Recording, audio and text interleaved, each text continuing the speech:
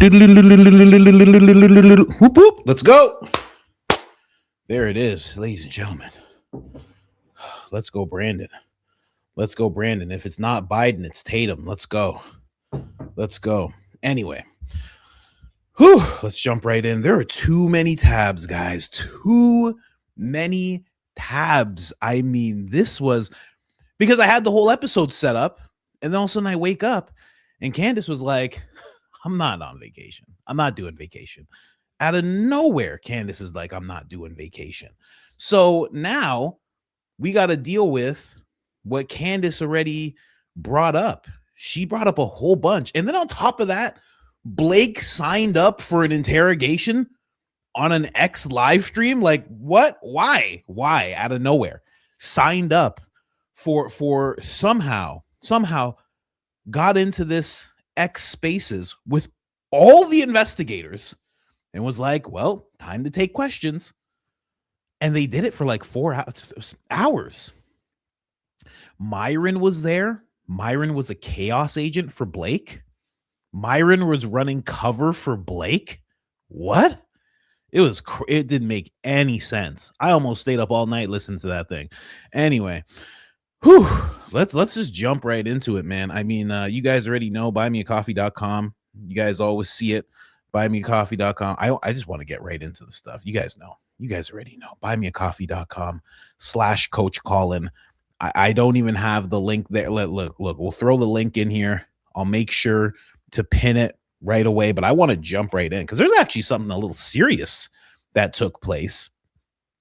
Here, let me just make sure I pin that link for y'all.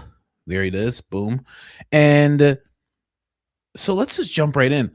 Something really important, and it's not the fact that we're on Spotify, but that's super important as well. We're at 4.5. We have 1,000 reviews because of you guys. Thank you guys so much. You guys came together. We're almost at the 10,000. We're like 9,000 away.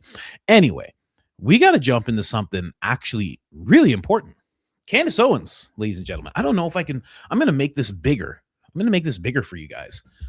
I don't even know if you guys can read this. If I did control that, would it zoom in? Nope. So we might as well zoom out. Okay. Well, why are you doing that? Anyway, let's get into some stuff here. So Candace Owens has some stuff to say here. Okay. I just want to be clear. Okay. So she figured something out last night. I was watching the same episode she was. Ben Shapiro decided to crash out on Candace Owens. Okay. As he does. Right. So he makes a whole episode, 54-minute episode, debunking everything Candace has talked about. He's trying to. He's reading off a script. It's very, very bad. But near the end, he goes off a little bit. I'll show you guys that after. But Candace saw the same thing, and it caused her to just go off. She was like, okay, like there's a big thing here. And I realized that it was a big thing as well when I first heard it. And it's about the security, Ben's security and Charlie's security. Now, let me just read this because Candace actually has a really big warning for everybody. Screenshot and zoom. I'm not screenshotting. There's like 5 different things I got to show you guys. Anyway, I'll just read it off to you guys. Candace says, why did Turning Point betray Charlie so quickly by allowing Ben to open at Amfest after declaring immediately that he would pick up Charlie's bloody microphone? Why didn't Ben mention this before today, that he was receiving status updates while Charlie was bleeding out? I clocked that Ben was too invested in this, his energy on stage, demanding that Megyn Kelly call me evil, and overprotective stance on Erica always registered to me as nervous energy, deeply nervous. Ben is satanic. Everything in my soul tells me he worships Satan. Literally, look at his demeanor in this clip. We need to find out exactly who on Charlie's team betrayed him by providing updates to this parasite. Now, we will get into that a little more, but Candace does have this warning. She says these people are demented and dangerous. Just yesterday, the former CEO of Daily Wire publicly admitted that if the rest of his life was dedicated to fighting me, he would be fulfilled, which is crazy. Then he actually does say, Candace says the only reason anyone talks to me is because I talk about her. Maybe that's true. Maybe. like so much of what she says is utterly false. But if the only job I have is to combat the evil she spews, it's enough for me. That's disgusting. That's wild. That's absolutely wild that he said that. Uh and also just so boring, just so boring. So that's Jeremy Boring saying that right there. Now I'm just gonna jump over here. She said you read that correctly. Okay, this is where she comes with this warning. You read that correct. If my only job is it's enough for me. Okay, she just quotes him. That is not how CEOs speak. This is how deranged serial killers and perverted stalkers speak. These people have relentlessly stalked me since they fired me, long before they could use Erica Kirk as an excuse to do so. She just says right here, she goes, I want to be very clear to all of my followers that if anything happens to me, I want Ben Shapiro, Jeremy Boring, and their Israeli connections explored thoroughly. Go all the way max. I cannot say enough that they have been relentlessly stalking me and my family through the court system, and they have made it clear they have no intention of stopping, and their obsession with lying about Charlie Kirk, their obsession with lying about Charlie Kirk, who they hated, is not normal. So we'll go through the rest of what she was talking about, but I just found that to be a pretty serious thing she's throwing out there. We're going to go through all these tweets. You guys know, master of tabs here, but this is wild. It's wild that she is saying this. If anything happens to her, who to look into. I've voiced this before. I've been saying this for months. If Charlie had the same amount of vocal energy, maybe they would have pulled back on what they were doing. Maybe it would have been too obvious, but because he was so quiet and because he was just sending messages at night to certain people, it never really got heard. If he went on Megyn Kelly and said, I think they're going to kill me, maybe it would have turned out different. I don't know, but I'm very happy that Candace is doing this. Very, very happy. Myron who? Oh, Myron. Myron's the guy from Fresh and Fit. He used to act like he was black for years, and he actually fooled millions of people into thinking he was black when he's really just a brown guy, and he's just born in Africa. So people think if you're dark skinned and you're born in Africa, you're black, but he's actually a brown guy. It's actually really interesting. Nobody talks about that enough. And now that being black is not the thing in his audience, he completely distanced himself from being black. So he's not black anymore. So very weird. Now let's go right now to this. Let's move over here. Candace Owens, ladies and gentlemen, giving us a very firm warning. So if anything does happen, God forbid, keep in your prayers that doesn't happen. Make sure to do what she's doing right now for Charlie. And I know I will.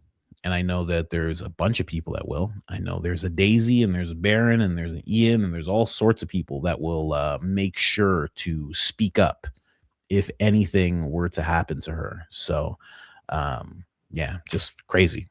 I mean, Candace and Tucker kind of accepting this whole thing of if something happens to them and it's just kind of like a shrug is crazy because they're podcasters.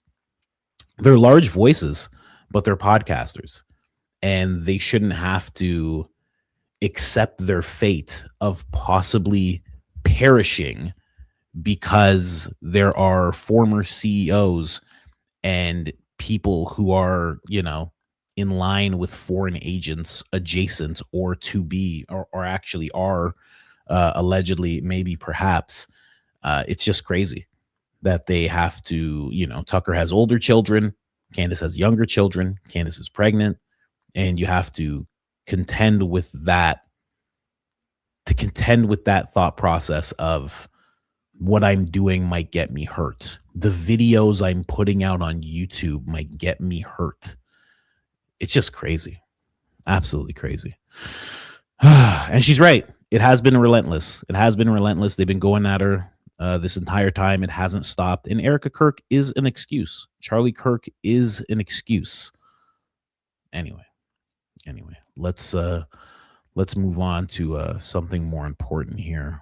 I've been asking you guys to tag me in things that you guys want to see covered, and this person did just that. So let's just get into this, and then we're going to get into a lot of stuff that Candace has had to say. She's not really on vacation. I mean, not really. But let's just hear what Andrew has to say here. Right, from Twigs. Yeah.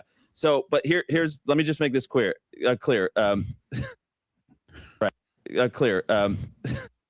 clear. Let me just make this clear. Let me just make this queer really quickly. Sorry, I meant just Officer Tatum's really handsome. Sorry, no, I just want to rub Blake's bald head. Sorry. Can I throw it to you, Blake? Can I throw it to you in the back door? I mean, can you just speak into the microphone? You okay, buddy? You okay, man? You on a show that you've done 100 times? You all right? Look at that. Officer Tatum's in the house. Officer Tatum has Andrew weak. Has the boy weak. I'm telling you, Officer Tatum, listen. I make fun of him a lot, but he puts on a suit. You know, there's a reason Barron was calling him Ozempic American. You know what I mean? He looks a little lean. Has that beard on, you know, big old black bear. You know what I mean? Andrew saw that. Andrew was like, someone said booty hole tinkling. Who said that? You're disgusting. You are disgusting. You are absolutely you are vile. Get this person out of the chat. Who said that? Come on now. You okay, Andrew? Let me just make this completely queer. So sorry. Meant let me just make this very, very gay for everybody. Sorry. The words are escaping me. The words are escaping me. Sorry. I just wish there was a glory hole here. What? Sorry. I'm sorry. I'm just messing up. You look really nice, Officer Tatum. That's all I wanted to say. I just wanted to say you look really nice in that suit. Sorry about that. You're all right, man. Come on, bro. Pull it together. Officer Tatum just takes off his microphone. That's it, y'all. I have one thing to say to y'all. Prolapsed. I already know what y'all do. Mama, I told you about this boy. I love Charlie, mama. I love Turning Point. But that boy there, Booty Bandit, I knew he was from his hair to the way he wearing that shirt. He looking too zesty. I knew they was zesty. And I told Charlie that. I told Charlie, if you don't watch them boys, they gonna run 2-mans and 3-mans on you while you sleep. I told him that. Mama. Oh, baby, what? Ain't nothing wrong with Andrew. He looks zesty. He talks zesty. He a pretty boy. It's fine. It's completely fine, baby. June just rolled by. You gotta be more respectful. I ain't respecting none of this. I'm getting off this show. Officer Tatum starts working with Nick Fuentes, you know, as protest. Them boys was booty bandits. And then Nick's like, I'm not a booty bandit. You can do a show with me. Anyway, friend of the show. Nick, friend of the show.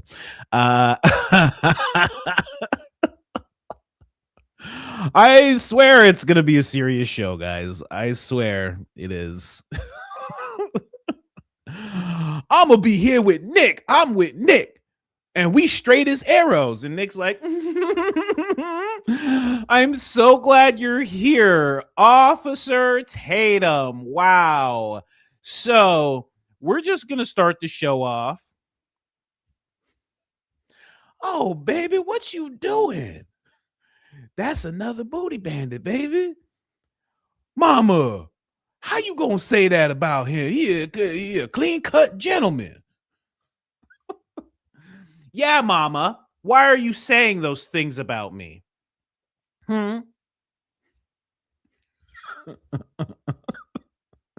The first person to acknowledge mama, a zesty guy. I don't know what he's talking about. I don't know what mama's talking about. Let's talk about culture war stuff. I believe the official narrative just like everyone does. I just want a bank account. I'm tired of being debanked. So I'm willing to say whatever I have to say. Just kidding. Just kidding. He's cool.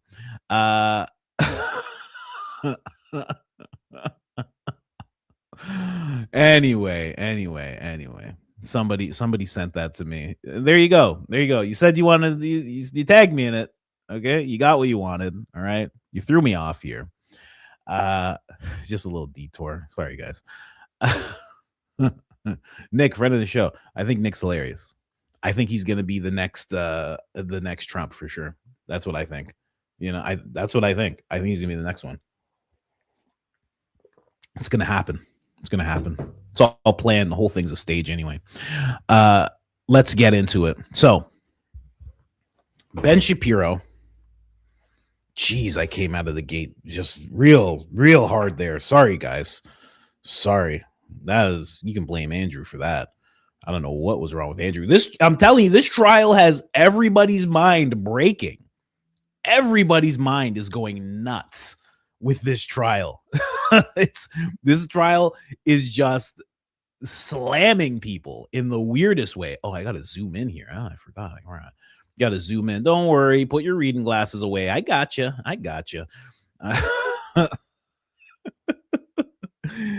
Oh, man. Candace warning. Anyway, that's the first timestamp we got there. Let's move on. Ben Shapiro crashes out on Candace Owens. Okay. So this crash out was very interesting. Very interesting.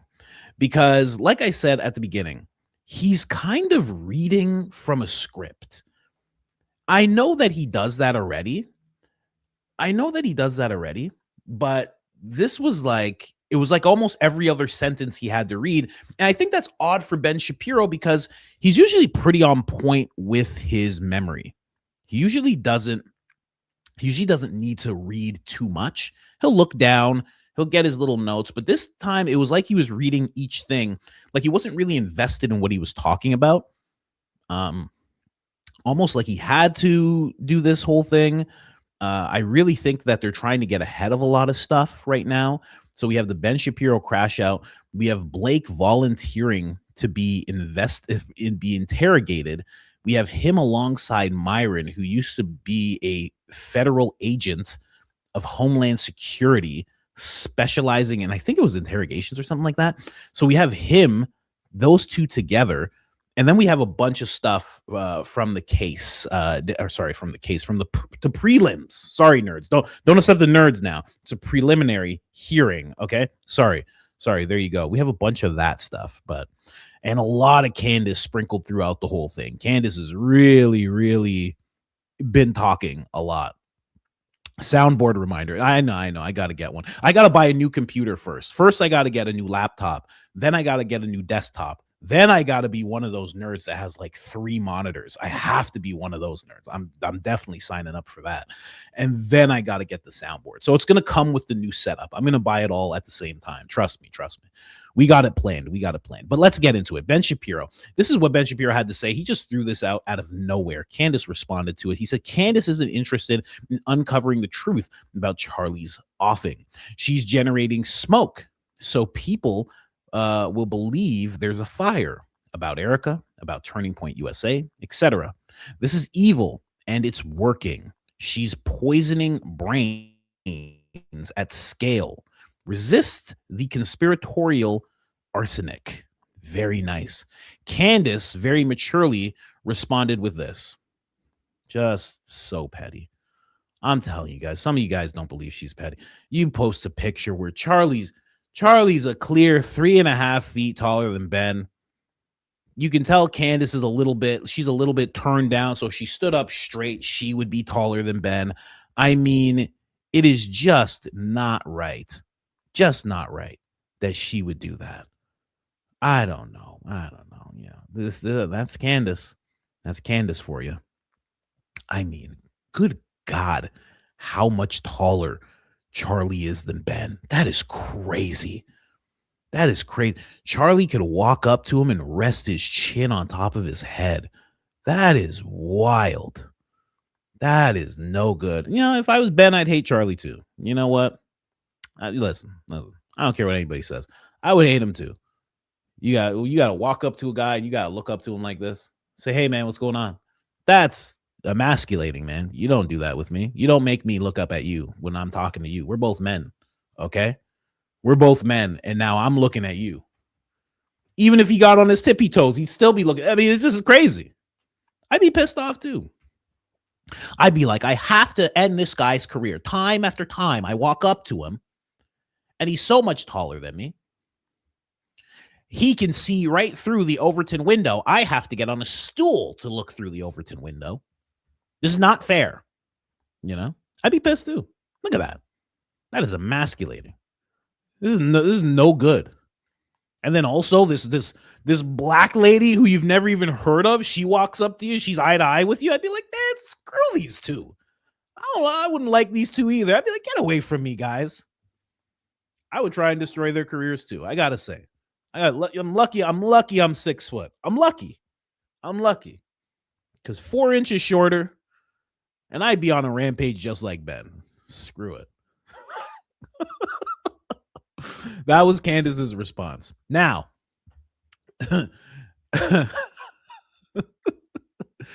just being short makes you crazy, you know?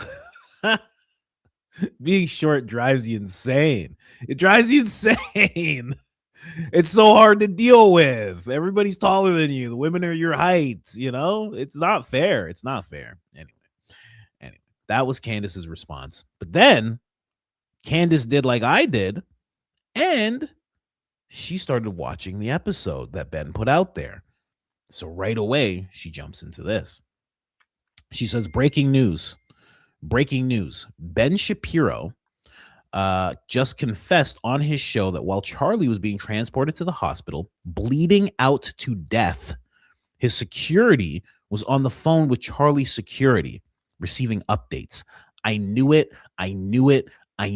She had to write that and then space and then write it and then space and then write it and then space. Oh, she's pissed. Someone explained to me why during the minutes Charlie was dying in the back seat of a car, Charlie's security was providing updates to Ben Shapiro's security team rather than focusing entirely on saving Charlie's life and finding out who the shooter was. I will remind you all that Brian Harpole, one of the security members, was in that car en route to the hospital, is currently suing me and is using Ben Shapiro's lawyer, who has sued me relentlessly on Ben's behalf for the last 3 years. Ben Shapiro hated Charlie. Everyone knew that. So why the hell was this demon receiving updates in the mere minutes after Charlie was hit en route to the hospital? Charlie's security team betrayed him. Who on Charlie's security team betrayed him in this way? Everything Ben did following the offing of Charlie Kirk made my alarm bells go off. I've told you guys that there is something about the Daily Wire and their relentless stalking of me following my firing that has me feel altogether unsafe. I have felt their obsessive focus destroying me is deranged. Their obsessive focus on destroying me is deranged and increasingly dangerous. What did Andrew Colvett mean when he told me it was supposed to be you? Why did turning? That's a funny thing. Andrew's answered a lot of things. He has not answered that. He really should answer that. Yeah. I wonder if he's just going to say that you made it up. It's not real. I don't know. Anyway, why did Turning Point betray Charlie Kirk so quickly? I know I read this to you guys already, but I'm just going to go through it. Allowing Ben to open AmFest, declaring immediately that he would pick up Charlie's microphone. Why did Ben mention that this today? Sorry. Why didn't Ben mention this before today? He was receiving status updates while Charlie was bleeding out. I clocked that Ben was too invested in this. His energy on stage demanding Megyn Kelly call me evil, overprotective stance of Erica. Just so you know, Erica, of which at this point in time, at that point in time, I should say, Ben Shapiro had never met. So he actually had never met Erica at this time. Just putting that out there. He never met her. He'd never seen her face to face. That's how not friends him and Charlie were. You understand? Ben Shapiro's satanic. Everything in my soul tells me he worships Satan. Literally. Look at his demeanor in this clip. We need to find out who exactly on Charlie's team betrayed him by providing immediate updates to this parasite. Share far and wide. And I will make sure to do that. Forgot to do that for you. But also, Blake was asked about this. Blake was actually asked this question in that whole interrogation. I have a bunch of clips from it, but it was really long. It's like 7 hours long. I don't think Blake is there the whole time. Eventually, he scammers away. He just skimpers away, skips, zestily walks away. How would he do? I guess he would walk like, he would just walk out like this, walk out of that whole thing. Someone said, I'm behind, but queer.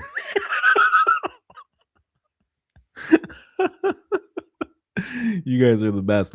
Blake was actually asked about this whole thing, and he said, I'm not going to tell you. There's a bunch of things that Blake was asked about that were legitimate. Someone said Blake twerks away. Just hands on his knees. Hands on his knees. Just, why are you leaving like that? None of your business. Not answering any more questions. What? But yeah, Blake wouldn't answer this exact question of who on the team could have talked to could have talked to Ben Shapiro's security team. Really weird that that's the case. We're gonna move on, right? Because Candace keeps on going because she's not gonna stop now. But the fact that Ben Shapiro's security team was getting updates from Charlie's is so weird. Oh, and actually, I should make sure you guys actually hear that because I didn't want to go through Ben's whole episode.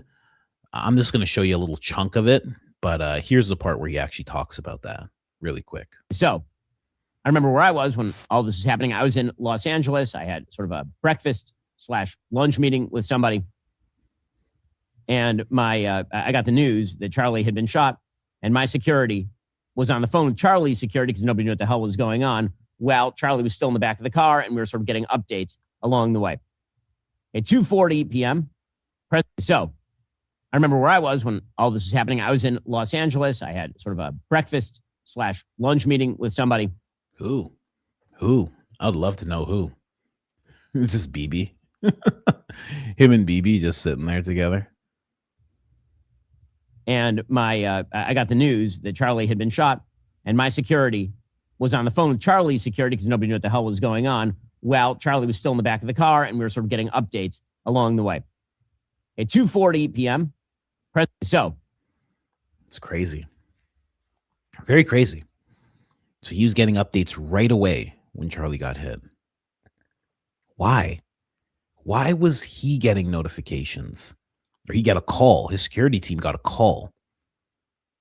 Then Victor Marks gets some kind of contact. Must have. Right? BB gets contacted right away. The Victor Marks is an odd one because no one understood how he knew things and how he posted that before everybody else. But Ben seems to have gotten the call right when BB got the call. Because BB got the call incredibly early, like just insanely early. So it was like right away they called those two. That's really weird. It's almost like these two people got notified before Erica got notified. Weird, man. Weird. Very, very weird. Anyway, let's keep going here. So Candace also had this to say right away. And again, I'm going to play more of Ben Shapiro crashing out a little bit, but I feel like getting to what Candace is saying is a little more important. Anyway, she says here's another question, guys. It took a while for the video of Charlie getting hit to go viral. How the hell did Ben Shapiro know he had been hit within just a few minutes. That means, I'm telling you, it means he got called right away. Right away. I mean, so weird. He didn't get the same type of notification that we all got, right? We got it from, just a few people in the crowd who actually, filmed everything. Oh, who? Cuzzo? Let me see. Hold on a second. Yeah, no problem. Where's he at? Let me see.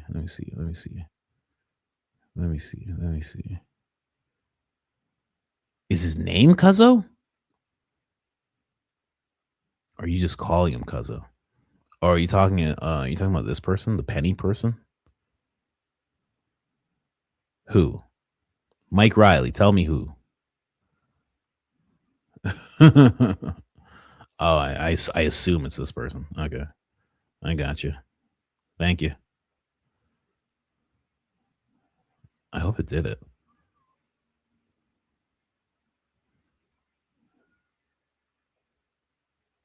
There you go. There we go. Oh, okay. Pennies. Yeah, I got him. So how the hell did Ben Shapiro know he'd been hit within just a few minutes? How is Ben's security already on the phone with Charlie's security while Charlie was in the car being transported to the hospital? Everybody, look back in your phone and see when you found out. Outside of people in literal, you know what? Where's Mike Riley at? Where is Mike Riley at? Hold on. Where's Mike Riley? Let me find Mike Riley really quick. What can I do here? There you go. Okay. There you go. I trust Mike Riley. You are a mod, Mike Riley. Do as you wish. Do as you wish.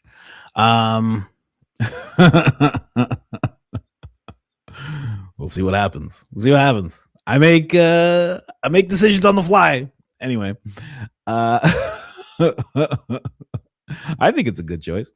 How was Ben's security already on the phone with Charlie's security? Here's the thing with this. When she brings this up, so Brian Harpole said on the Sean Ron Pye, hey, say the English words properly on the Sean Ryan podcast. There you go. He said that there was 12 guys that he had with him and that they usually roll with like 7 or 8. So he said he got additional guys. So there's 12 guys. Brian got in the car. Rick got in the car. Someone was driving.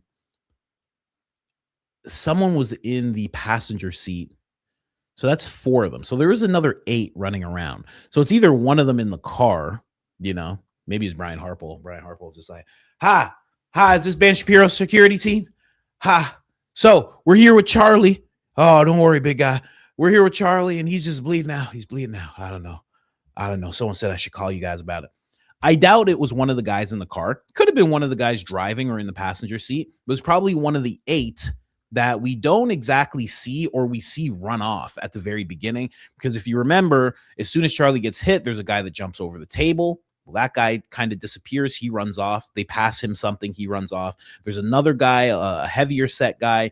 He takes something. He runs off as well. So it's one of these 8 guys. I don't think it's anyone in the car. Anyway, 12 guys, no eyes. Yeah, exactly. So how's Ben Shapiro's security team already on the phone with Charlie Kirk's security team while he was in the car being transported to the hospital? Everybody look back in your phone, find out outside of people in literal attendance, did anyone else in the outside world find out within mere minutes of Charlie getting hit? Yes, BB did. BB did. Victor Marks did somehow because he posted that Charlie was dead before anybody did, even before BB. So those 3 guys, the guy that sells firearms in Haiti, allegedly, the guy who is a specialist in blowing things up in the Middle East, and the guy who is 2 feet tall and rides Matt Walsh like a like some kind of donkey on two legs. So oh, Jack Hibbs.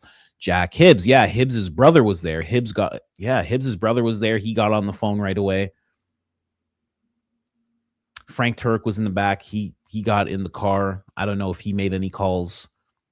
Mikey McCoy made a call, but he said he called his wife, or he said he called Erica, but he actually called his wife. Then he called Erica, or no, called his wife, called his dad, then called Erica. Blake says he called his mommy. I just assume he would call his mom mommy. That's just, I'm paraphrasing. Just taking, just liberties there. I don't know. There's a lot. But I mean, the top three are BB, Victor, Marks, and Ben Shapiro. How did this how did the worm find out and establish communication with Charlie's security team during crucial life-saving minutes? Ben Shapiro is evil incarnate. So this is what Candace had to say about this. Then she also said this. Somebody said, why would he admit this, though? It makes no sense other than him actually being stupid and not caring if it incriminates him. Candace then says this. She says, my best guess is that he's getting ahead of it. This is why there have been full-blown attacks against me for investigating what the F went down in that car ride to the hospital. They have lost their minds. We are not being told the full truth. It is likely that Brian Harpole's lawsuit, brought by Ben Shapiro's lawyer and Ben Shapiro's brother-in-law at Harmeet Dillon Law Firm, should give me access to all Charlie's security's phone logs that day. Maybe it was Brian himself that updated Ben's security. Possibility. I mean, that would be the most insane thing ever if it was actually Brian Harpole who gave the updates. That would be just insane, but possible. I mean, I couldn't put it past them, but anyway, let's keep going here. We have this. So she already said that. I'm just going through all the Ben Shapiro stuff really quick. Buckley Carlson, too busy to call 911 or stop the bleeding, but ample time to call Ben, crack security team. Wait, did Buckley and Barron already do the thing? Oh man, I got to check that. Okay. Hopefully they talked about something in this regard, obviously. Ben wants uppies. Oh, he always wants uppies. He wants uppies in life. That's what he really wants. So Candace also said this. She said, and this all happened just like a couple hours. Like Candace just went off about this. This is nuts. The first public post that we find claiming Charlie Kirk had been hit began circulating at 12:32. That makes sense. Daily Mail ran the first story at 12:34. That's very fast. They posted the story to Twitter at 12:36. She's on vacation, by the way. And and that's the one Ben Shapiro first shared on his X feed at 12:38 Utah time. Wow. Charlie was already at the hospital before all of that transpired publicly. So how is it possible that Ben's Philly DF security attached already had been receiving updates before news broke publicly that Charlie had been hit while Charlie was in the car? Who informed Ben first? I don't know, man. I don't know who that could possibly be. I mean, it goes really high up. I think I read something from Leah Files just yesterday, where she was saying Don Jr. being with Erica at the court shows you how high up the whole thing really goes. And it's so true. I know Don Jr. was friends with Charlie, and they were actually friends for a long time, from the time Charlie was pretty young, like 19 years old or something like that. And if you don't know, Charlie's dad actually did some architecture work of some kind in regards to a Trump Tower. So I assume he actually knew the president before he was the president, way before, back when he was just, real estate mogul and, on TV and stuff. So, that it makes sense, but it also shows like you have Don Jr. and then who else comes to the court? Graham Allen, who worked with the Pentagon or works with Officer Tatum, who works with Turning Point, and really seems at the very least very Fed jacketed type of guy, right? You have Jack Posobiec, who's literally he's an intel agent, and these are his own words. He trained at Fort Huachuca, like these are the people who are surrounding the whole thing. I don't know. And then when Candace talks about this whole thing of how Ben's security found out so quickly, it seems to me, and I can't say for sure, it seems to me he got notified right along with BB. Now we also have the two people who were watching via live stream, right? You remember that? When Candace found out that Terrell said that they had literally this is Candace's words, there was an op that was watching. There's an op that was actually watching, two ops watching from Arizona. Who knows who those people were? Those people could have easily notified Ben or BB or whatever right away. And we still don't know who those people are. We have no clue who those people are. And I don't think we'll ever find out who those people are unless they come forward. So that whole thing happens. Then Ben decides to crash out even further in this video. I assume Candace saw this as well if she watched the whole video. Now, I found this little chunk, but then I was like, you know what? I got to go find the whole thing. So I went and found the whole thing, but I'll play this little chunk first and then we'll play the rest. So it's retarded. Okay, this is retarded. And you're retarded if you believe it. Thanks, man. Thanks. That's how you started? Great. Everyone's going to believe you. Okay. In reality, the school was organizing a memorial to Kirk in the courtyard. Nobody's trying to hide that that's where Charlie was killed. And the school has invested in replacing the grass where Charlie was speaking with new pavers, but the pattern of pavers match standard hardscape and drainage designs. There is zero evidence of anything structurally anomalous. But again, the facts don't matter. This is the whole thing. The facts don't matter. I can spend all day doing this. The facts don't matter. They are of zero consequence to Candace or her myriad followers. Because here's the shtick, and this is always Candace's shtick, always in front. It's also happened to be Tucker's shtick and the rest of the conspiracy woke right. The goal is to create a miasma. It's so silly the way these phrases go. Like, at first it's just the left and the right. Then it's like you're calling the left, Antifa. They're calling them Nazis. Like, okay, now we have it because his views don't align with the views of other people who are on the right. They have gotten to the point where what did he call it? What did he call it? Say that again for me, little guy. Be Tucker shtick and the rest of the conspiracy woke right. The conspiracy woke. He didn't say right. He said Reich. I mean, it's just so ridiculous. So ridiculous. I can't believe that's where we are. It's like, how much is this going to happen? How many more boxes are there going to be made?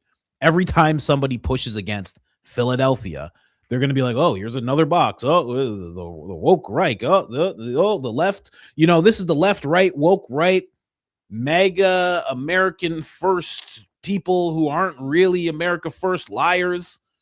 How deep is this going to go? And who's actually buying this stuff? Like, I'm so done with this. I use the terms so people understand because this is like what's in the zeitgeist of like thought and conversation. But man, it's getting ridiculous. It's getting so ridiculous.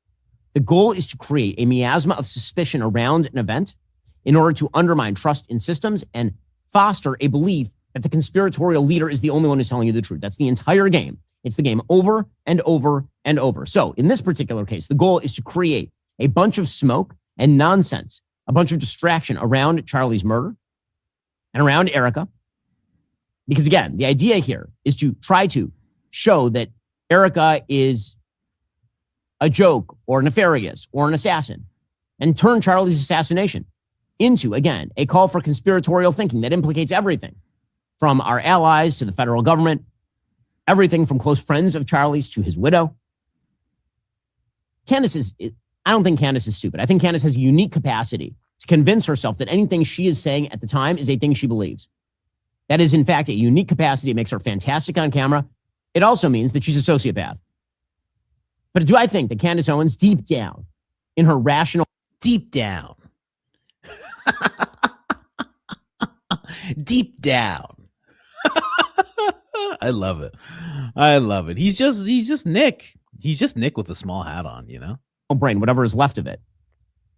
He's just a not funny Nick with a small hat on. Believes that Erica is complicit in Charlie's murder. I don't. I think that she does this because she is a sadist and she enjoys watching Erica and TPUSA and everyone else sane try to fend off her insane accusations day after day. I think she enjoys watching episodes like this one and thinking, hey, look, Shapiro's spending all day on me and spending all day fending off these insane accusations. And again, on a broader societal level, the goal is to essentially destroy anyone who stands in the way of Candace Owens's aspiration. It's incredible. It's incredible that he's saying this because that's exactly what he's doing to her. Like, to a T. To a T, that's what he's doing to her. He's doing the exact same thing that he's talking about. You know? He's making sure that everybody like he is the person who people should be listening to. His point of view is the point of view that should be listen to. I don't know, man.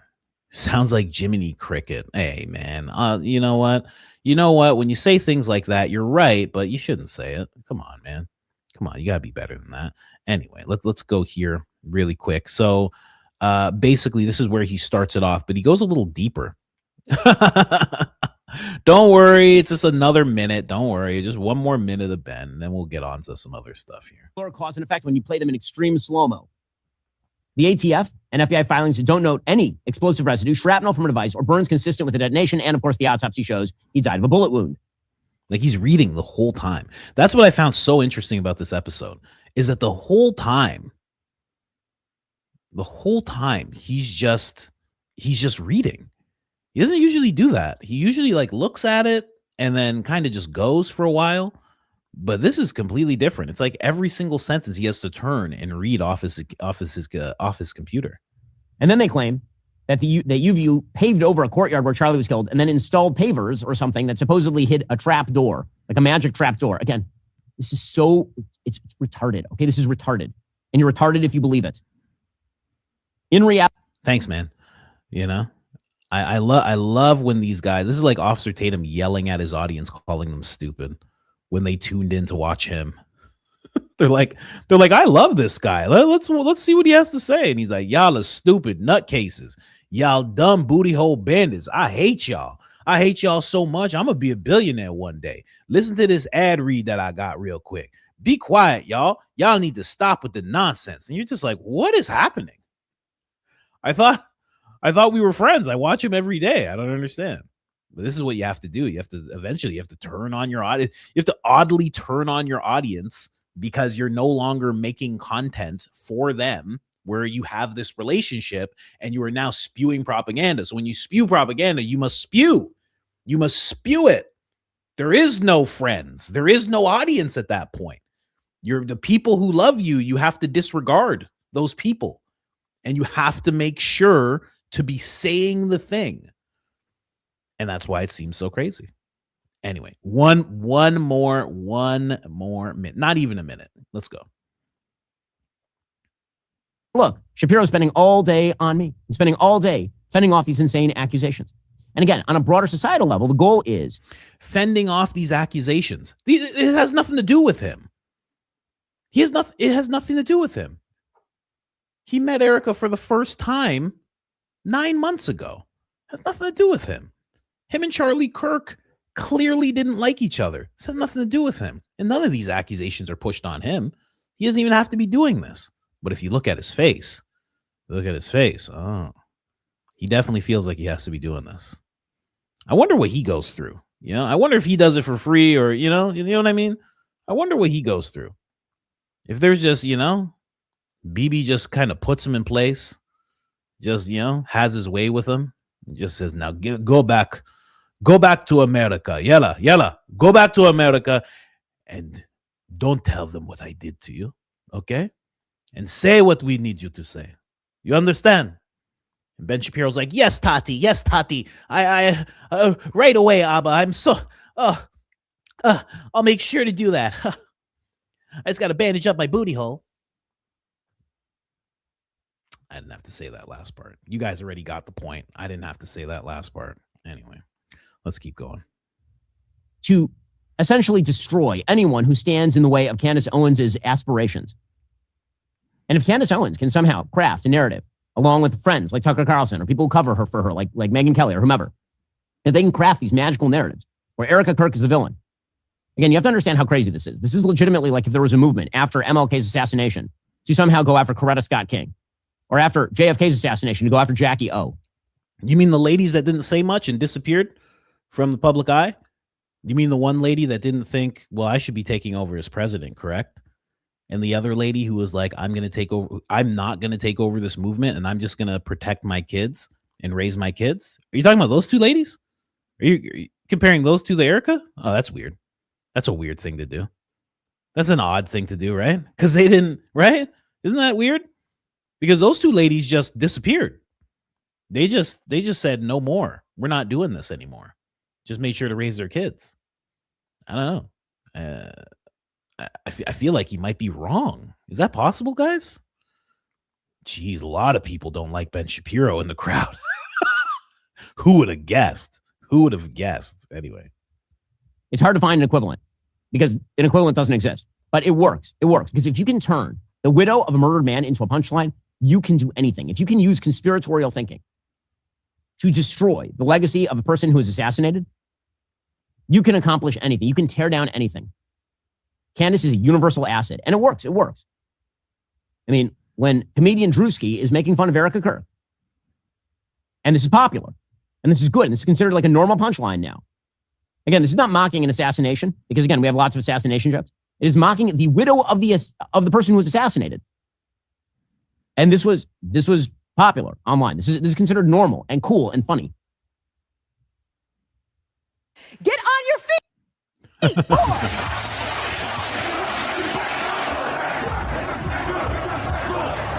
I serve a righteous God. And that is why we say our prayers. Anyway, just to leave Ben on a high note, you know, this is probably the most liked thing Ben's ever played on Ben's show, you know. Good for him.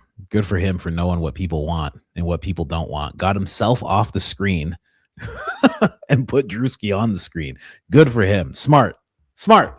That is what you should do. You know, you got to do it. But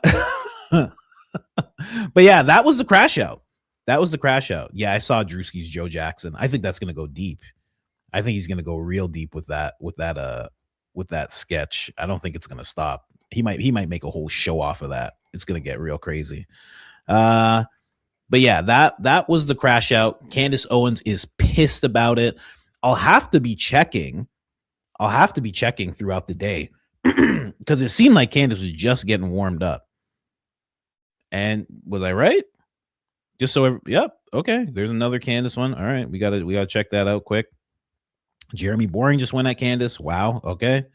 So now they're starting to respond to what Candace had to say. Candace has more to say there. I'm sorry, guys. Listen, I have to catch it as it comes. I can't pause. That sounded crazy.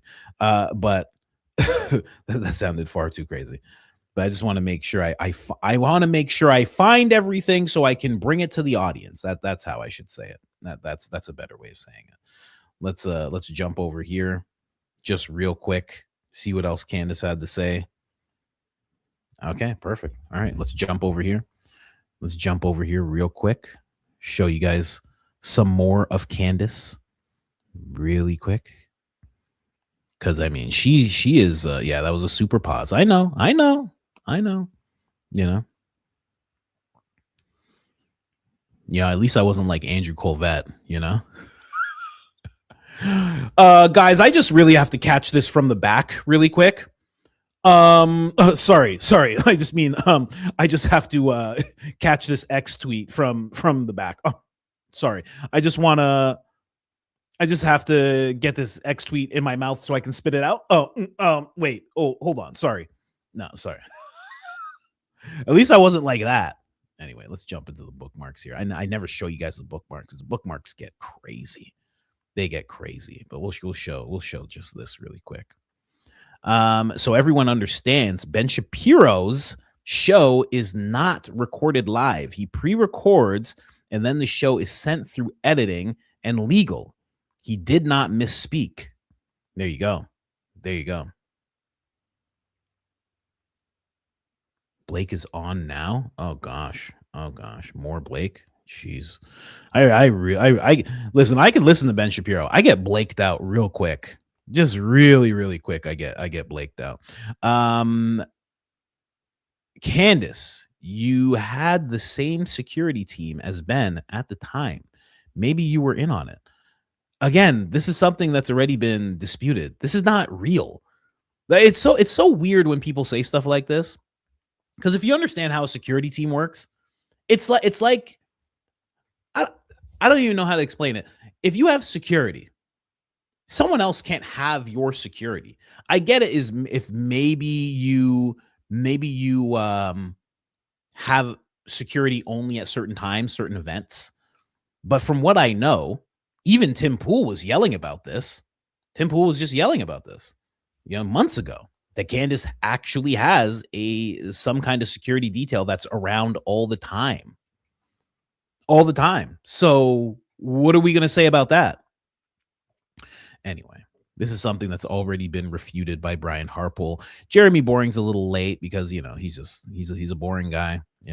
He tries his best.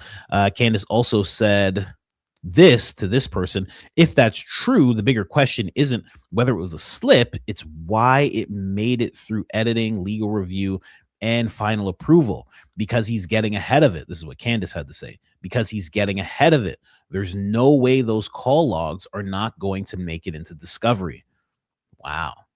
Interesting. 7.6 in the chat. What's going on, everybody? Hit that like button, please. Helps tremendously. And then somebody said, if those recordings exist, the timeline will speak louder than anyone's statements. Yeah, it's really something they should be looking at. And what's crazy is that all that's true, what I just read on, what Candace just said. But it's like, are they even going to consider that? Or are they just going to be like, oh, that's crazy nonsense. Oh, what? Oh, you think something happened with Ben Shapiro's security team? Oh, you're crazy. Like, is it just going to go like that? Like, are they going to consider it? I mean, apparently there was foreign ties that had to be looked into. And they were just like, no, I'm not doing that. And I'm mad that you actually just tried to do that. And I'm going to try and frame you as a leaker. And I'm going to actually try to get the DOJ to investigate you, Mr. Joe Kent. How dare you say that? That's what happened. I'm not making that up. That's a legit thing that happened. So are they going to take this seriously? Oh, geez. The Candace crash outs. Candace, the crash outs on Candace, boy. Oh man. Okay, so let's get it. Let's jump in. I love this. I love the beef. I love the beef when it's someone like Candace who's so ready for it. I wouldn't like it if it was someone who's not ready for it. They didn't sign up for it. But Candace is so ready for it. So I just read that thing that Jeremy Boring said, right? Candace had this to say back. No, you lying No, you lying B. Ben's team was not FRG. I assume that's a security company. He had his own security apparatus that was former Israeli. Philadelphia Defense Force. Everyone at Daily Wire knows this. Hold on, let me just open this up for you guys. Are you claiming that Robin and Jake, the ones that called? Wait.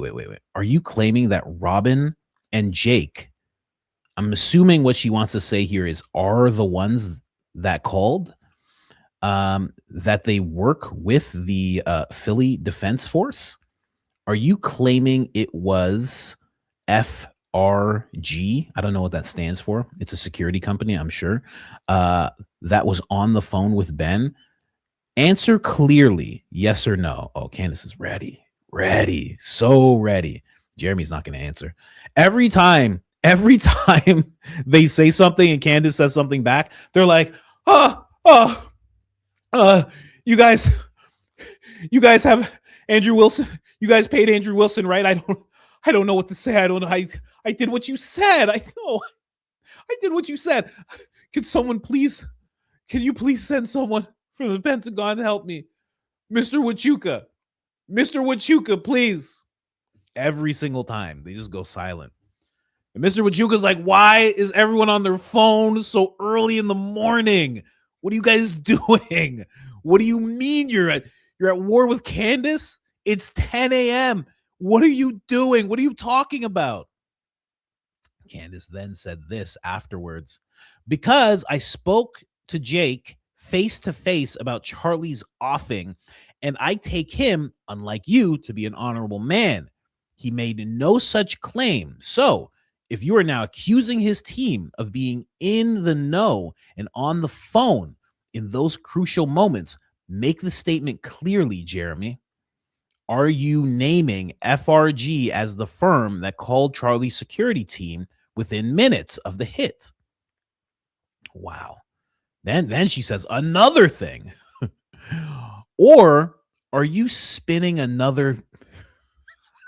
Yo, Candace is pissed. Just for Candace. I'm gonna say it just for Candace. Just for Candace. Just this one time. If you have kids in the room, cover their ears. Cover their ears really quick. Candace then says, or are you spinning another bitch-ass Jeremy Pendragon fantasy? I mean, good gracious. Good gracious. I'm glad when Candace talks about me, it's just like, oh, thank you. And I'm like, oh, okay. Could you imagine it's one of these things? Oh, I'd have a heart attack. I'd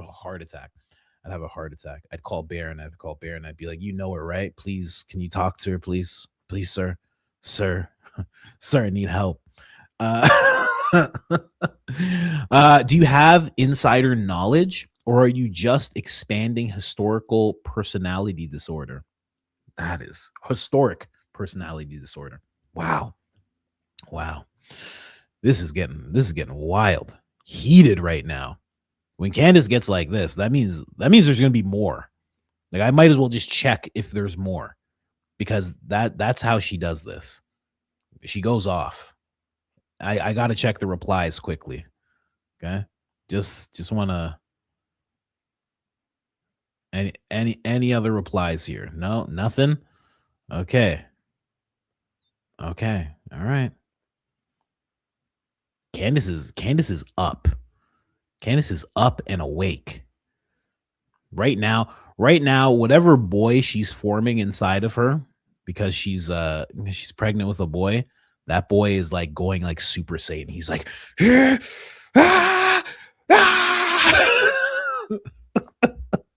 testosterone is coursing through her veins right now. It's just incredible. Anyway, yeah, Daisy and Baron are gonna get those phone logs. They're gonna meet up with Jeremy in an alley. You have those phone logs or what? I'm not here to play games with you, bub. Daisy, pull out the pistol. Daisy pulls out a snub nose. Let me do it, boss. Let me do it. This guy sucks. He sucks. Jeremy's like, oh, okay. All right. I just don't want anything to happen to me. Please. You two are too aggressive. I said, shut your mouth and give me those logs. Daisy's just like, let me do it, boss. Nah, he gave us the logs. Don't worry about it, Daisy. She turns around. She looks back. Shoots him in the foot.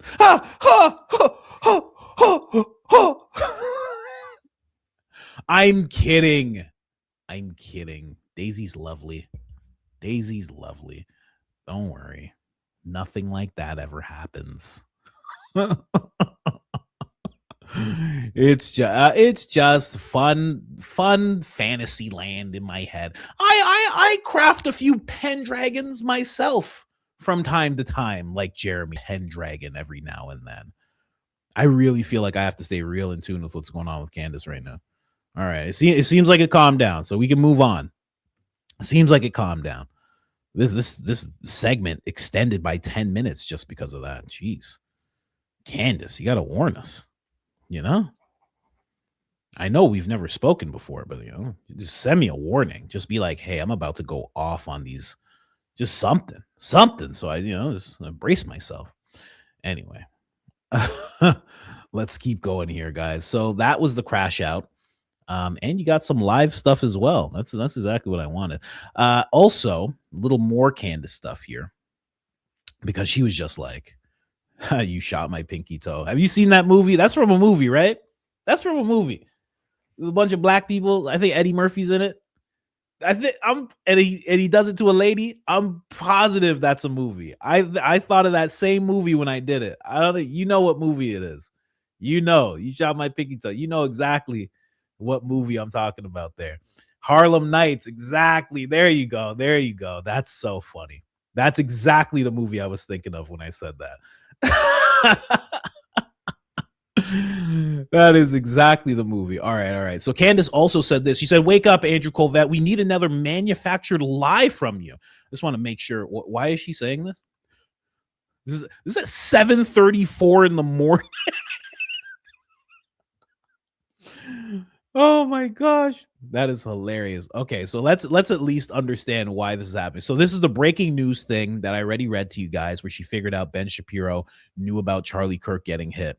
Then Carrie, I don't know if you guys remember her. She got fired because she questioned Seth Dillon a little too vigorously. Seth couldn't handle it, which is, you know, common for Seth. He blocked me a long time ago because of the same thing. Imagine Charlie's helpless body in the back seat of that car, and his security team is on the phone with his absolute enemy's security team.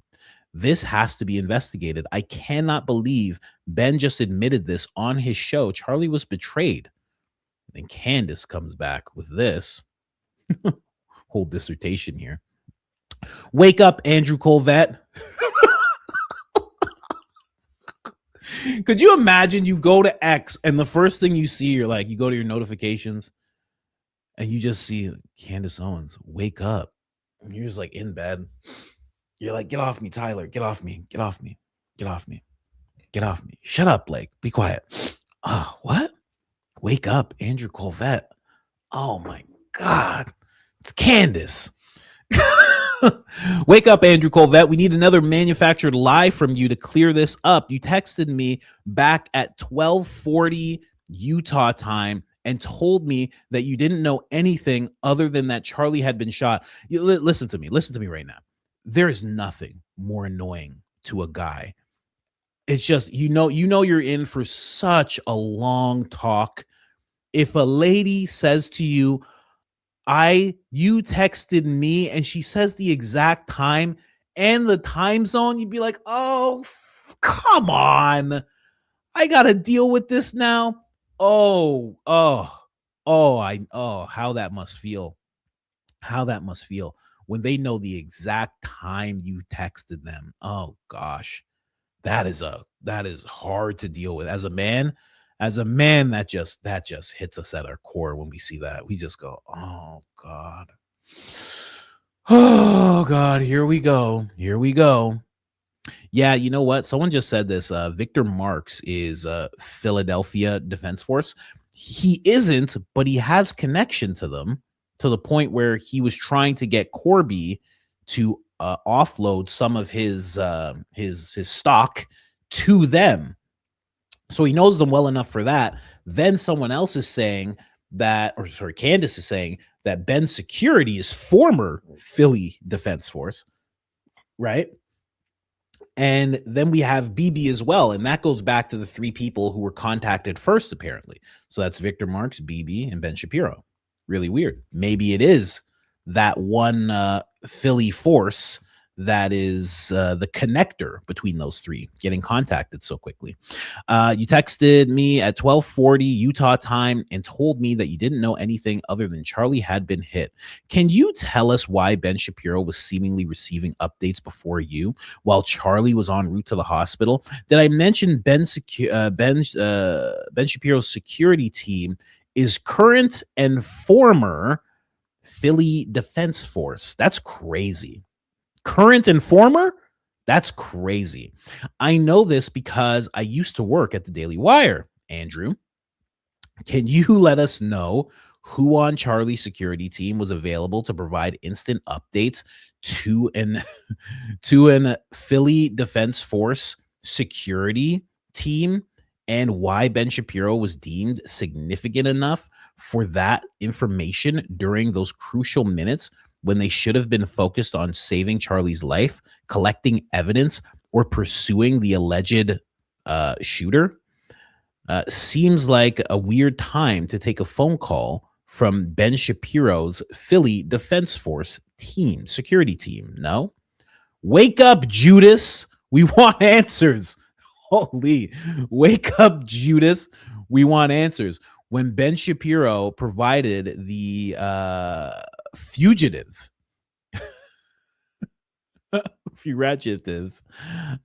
30 pieces of silver and publicly pledged to give you guys $1 million a couple of days later on Charlie's set, how did you and Blake feel? Wow, there's so much to this. How does the money feel? How does money like that feel, Andrew? Did you let him look at the bloody microphone he told the world he would pick up? Inquiring minds who still have souls want to know. It was you that booked Ben Shapiro on Charlie Kirk's show a couple of days before Charlie passed. Charlie was upset with you about that. Was that to seed the idea that Charlie and Ben were friends before he passed? Wow, that's a good call. That's a really good call. Was that to seed the idea that Charlie and Ben were friends? Do you have the stomach to try and tell the public today? Say it, B. Candace calling guys B's is crazy. Say Ben Shapiro was Charlie's real friend and Candace wasn't. I want to hear you say it. Wow. Candace is pissed. Just, yeah, somebody just summed it up right there. Candace is not this lady. Candace is the dragon. Candace is the dragon. You remember in Game of Thrones? In Game of Thrones, when the dragon would roll up, everybody was like, oh my God, look at that thing. And it was just huge. That's what Candace is. Candace is the dragon. Everybody's just like, well, I was Charlie's friend. I was also Charlie's friend. Charlie loved me. Charlie loved that blue and white flag. He always did. Of course he did. And then you hear, what? Pick me up, Matt Walsh. Pick me up quickly. My baby legs can't run fast enough. You hear that, don't you? Oh my God. Someone, we have to go. We all have to go. We were Charlie's friends. We were all Charlie's friends.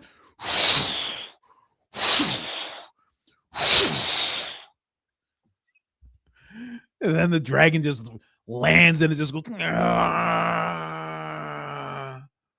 It doesn't even say anything. It just lands and it just looks and it opens its mouth and you just see this ball of fire and you're like, oh, that's so funny. That's what Candace is. Candace is the dragon. The dragon that no one's allowed to ride, It's just George. Well, it's good to see everyone. I don't know why this dragon's brought me here today, but it seems to be fixated on all of you quite a bit.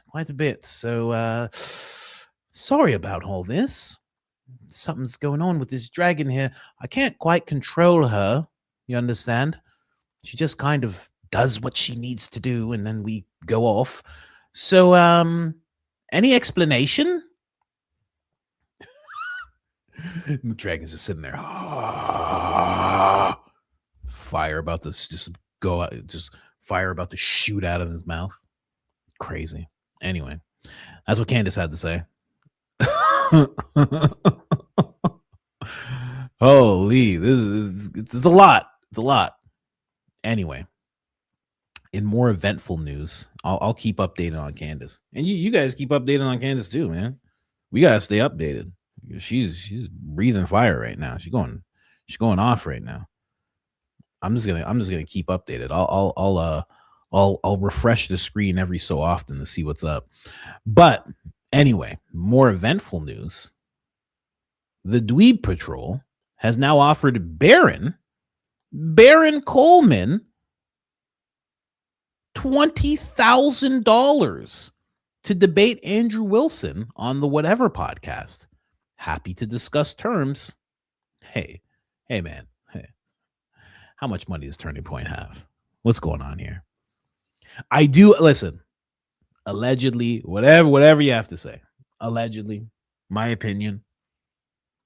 I don't think this money is just this guy's money. I really don't. I just don't. Yeah, someone said make it 200,000. It should be. I don't know what this guy thinks. He offered Candace 50,000. You think you're going to offer Baron? Like, you have to offer Baron at least as much as you offered Candace. What are you, crazy? This guy's like, well, you're only 300,000 subscribers. So, are you nuts? Have you seen the numbers he's putting up? You can't offer him 20,000. 20,000 for what? What are you talking about? So silly. So he's been offered that by Brian Atlas of the Whatever podcast, who is very the incel podcast. Yeah, it really is. You have no idea. I won't get into the jokes that I make, but me and my comedian friends, we make fun of this podcast all the time. We just talk about how this guy's so into it and he gets off on this and he watches his own podcast back when he's yelling at girls and telling them to be quiet. And he just watches it and just, does, not going to get into it, but he gets off on it for sure. He loves it. But I don't think Baron's going to do it. And I would say, if Baron's watching, don't do it. This is needless. This is crazy. This is clearly something that is being done with Turning Point's consent. I can't say it's being done by Turning Point, but I will say he is connected to Andrew Wilson heavily. They do a lot of content together. They're very close. Okay. They're very, very close. Andrew just said he is working for Turning Point. He even got an official title. Okay. I don't know what else to say past that. He has an official title with Turning Point. This doesn't make any sense to do. It's just crazy. It's craziness. And that is just a testament to how desperate Turning Point is to get people on camera saying certain things. Okay. And to get in front of certain things, and how desperate Andrew Wilson is himself to have this happen. This is desperation. This is not what they try to position it as is, well, if Baron says no, he's scared. But in reality, what this is pure desperation. Pure desperation. Because they know that there is a Streisand effect that is currently hitting Baron and is going to hit Baron, and it's going to be crazy. I think that's what's going to happen. I think it's all because I shared his podcast. I was pretty much the first person to actually share his channel. I think it has a lot to do with me, but I mean, some people would argue against that. I don't know. But it's clearly all the hard work that he's put in. There is going to be a massive jump, maybe not in subscribers, but in influence because of the hard work that he puts in. And they're desperate to make sure that he does not reach those heights. They're desperate to make sure that they can dispel what he has to say, because when he does his podcast on his own, he gets to just say what he needs to say, cover what he wants to cover. Him and Daisy do the research. When you add in Andrew Wilson, when you add in this nonsense that they're trying to add in, that's them trying to influence the nation sphere that Baron's in right now. They really just want to discredit him. That's what they're really looking to do. So, because that's how those debates work. Go watch anything Andrew Wilson has done. Anything. You will never see a solid debate. It's not a debate like when Jordan Peterson sits down with another philosopher and they're like, but the thing about that is when the mind is in a certain state. Yes, I agree. I know where you're going. The mind is in a certain state. And then it changes. It can't go back to the same diameter. Yes, I agree with this, but also we have core memories. Yes, exactly. It's not one of those debates where they're going back and forth. They're not doing that. Okay? It's not one of those debates. You know? They're doing a different type of debate. It's very different. So someone just freaked me out about my title because they're like, who is Candace Owens? I'm putting hypostage. Let me just check this out. Let me make sure. Okay. So it's just fine. So shut up, nerd, whoever that was. Anyway, watch any one of his debates. That's not what you're going to see. You're going to see him doing these very, I don't want to even say shisty. They're just very immature debate tactics. It turns to personal insults very quickly with him. I've seen that many times with his content. From the clips I've seen, I won't act like I've sat and watched whole episodes of the Whatever podcast. They have a lot of clippers, so that's where you usually see their stuff. But I don't know, man. I don't know. I don't think it's worth it. I don't think he's good faith. And part of why I feel that way is because he's getting paid by Turning Point. I know it's a little out of line, but part of the reason I feel that way is because he said he is working with Turning Point. And he didn't care about any of this before. He said Erica is the R word. Slightly agree. And now that he is meeting with them, getting an official title, and I assume getting paid, he now wants to debate people about this subject. Hey, kick rocks. Kick rocks, okay? Anyway. Let's get into the interrogation of Blake Neff, ladies and gentlemen. Blake Neff got into an interrogation situation, and I think he did it on purpose. I think I'm going to talk about it. I don't know if other people are going to talk about it, but I'm definitely going to talk about it. I think that the reason he did this and the reason that Myron was running defense for him is because they were trying to get people to say, just for lack of a better term, I'm not a legalese minded person. They were trying to get people to incriminate themselves. That's what they're trying to do. They're trying to gather up all the investigators and get the investigators to say wildly incriminating things that could be sued if they said them. And Blake would be the witness. And Blake would be like, so this is what you believe? And they would say, yes. And he would say, gotcha. That's what I think was going on. I'm going to make a case for that as I talk about this whole thing. This was the Spaces. It was 7 hours. It was 7 hours and 51 minutes, 20 seconds. Okay. I'm gonna click this whole thing. So we're not gonna go through the whole 7 hours. You know what I mean? I'm not that type of person. But we'll see. Me. Oh, can we see the faces at least? There we go. Who else can we see? Anybody? Gary was there. I mean, all of the Fed sloppers, as one would call them. All the Fed sloppers were there, or at least the main Fed slopper was there. Blake, what? Not Zesty Blake, but just Hunter Biden Blake was there. He was there as well. Bunch of other people were there. Let me see. If I send it to you, will you watch it? Probably not. I mean, That's Judas fair. Harpole. I mean, I know Brian Harpole, and I don't think he was a Judas, so I think that sounds like a pretty dumb video. He's not squeezing something underneath his arm. Blake, I mean, that's Blake's theory is so silly.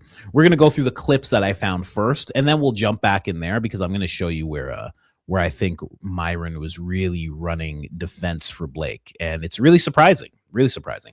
I know Myron and Andrew Wilson are connected, but I don't really know that they are working together or anything. Maybe Myron's just smarter and he's like, yeah, I'm not going to be a moron and actually say that I'm working with these people, but it definitely did seem like it. Anyway, let's keep going. I found this clip here. Blake Neff admitted to Charlotte Lee that Andrew Colvett flew from Phoenix to Utah on September 10th. Remember that tarmac hug? Yes. North is up on a map. He walked it back very quickly. I don't want to say Phoenix. Blake got because of the misdirection of up versus down. That sounds ridiculous. Let's see what this is. Just a quick clip here. I have a bunch of these, and then we'll get back to the original. Come, but when did Andrew fly down from Phoenix? He flew down that day. He flew down that day, or flew up, I should say. From where? From Phoenix. Oh, okay. Or for wherever he flew in from. I don't want to say from Phoenix. All right, so Blake, somebody was asking you a question about no, he did fly in from your Phoenix, show. and Glenn Beck said it. Glenn Beck said it was from Phoenix. I'll be honest, like a lot of you Glenn guys, Beck doesn't work for us, but You see, and this is very interesting. I gotta say, as soon as Blake messed up here, the first thing that happens is Myron steps in.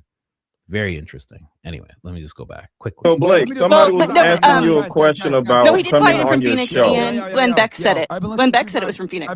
I'll be honest, like a lot of you Glenn guys, Beck doesn't work for us, but I've been listening to this for a minute. Like, guys, a lot of you guys. But then, he wasn't able to come. But when did Andrew fly down from Phoenix? he flew down that day. He flew down that day, or flew up, I should say. From where? From Phoenix. Oh, okay. Or for wherever he flew in from. I don't want to say from Phoenix. Able to come. But when did Andrew fly down from Phoenix? Interesting. He flew down that day. He flew down that day, or flew up, I should say. From where? From Phoenix. Oh, okay. Or for wherever he flew in from. I don't want to say from Phoenix. All right, So Blake, somebody was asking you a question about no, he did fly coming in on from your Phoenix, show. and Glenn Beck said it. Glenn Beck said it was from Phoenix. I'll be honest, like a lot of you Glenn guys, Beck doesn't work for us. There you go. There you go. All right. So you didn't want to say Phoenix. There's a lot of things that Blake didn't want to say, you know?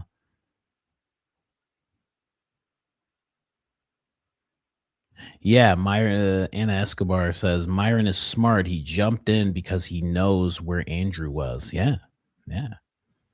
I don't know. It's very. I even said it. I said it as I was listening to it. I'm like, the most interesting thing in this whole space was Myron, because I was like, why is he there? And he was trying to devolve the whole thing into like a yelling match. Like Elizabeth Lane was there. He was like, yo, that was a stupid question from Elizabeth Lane. Yo, that was a stupid question. Yo, why aren't we all telling her that this was a stupid question? Literally what he was saying. It was so weird. And Elizabeth didn't trip or anything like that. She was just like, well, the reason I'm asking this question is because of XYZ. And then Myron's like, listen, how about this? How about we just have everybody say what their theory is to Blake, and we can work backwards from there. It's like, what if your theory is the microphone theory? What the hell does Blake know about that? What if your theory is of Egyptian planes? What the hell does Blake know about that? We'll talk about that after. Okay, we'll talk about it after. I want to know if that SD card. This is another one. Blake Neff asked about the SD card or flash drive given to authorities from the camera behind Charlie Kirk, but does not want to cooperate in asking Terrell Farnsworth which of the two was given, because Terrell has been harassed enough. I remember this part. I want to know if that SD card was handed straight to the police or if it was transferred to a flash drive and also a Google Drive. I have an idea. But hang on, can I just one last. Someone says Myron is black. He's from Sudan. He is black, African. When you're from Sudan, like if you're born and you have two parents who are brown and they go to Sudan and they have you, that does not make you black. The same way that Elon Musk has two white parents of a Dutch background. And then when he comes out in Africa, Elon Musk is not black. There you go. Thanks for coming out. Anyway. Last question I need to ask, and I want to know if that SD card was handed straight to the police or if it was transferred to a flash drive and also a Google Drive transfer. I have an idea. But hang on, can I just one last question I need to ask, and then you can drop me down. Real fast. Blake, do you know Victor Marks? Who? Can before we switch topics, Mr. Neff, would you text Mr. Farnsworth and ask him if he handed over a flash drive or an SD card? Thank you. No, I'm actually not going to do this because I think that I think he's faced enough harassment for this, and I think this is I think it's a reasonable request. It's not like we're asking him to give us the last 4 of his social, right? Again, you got there's that's a simple question. Do you feel harassed now? Absolutely no valid reason that has ever been presented to think that Terrell actually did anything wrong. The police have never claimed. Well, then his answer has never claimed he did anything. Then his answer should be easy to give, right? And that's the reason why we're asking. Like he might be. So a lot of it was turning into that. A lot of it Blake didn't want to actually do, and that's why it didn't make any sense to me. Why is Blake there if he does not want to answer any of these questions? He didn't really want to answer the questions. He said he felt like he was being harassed. So I was like, then why actually be there? Like, why do this? And again, I will get to it, but I think it's because they had some kind of plan. And I do think that he was working with someone that was inside of this chat. And it wasn't me, just so you know, just to put it out there. Blake Neff panicked and rushed to a space this night. Here's Diligent Dennison questioning Blake. Diligent was a little bit forceful, but I could understand why. Diligent has been one of the top investigators pretty much from the beginning, and he was one of the first guys to touch foot on Utah. He got there before Gary. He got there before everybody, and he has been really diligent about his research. So I get why he was a little bit forceful, but at the same time, it was like a bit much because he's kind of steamrolling Blake. It's kind of easy to do, you know. He's quite smooth. He's quite soft, but I think he should have pulled back just a little bit. Here, listen to this.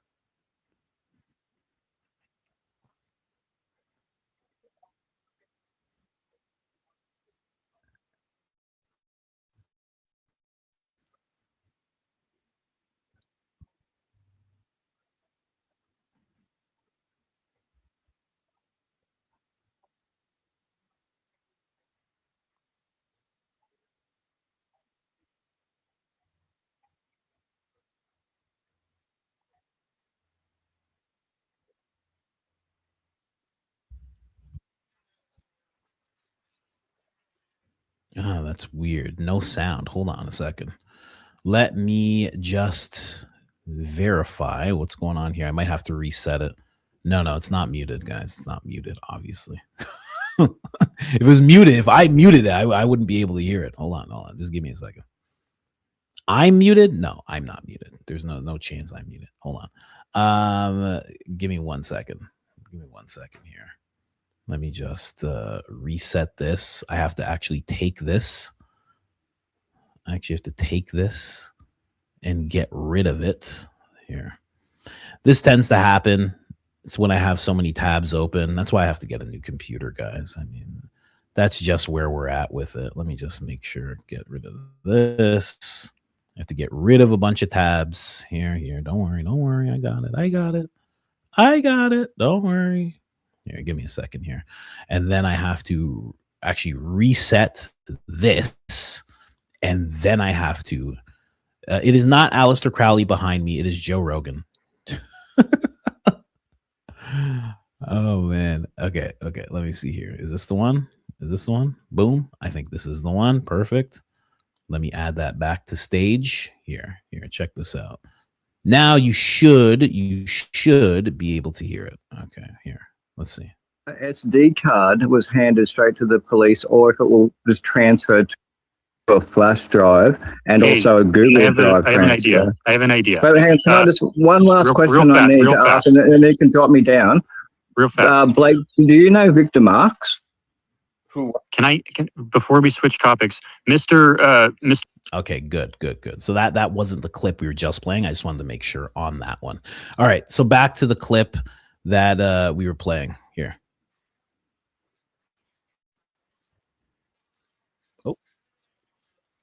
right, of the Utah SBI, right? He was giving the timeline of events.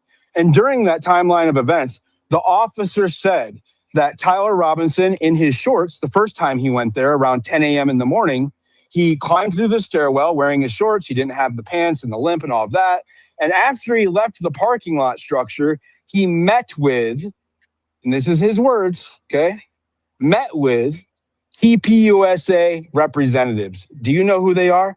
Tyler Robinson on September the 10th? And even if I did, I wouldn't tell you because you guys would just harass that person. And I know that that person didn't do anything. Oh, that's the same way that we would harass somebody who took an SD card from a murder scene? Yes. Yeah. Actually, I have never harassed that guy. This morning? So, could you guys hear it? Another person's yelling no audio. Maybe you need to reset your thing. But for all of us that could hear it, now what has been said is that Tyler Robinson, okay, get this. I made a joke yesterday that I was like, oh, Tyler Robinson was just like walking up to people at Turning Point. He was just like, can you move the tent over here? Just a little bit, just like that. I was kidding when I said that. Okay. Apparently, Tyler Robinson actually did walk up to people who worked with Turning Point and was like, what up, guys? How y'all doing? Name's Tyler. All y'all good? Yeah, no, I'm here to take the shot. You guys heard about it, right? Huh? What? Yeah, you're the guy. You're the guy. You're getting on the, yeah. Bro, I got this. I was blowing out my boyfriend's back just a little while ago. We all good now. We good and relaxed. Don't even worry about that. Our DNA's all over screwdrivers, all over rifles. Don't even worry about all that. But I just need that tent. Just like, you got to bring that tent like 4 feet. I know you want it in the center, but we just need it off. We just need it off center by like 6 feet. Okay. That's all we need. You put it right there, just like that. Set it down. Now put a box there and put the chair on the box. Yep. We good. All right, guys. Thanks so much for your help. What? Apparently that happened. I'm kidding. Not that, you know what I mean? It wasn't that. But apparently Tyler Robinson, diabolical side note, Daisy. But apparently Tyler Robinson did make contact with people that worked at Turning Point. Crazy. Just crazy. That was a joke. I was making a joke. I was not serious when I said that. And then all of a sudden they're just like, yeah, no, that actually did happen. Yeah, he made contact. And now Blake knows who did it. Knows who made the contact. Listen, forget about Blake. Someone at Turning Point knows that they met Tyler Robinson and talked to him, and they haven't told anybody? What?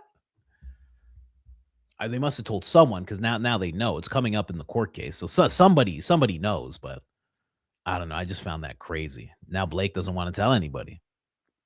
That's wild. And this is his words, okay? Met with TPUSA representatives. Do you know who they are? Tyler Robinson on September the 10th? And even if I did, I wouldn't tell you because you guys would just harass that person. And I know that that person didn't do anything. Oh, that's... Blake is funny. And I know that person didn't do anything. So, no, I'm not going to tell you. Let me see. Did he say you know them? Representatives. Do you know who they are? Tyler Robinson on September the 10th? And even if I did, I wouldn't tell you because you guys would just harass that person. And I know that that person didn't do anything. Oh, that's such a weird thing to say because Diligent is just asking a very clear question. And all he has to do is say no. Someone said Blake with the zest. Like, why does he have to be like, no? And even if I did, it's like, I always liken it to like, it's like the OJ Simpson thing. He releases a book like, if I did it, here's what I do. It's like, bro, you don't have to do that. You don't have to call the book. There's so many other titles, bro. You can call the book anything else. You don't have to call it that. He's like, I know. I just want to, Blake didn't have to do that. He could have just been like, no, I don't know that person. No idea who that is. Leave it at that. When he goes into that other part, even if I did know the person, it makes us all feel like he knows that person and he's just protecting them. Because he just said, I would protect that person if I knew them and I wouldn't tell you who they were. Anyway, it's Blake with the zest, We have another one here. Shout out to, I don't know who this is, Spirit of Admesis. I don't know what that is, but either way, he's banging out these clips very well.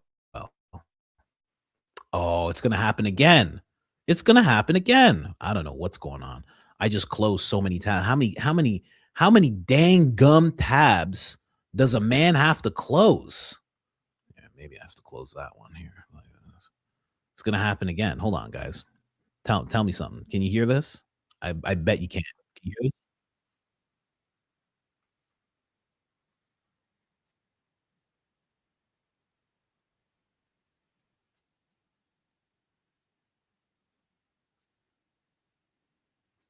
Nope, I knew it.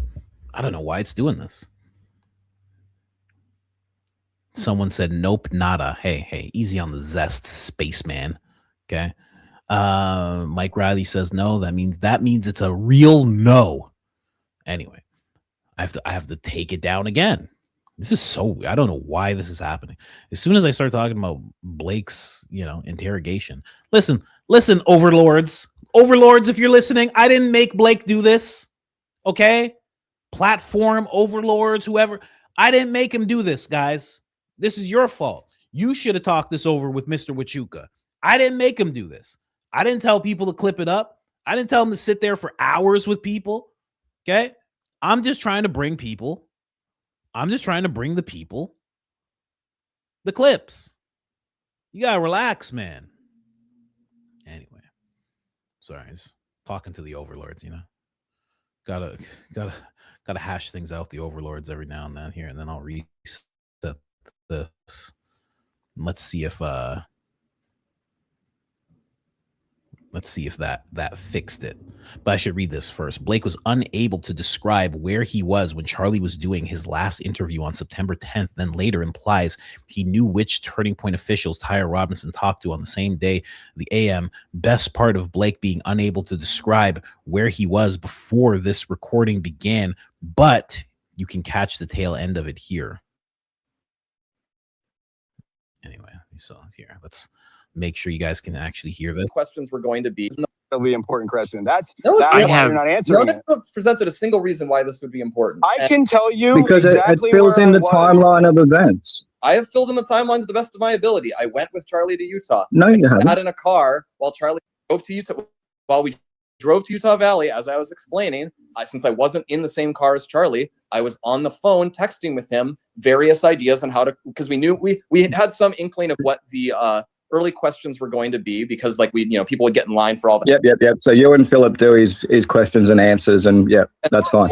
Who is it?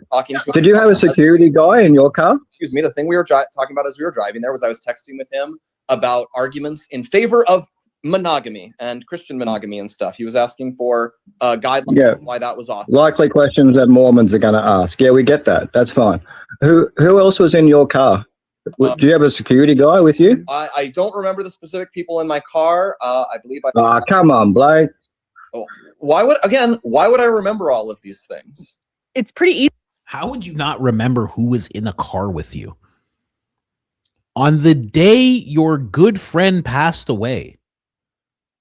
Man, I mean, listen, Charlie wasn't Blake's dad, in my comparison. But when my dad passed away and I got the call, I remember everything. Every single little thing. As soon as I looked at the phone and I knew that was the message that was coming through, I couldn't see it, but I saw a voicemail from my sister. We don't talk that much. I knew right away. I knew exactly where I was. My wife was sitting there. She's my girlfriend. I got up. I remember going to the washroom. I remember what the door looked like. I remember everything, every single thing.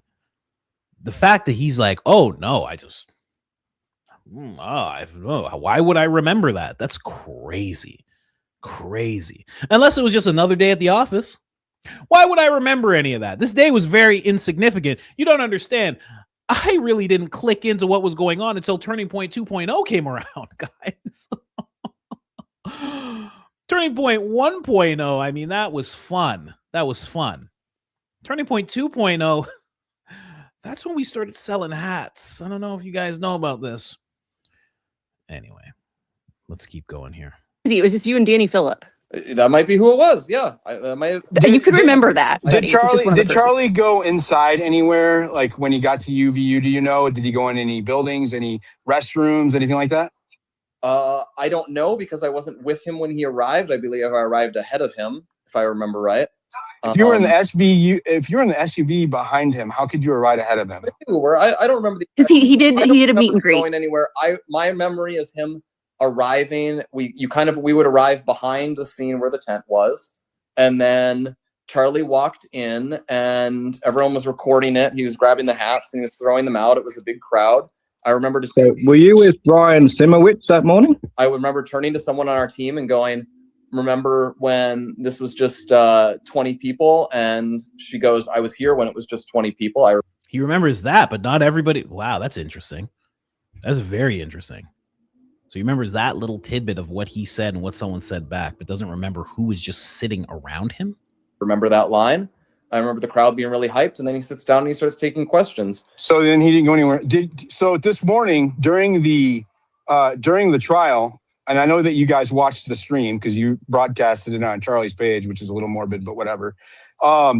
There was a moment, and the defense attorney failed to follow up on it, where the officer said that Tyler Robinson met with a TPUSA representative at 10:30 a.m. the morning of September the 10th. Do you have any idea who that TPUSA representative is that the leading officer described this morning? Sorry, can you repeat that? This morning, the leading officer on the case, right, of the Utah SBI, right? He was giving the timeline of events. And during that timeline of events, the officer said that Tyler Robinson, in his shorts, the first time he went there around 10 a.m. in the morning, he climbed through the stairwell wearing his shorts. He didn't have the pants and the limp and all of that. And after he left the parking lot structure, he met with, and this is his words, okay, met with TPUSA representatives. Do you know who they are? Tyler Robinson on September the 10th? And even if I did, I wouldn't tell you because you guys would just harass that person. And I know that person didn't do anything. Oh, that's the same way that we would harass somebody who took an SD card from a murder scene? Yes. Yeah. Actually, I have never harassed that guy. You've harassed. And I've known for the same way we harass someone who took a SD card from a murder scene. Yes. That was my friend that took that SD card from that murder scene. He's a good man. He did nothing wrong. It's really interesting. Yeah. Somebody just said, did bro really ask why it's morbid to be streaming Charlie's murder trial on Charlie's channel? He doesn't understand. He's like, why is that morbid? I don't understand. He's like, I don't get it. This is Turning Point 2.0. This is, I don't know. Maybe you're stuck in Turning Point 1.0. Maybe that's where we're kind of disconnecting here. Maybe you're stuck over there, but over here we make money. Over here we make cash. No, I'm kidding. Blake doesn't even work for Turning Point. He works for Charlie's podcast. Yeah. It's kind of the same thing. Kind of. Not structurally, not pay-wise, not tax-wise, but, vision-wise, kind of the same thing. Where Charlie's podcast went, Turning Point would also go in a, I think in a strong sense. Andrew and Blake attacking Candace Owens and Frank Turek holding an emergency live stream. They are panicking. And then this person also, I don't know who this is. Turtle. They're providing a lot of good clips of this as well. Blake Neff on a space exposing himself. Absolute cinema. Let's see here. Let's see what this is about. Said. Let's make sure you guys can hear it too. This morning? Sorry, can you repeat that? This morning, the leading officer. Okay, so there's gonna be a little bit of overlap in the clips. I just want to make sure. So we have another one here. Charlie's Angels, Charlotte was actually in this space. Blake Neff admitted he doesn't even work for Turning Point USA. The Charlie Kirk show is a whole different company. I think I knew that. I'm pretty sure I just said that before I even played this clip. Here, let's play this, see what this is really quick. Before, and you're the producer of Charlie Kirk show, aren't you? I'm a producer on the Charlie Kirk show, so I work for a different company. So, but you know where the live streaming works, You don't work for who? You don't work for the Charlie Kirk show. I work for the Charlie Kirk show. The Charlie Kirk show is not produced by Turning Point USA. Before, and you're the producer. So there you go. And yeah, you know, Mike Rowley, you just said like foreign agents, baby. Like, yeah, the show is working with, you know, a literal foreign agent. You know, and now you have this guy who works for that show. It's like, how do you look at him? You know, like, where's the line? What is he? Is he just an employee? Is he on the, like, there's two ways to look at it. Is he on the foreign agent side, or is he on the just, you know, I'm an employee, just making money? And then whether or not it's either one of those sides, what do you look at him as he's doing this spaces? Is he just a producer? Is he just the foreign agent, you know, allegedly? Like, what is he at that point as he's doing this space with these people? It's really hard to tell. Really hard to tell. You know, I know a lot of people don't feel like he's honest at all, and I get that. But yeah, let's move on to the next one. The day his dear friend was passed, he had no idea who was in the car with him. Okay, we already saw that one. Perfect. Let's keep going here. I just don't want there to be too much overlap. Is this also a fake narrative? It's coming from Blake's own mouth. Here, let's just see. Right? He was giving the timeline of events. And during that timeline of events, the officer said that Tyler Robinson. Okay, so we already heard that. I'm just going to move on to the bigger chunk of it pretty soon, because I'm pretty sure we already saw this one. So I'm just going to pull back to the original one, and we are just going to, even if I wouldn't tell you. So that's the highlight for everybody else. The highlight for everybody is the fact that Blake is just like, I wouldn't have told you. Even if I did know that person, I wouldn't tell you. I don't know if that's the highlight of everything. Again, I'm going to go back to the Myron part. I think I'm going to be able to find it really easy. Okay, so we already saw that. I'm just going to go to the big chunk here. Let's jump over here really quick. Bang. I want to go to this. This is the big thing. 7 hours of this stuff. Come on, you got to play for me. What's going on here? What's going on here? Let's reset it. Close? Yeah, close. Close, play recording. Come on. Let's go. Yeah, there it is. Boom. Okay, let's go to 3 hours, 3.5 hours. That's what, bro, you've never obviously seen anything. I don't know. Sorry. This is Blake. This is Blake rambling to Blake. Sorry, that was rude. Look, I got past. I got fired. No, it's okay. Listen. Surveillance cameras are 4K. That's over a 360 degrees, or whatever they are, or at least 270. So that's not a 4K image. Just like if you have a 360 camera and it says it's 4K, you're getting like 1080p at best at those, and then it's variable shutter speed. It's completely automatic. Those are not good. I mean, those are not like high dollar systems. I don't even know how old they are, and we don't know what the resolution of those things are. But my high school camera had you could zoom in on a ladybug on a blade of grass from 500 yards away. Your high school cameras. I mean, I don't know what to tell you. You might have had better high school cameras than that. Doesn't mean anything. Doesn't prove anything. The question is why was Tyler Robinson there 3.5 hours away? Why was his car there? Why did he clearly get out of his car? We can see the person that gets out of the car. We track. They're going to have his movements tracked from point A to point B. And to sit here and say, well, we can't see who's on the roof. No, but we've seen where Tyler is. We've tracked him the entire time. We see that it's him to get on the roof. Dude, it's so easy to put a phone on someone and say that it's someone. I'm not talking about a phone. I'm talking about visually tracking these. So this is Gary. I want to get to the Myron part, right? And of course, Gary is just slopping it up. When Gary tries to sound smart, that is what Gary was doing there. Because at first, when I heard that voice, I was like, who is that? Who is that person that I'm hearing right now? And it's Gary. Yeah, Gary trying to sound intelligent. But listen. Kandahar Giant, it's hard. It's hard, Kandahar Giants are just, it's very difficult. There's only one of him, right? There's only one of him around. There's not a whole bunch of Kandahar Giants. There's no community for him. You have to understand that. You understand? Within 5 seconds of this happening was a police officer who was at the scene. So I kind of would like to ask you what value add you think would come from me at that point, calling 911 when I have told a police officer at the scene what has just happened.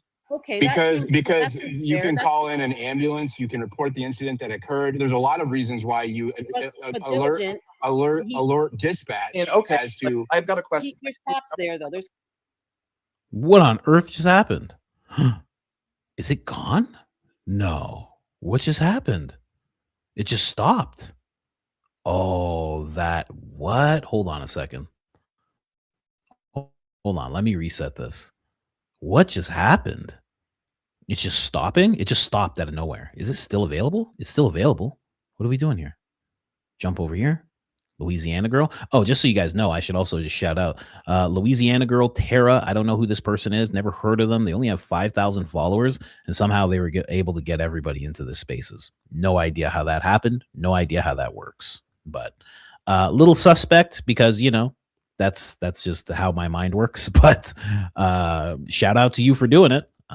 Anyway, let's try and get back in here. I'm just going to go straight to what I want to hear because it might stop again. No. Gas, girl. No, that's not right, man. That's not right, Blake. Well, okay. Terrell's stated reason for why he did that is because there was a big scene of chaos and mayhem, and he didn't want someone to possibly run off with the camera, or who knows, run off with the SD card, and so he secured it before they all there was Why? 7 police officers standing around him when he did that. 7. Okay. Okay, I have a question.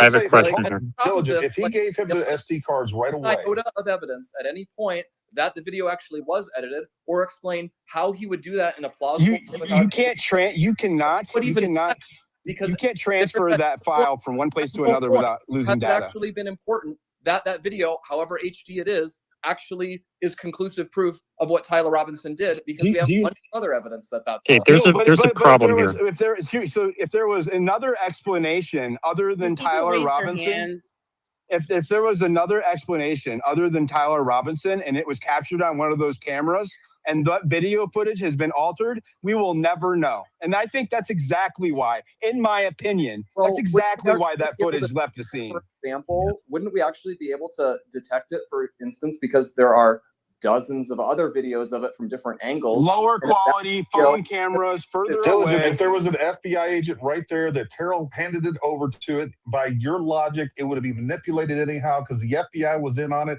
and you can't trust the FBI. So the FBI, he did not turn it over. He did not. What do you care about anything? It's about chain of custody because the metadata would have been recorded when the FBI the metadata is still on the car. Hey, we're not doing this. We're not doing this. Oh, she muted everybody. Back and forth. Everybody needs to take a time out for just a minute. Wow. Good for her. Right? Good for her. So we have a few speakers that's up. So Myron is up.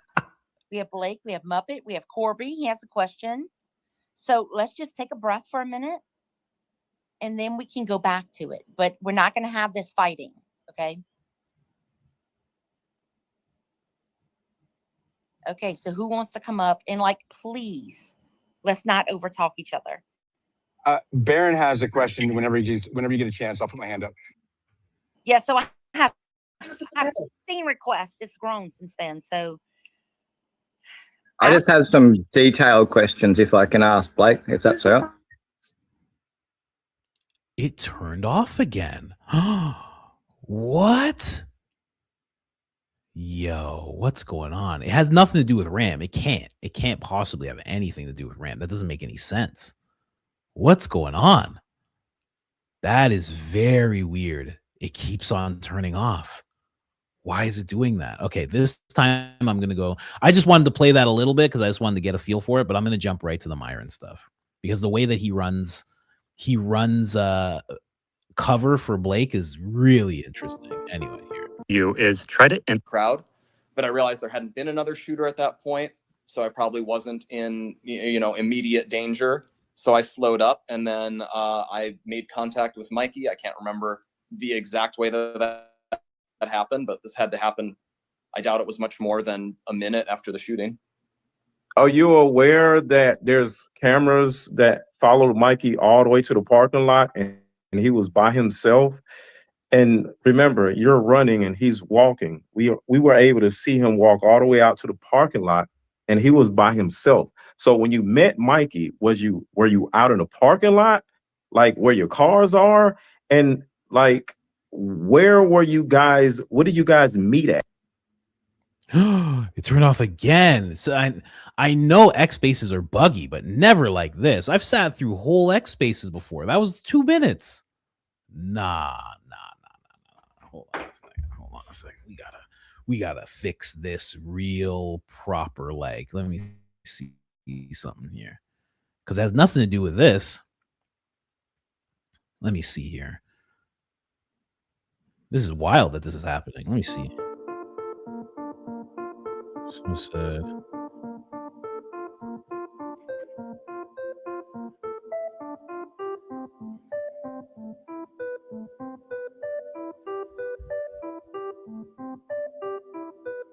Download. Can I download it? No, I can't download it. Nah, post this. Let me see. Show captions. No.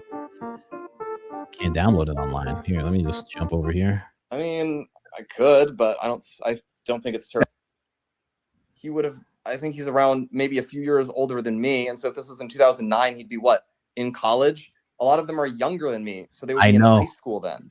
And so I think Daisy's gonna help us out here. We'll see. I'm just asking if you think it would be weird. We'll see if this works, because Daisy wants to send me something. If there was a video that's almost exactly the same. Not really. I mean, no. Okay, that's fine. That was your answer.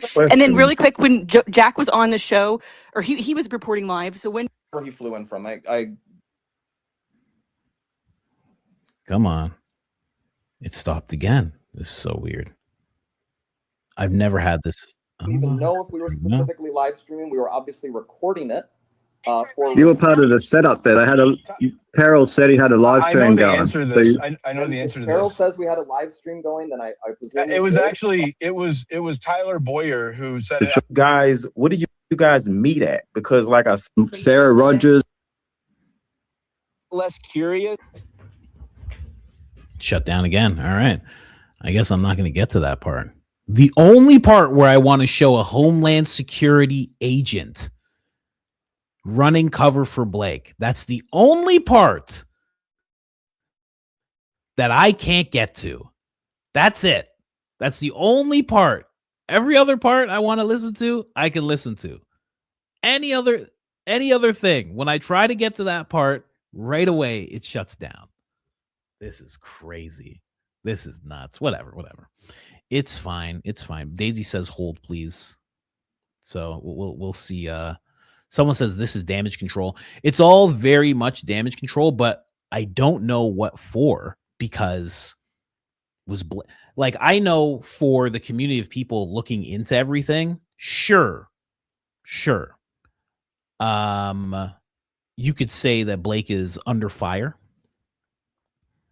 Myron starts at 349.33. Oh, thank you so much. Appreciate you. But the thing about it is, is Blake in question when it comes to the official narrative? Is Blake in question at all when it comes to this trial? Not really. We have a lot of questions for Blake. We see some odd things with Blake. We see Blake trying to rewrite history and things of that nature. But is anyone else really questioning Blake in that sense? As far as I can see, no. No one is doing that with Blake. But for some reason, it seems like he does feel he needs to run some damage control. No idea why that would be. Anyway, Let me see here. Let me just do this real quick. All right. Well, Daisy just gave me a timestamp. Thank you for that timestamp, Daisy. Let's see if this actually works. So it seems like Blake is running it. Like, is Blake running cover because he feels like something's going to happen? Candace is saying that Ben Shapiro is trying to get in front of something.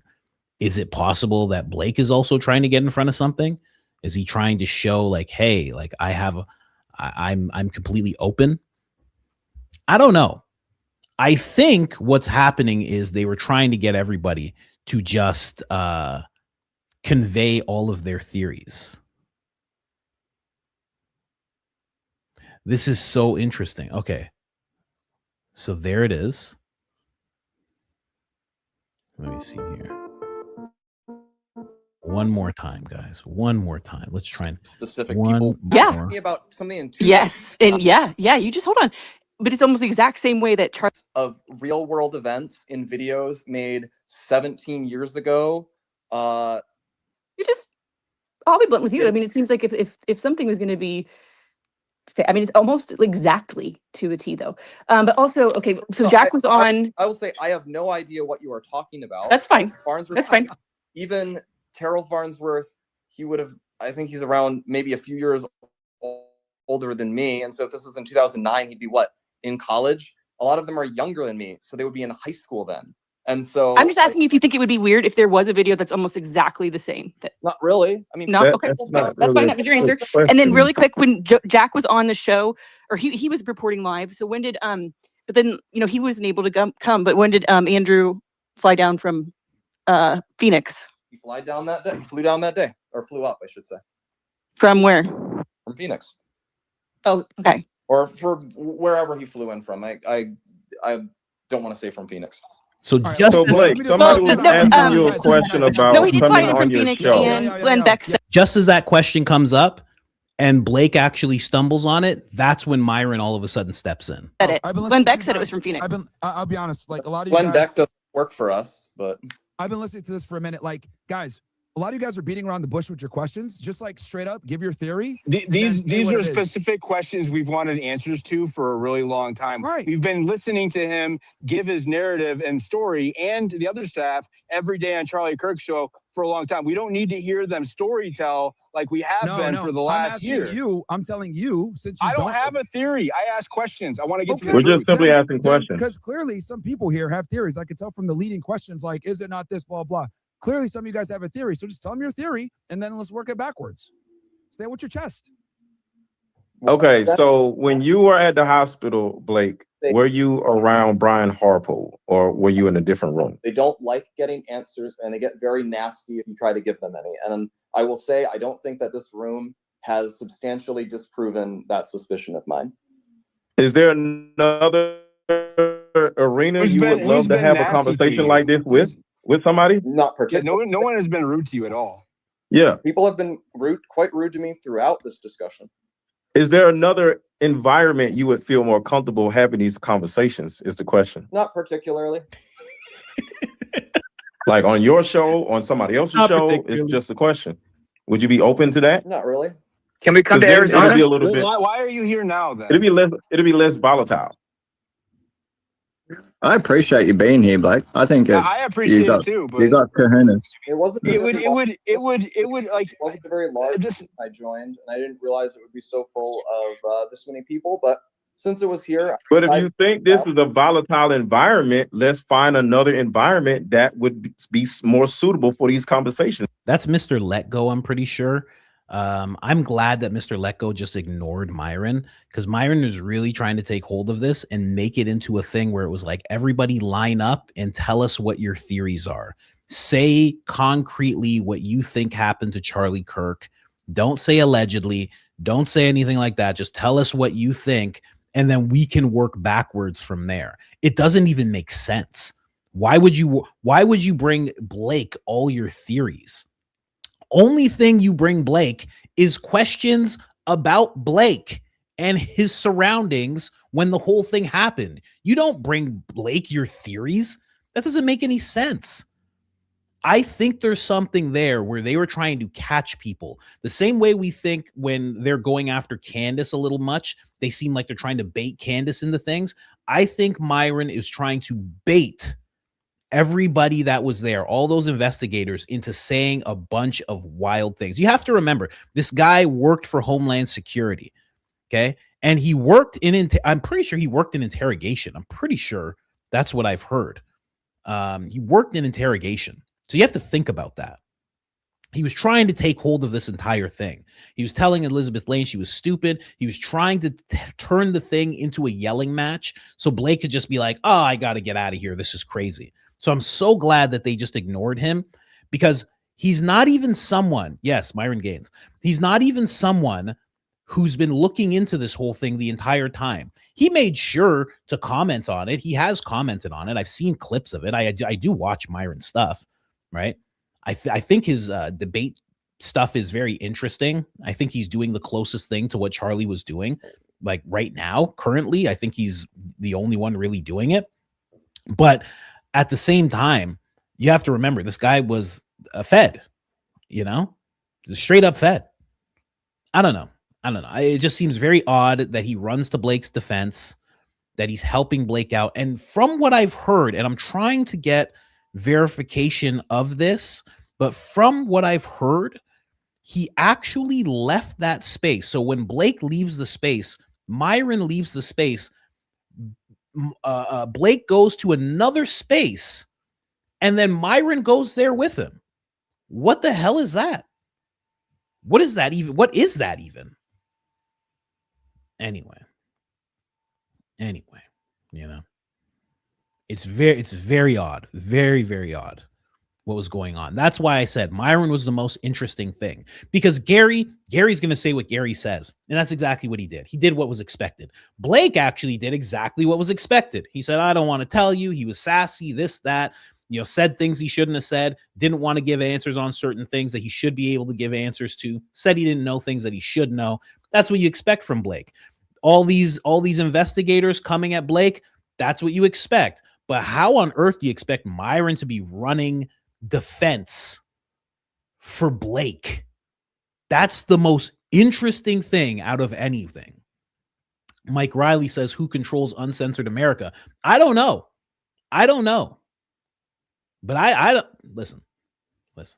I'm not Daisy over here. I'm not gonna be able to tell you that off the top of my head. Okay. But I don't need too many things to connect. I know Myron's connected to Andrew Wilson. I know Andrew Wilson's connected to Turning Point, and I know I see Myron running defense for Blake, who is of Turning Point, although he works for Charlie Kirk's show, so he doesn't work for Turning Point. Sure, whatever. Fine. I don't know, man. I'm just saying. And I will say, and I've said it all before, over and over again, I always talk about my biases. I am biased. I do like his content, but I do not like the fact that he lied about being black. He is clearly a brown guy. I've been to Brampton, Ontario, guys.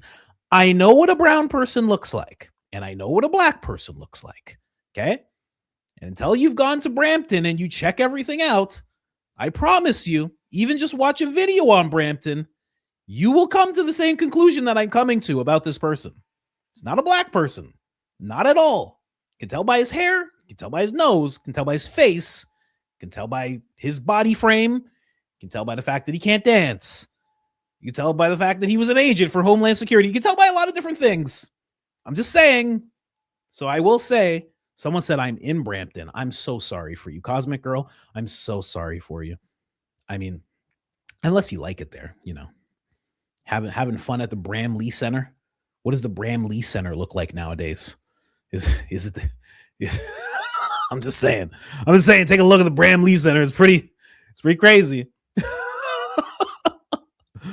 I'm just saying. So I've always had, who owns Uncensored America? Like, I don't know. Who does? Founded by Sean Kamiku, who served as a registered CFI free Penn State. Sean. Who's Sean? Who is this guy? Tell me about his background. Let me see here. Who's this Sean character?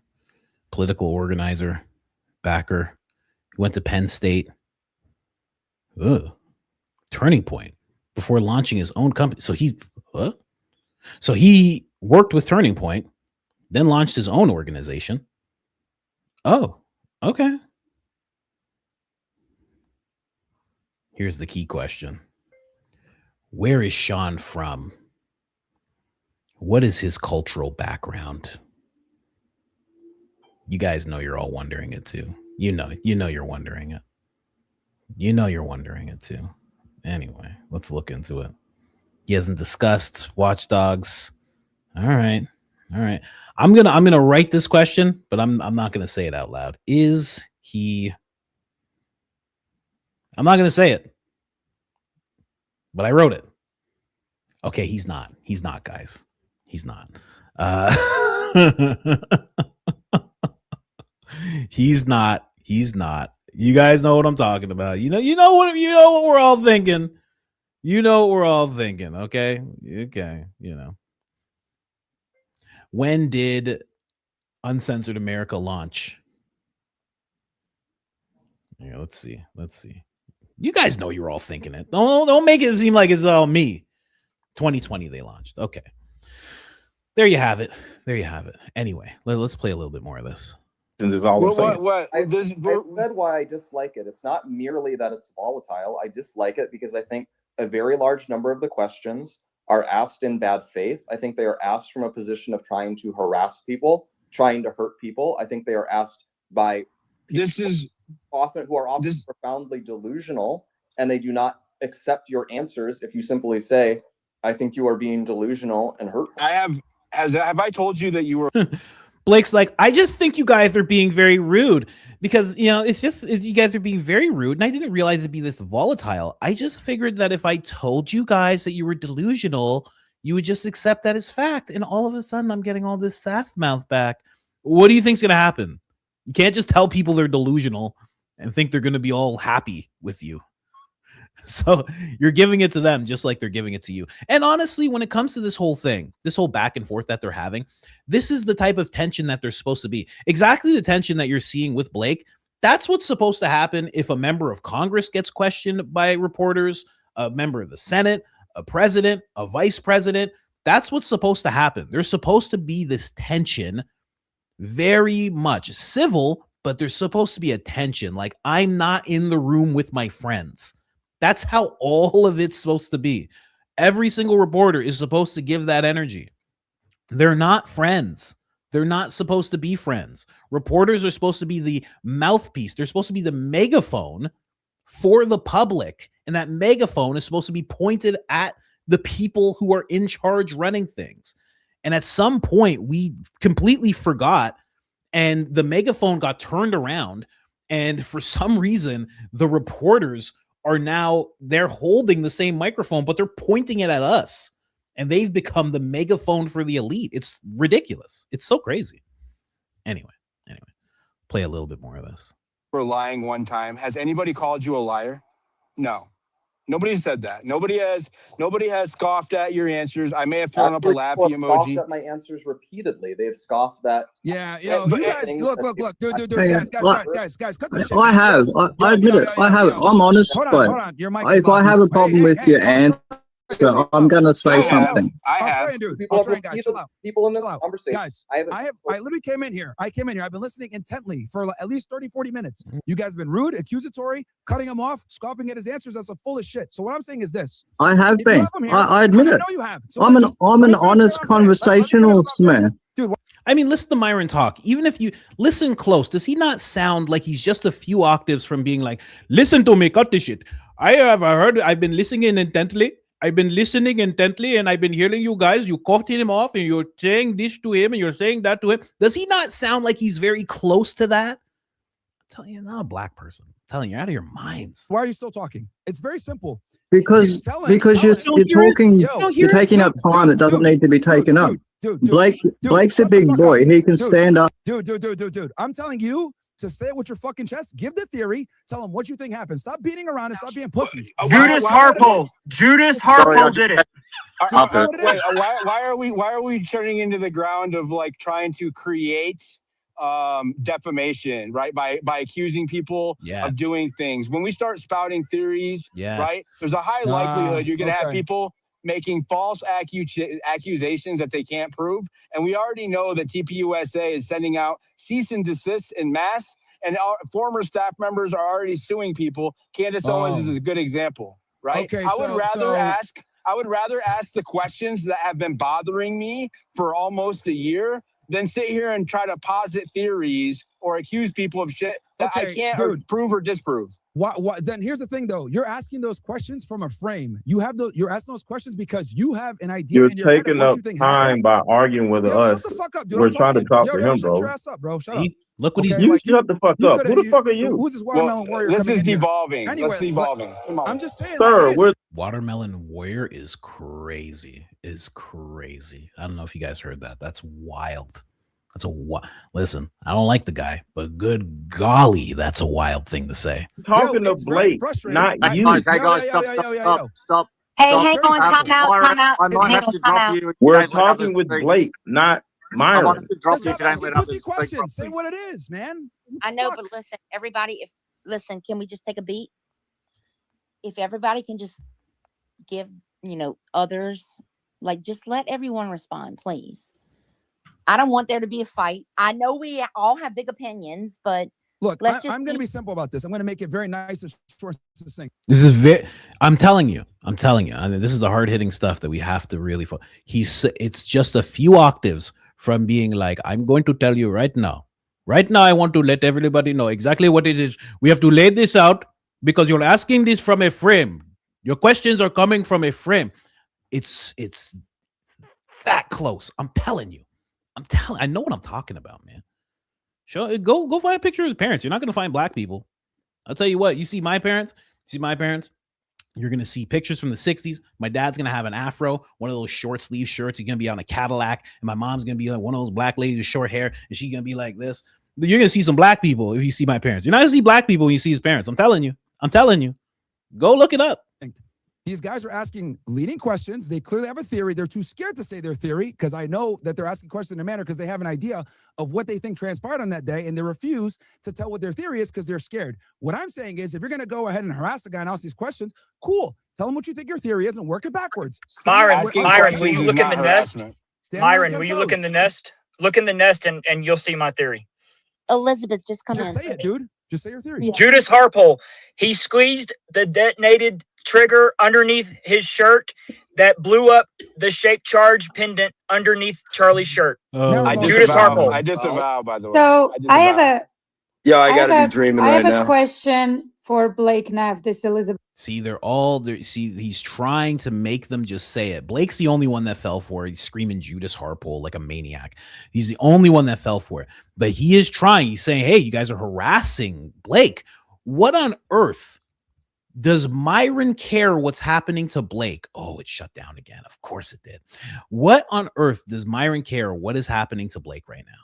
Why would he even slightly care how people are talking to Blake? Given that the way that he's talking to everybody, why would he care? Who cares? I'm not saying I want that to happen to Blake or anything, but it's like, why do you really care at all? I'm just saying, I think Turning Point has a new day, and I know Myron has been kicked out of many Turning Point events for absolutely no reason, by the way. It sucks when I've seen it happen to him. It absolutely sucks. He's not doing anything. He's just standing there, and they're like, you have to leave. And he's like, I'm just standing here. They're like, you gotta go. And they don't explain why. I think it's a new day. I think it's Turning Point USA 2.0. And I think they have no problem. I'm not saying that they're aligned with him. I can't say that because I don't know that. All I can just go off of is this. This seems so weird, right? But I think it's a new day. And I think them reaching out to Andrew Wilson and Andrew verifying that, I think that says a lot. That's not someone who Charlie would have in terms of his inner circle, in terms of training his debaters. Charlie wouldn't do that at all. He would have them sit down with people who are Christian. He would have them, I don't, maybe I don't like Frank Turek, maybe I don't like that, but he would have his debaters sit down with people who actually have the conservative Christian and at the core Christian values. He would not have them sit down with someone like Andrew Wilson and learn his tactics. He wouldn't do that. I think we're in a new day of Turning Point. It's different now. So anyway, here, I'll try and find it again. Yeah. At your chest. That he was in a strange relationship, innocent until proven guilty. Great. Why are you guys then shutting everyone like, why are you guys shutting everyone off? Let's just take turns asking questions. That's all we got to do. He didn't even get to answer me. Go ahead and let him. Go ahead and answer, Blake. People acquitted are guilty. I'm allowed to think that OJ was guilty. You're allowed to think that Daniel Penny but was guilty, TPUSA isn't just one person. TPUSA is an institution in this country with massive media pull, and the jury selection hasn't even occurred yet, right? So you realize every day when you're up there telling people that he's guilty and that he was easily identified and all of the talking points that you just said, you are just the same way. You're tampering. You are tainting the jury pool.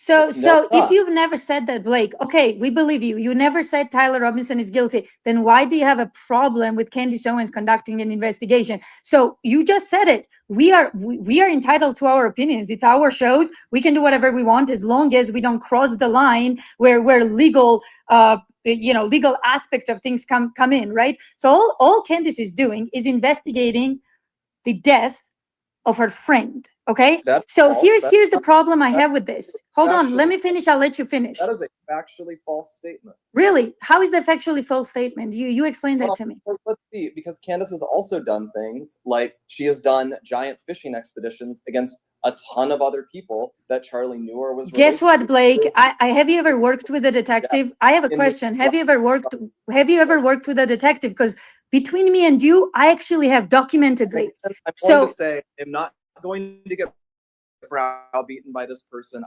Mute her. It's okay. It's okay. It's okay, Blake. I get it. It's okay. I am fed up with this person. Oh, you're always fed up with the truth. You're always fed up with the truth. It's okay. You're always fed up with the truth. Blake, are you okay with answering another question? I'm going to answer another question, but I will not answer another question from her because I think she's acting in bad faith. Oh, I'm acting in bad faith. Okay. Wow, that's interesting. The one person he wants muted is Elizabeth. The one person who's actually, diligent. He's an investigator. They're all investigators in their own right. But I mean, Elizabeth Lane is like, I won't say she's above them, but she's known as an investigator, like investigator first before YouTube, before social media or anything. So that's very interesting. That the one person who's like trying to like ask these hardline questions, also diligent, but it's wild. I'm so fed up with this woman. Yeah, Daisy. Blake's fed up with women. That's why he's aligned with Myron. I asked the question earlier about you going to the hospital. Were you near Brian Harpool? That was my question. I have no memory of where I was relative to Brian Harpool before the shooting and afterwards. I probably saw him at the hospital. That's what I just asked. I truthfully don't remember who I saw at exactly what point. Wow. Okay. Interesting. Let's just ask some questions. Can I just jump in with one question? It's pretty simple. Blake, on the day, who are they live streaming to from the event? And do you know which cameras were live streaming, or were they all switching around live streaming? I would say, but where is it going to? I don't even know if we were specifically live streaming. We were obviously recording it.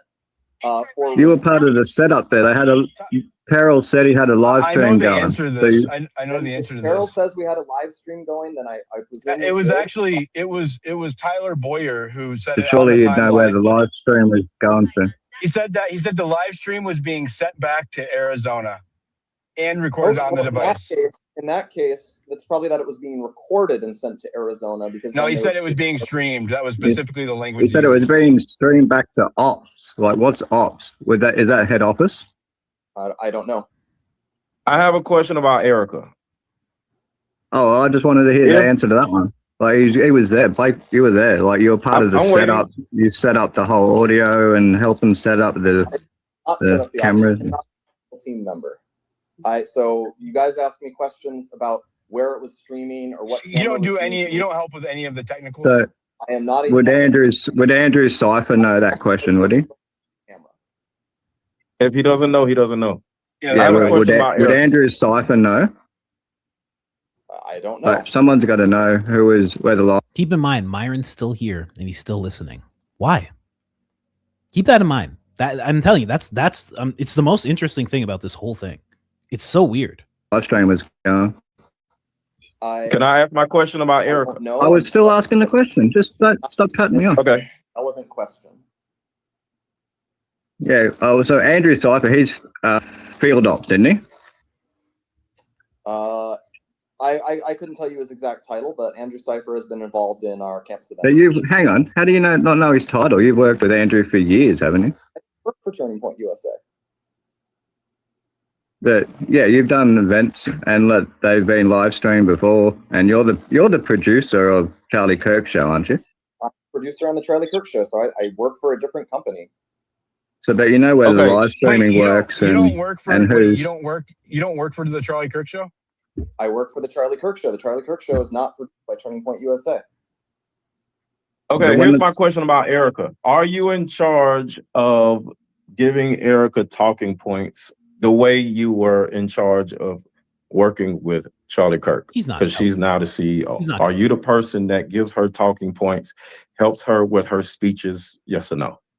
I have said publicly that I helped Erica with some of her speeches, but I don't help her. I do not provide her a list of talking points. I do not tell her what to say about things. I have said I have assisted her on some of things that she has done, and if she asks me to do that in the future, I will do the same, and I will not. Jump in. Wait. I'm still asking about Erica. Okay, so when she did that video where she had all black on, and she was a little upset about everybody talking about her. Who was in charge of what she had on, and what was the purpose of that particular showing? She's wearing. No, not what she's. Okay, we all know everything has optics. So when a woman wears all white, that means something. When a woman wears all black, that means something. Do you at least understand? Do you agree with that? When a woman shows up, how she dresses means something. I mean, I think you're probably going to read more meaning into it than any person would necessily intend. That's fine. I will tell you, so I don't decide what anyone at our enterprise does. The only person I will say, I don't even fully decide what I wear, because was it Andrew COVID that and I have bad taste in outfits. So I want. That's fine. It wasn't just about what she wore. What was the purpose of her coming out and having that conversation with her audience like that? Not just about what she wore, what she said, and what was the purpose of it. Referring to at this point, and I also don't see how it's relevant. Yeah, I want to jump in here, Blake. I appreciate you being here. I think it, it takes a lot of guts to face, this crowd. I know, it can get volatile. So he has given her talking points. He has given her talking points before, but he doesn't tell her what to say about things. But when it came to that unintelligent guy, Charlie Kirk, Blake would specifically give him talking points of what to say about things. That's interesting. Not the intellectual titan that is Erica Kirk. He doesn't do that for her. That would be nonsense. But for Charlie, the simpleton, probably presidential person, probably one of many presidents, he would give him talking points, but not Erica. Okay, all right, I understand, because she's so much smarter. She's nice. We're gonna get into that in a little while. There's a very nice story about Erica that I would love for you to see. It has to do with more of Dr. Erica. I'm sorry. I'm so sorry. I'm sorry. I'm very sorry. I know the double degrees that don't exist or whatever, what have you. I'm sorry. You don't make up double degrees just to have somebody say, hey, not call you doctor. I apologize. I do apologize. I don't know if they're made up. From what I saw Barron say, they don't exist. They don't exist. Whatever. Still, doctor. Just do it for fun. Who cares? But yeah, very interesting. Very, very interesting. I appreciate everybody staying calm the best you can. I have a couple questions, and they're more in a general sense, and probably three. I wanted to know, I've always wanted to know, have you ever considered for a moment or thoroughly the possibility that someone has been deceiving you, that there are deceptions and misdirection and untruth? And do you think that our government or CIA, FBI, in the history, we know that they're capable of that? Have you considered that at all? You're going to have to be more specific.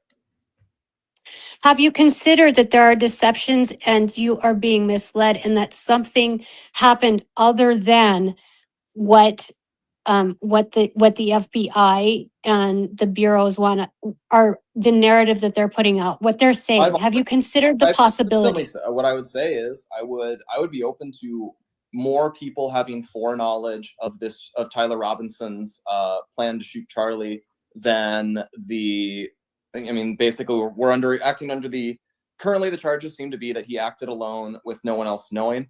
I would be open to the possibility that he had talked about this with other people and they failed to find that, whether that was due to Tyler successfully deleting things, incompetence in their ability to find it, lack of hustle in finding it.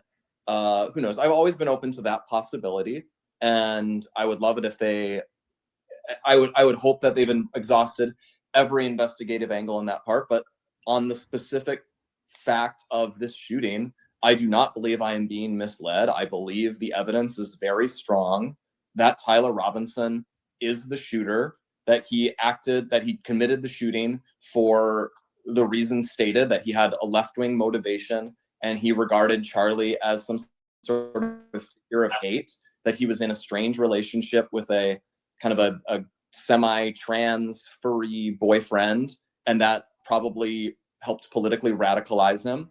And so he committed this shooting. I believe the evidence for that is very strong. In fact, I feel the questions about SD cards and questions about how fast people are walking and questions about who's in an SUV at what time are really muddying the waters and getting away from what I think. Oh, man, of course he thinks those things are muddying the waters. Of course he does. Like what? And they always try to frame it as such simple things like how fast people were walking. And it's like, no. It's the fact that he walked away with no reaction and he was on the phone the second that he turned around, and that he just walked away. And that your explanation was that he had his fingers in his ears because everything was too loud. And he walked with his fingers in his ears until he got out of the parking lot. And that doesn't make sense. None of that makes sense. It's not just that he was walking fast. No one cares what clip that he was walking at. No one cares about that, Anyway, there's a whole lot of this. I mean, I'm sure there's some more tidbits in there, but there's like another 3 hours and 40 seconds. I'll check it out. I'll see if I find anything else, but we should move on, There's a great story about Erica Kirk. I think you guys should be hearing that more than anything. Forget about all this. Oh, also, I forgot to mention it's episode 100. I completely forgot. I didn't even think to mention that. I kind of just let things like that fall by the wayside. But if you guys like it, good. I'm glad. I'm very glad that you guys like that there is episode 100. I have put out 3,000 videos. So, the anniversaries of videos kind of just fall aside. But for the live streams, this is number 100, and that's great. I have put out thousands of videos, but I get it. And shout out to you guys. And more so, forget about shout out to me. Shout out to you guys. You guys have been showing up. There's a community of you that show up. There's 350 356 or 7,000 people that are subscribed to the channel, but there is a specific, 5 to 10,000 of you that show up 4 days a week whenever we're live, and you guys support in such great ways. You guys talk to each other. So shout out to you guys more than anything. When people say they love the community that's built, I did not build any community. I don't control who comes in and out and who stays and who talks, who becomes friends and friendly. I have no control over that. That is all you guys. So there you have it. Shout out to you guys. Very, very much so. I love you guys for that. It's incredible. So get a load of this. Get a load of this. This is very again. Seems like Blake's trying to run some kind of damage control, Seems like Ben's trying to run some damage control. And I don't know what Andrew's trying to do when he posted this. I don't know what this is supposed to be. We haven't even gotten into day 2 of all this stuff. We haven't even gotten into that. But I just want to say this story really quick. Millions of just the fact that Andrew wrote this is wild. Millions of people already love and admire Erica Kirk, but there will come a day when even her many haters will be forced to acknowledge that she is one of the kindest, bravest, most godly, down-to-earth people, godly and down-to-earth people ever to step foot in the public eye. Are you okay? I love that thing that Candace said. Are you okay? Do you need someone to pick you up? I think someone needs to pick this guy up. This is crazy. What are you talking about? What are you talking about? Oh my gosh, it's hilarious. So the reason that he's saying this is because of this story. Erica Kirk offers stranger comfort during her husband's alleged offing hearing. She showed love. Okay, let's go a little deeper into what this actually means. Erica Kirk comforted a stranger Tuesday during the second day of a week-long preliminary hearing for Tyler Robinson. Danae Branch, who lined up with friends at midnight to get some of the few public seats in the courtroom. Danae Branch? Danae Branch. Is Danae Branch related to Phil Lineman? I think I have a post from Candace talking about this. Anyway, told the Associated Press. Oh, well, if you don't know about the Associated Press, good golly, you should know a thing or two. They make stories like this. That's all I can say about them. She teared up during the hearing. Erica reached over to offer her a tissue. Erica's like, here, you can have a tissue. Mine are all dry. Here, take it. Go ahead. Not even used. Here you go. I'm kidding. Oh, it was low-hanging fruit. It was low-hanging fruit, that joke. Come on. I'm sorry. Come on. Anyway, she doesn't know if I'm Team Erica or not, yet she handed me a tissue and I lost it, Branch said during the lunch recess. She said, I don't know if she doesn't know if I was a friend or not. She showed love. According to the report, Branch said she observed Erica Kirk crying at times during the proceedings, fidgeting with her bracelet. Seeing Kirk's widow get emotional made Branch get emotional too. There you go. And that made Andrew Colvette say there will come a day where even the haters will acknowledge she's the kindest, bravest, most godly, down-to-earth person to ever step foot in the public eye. Oh gosh, just so ridiculous. Such a ridiculous thing to say. You know why it annoys me that what he's saying here? Because it's almost like that Bible verse where they talk about every tongue will confess, every knee will bow. It's almost like he's touching on that, and I despise that he is even slightly touching on that when he's talking about someone who's just a human. So crazy. Retooled, yeah. So retooled, definitely. Something. Now we have actually more from this lady. This lady actually gave a video statement about this whole thing. So we will check that out. Here, check this out. Switch over. Graham Allen said This is something the media will never show you. The media is literally the ones that reported on it. Come on, Graham. Jeez. Step out of the Pentagon every once in a while. Danae Branch was at the shooting, and she was in the courtroom at the day Tyler Robinson's trial. She was crying in the courtroom, and Erica tapped her on the shoulder and handed her a tissue. Let's hear what she has to say. Today, the preliminary evidential hearing for the Tyler Robinson versus the state. So I went thinking I was going to support Erica. And at one point I turn around and I see her just holding on to her sweet mother-in-law.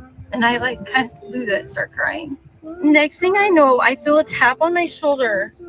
And I turn back and Erica is handing me one of her tissues. Oh, she kept it. Oh, she kept it. Oh, get a life. Does that mean she kept the tissue that she handed her? Oh, God. Yeah, and the music. Oh, my God. She didn't know that. That's enough. That's enough. She didn't know me. I was there to support her. She didn't know me. She had no idea who I was. Cue those Lionel sounds.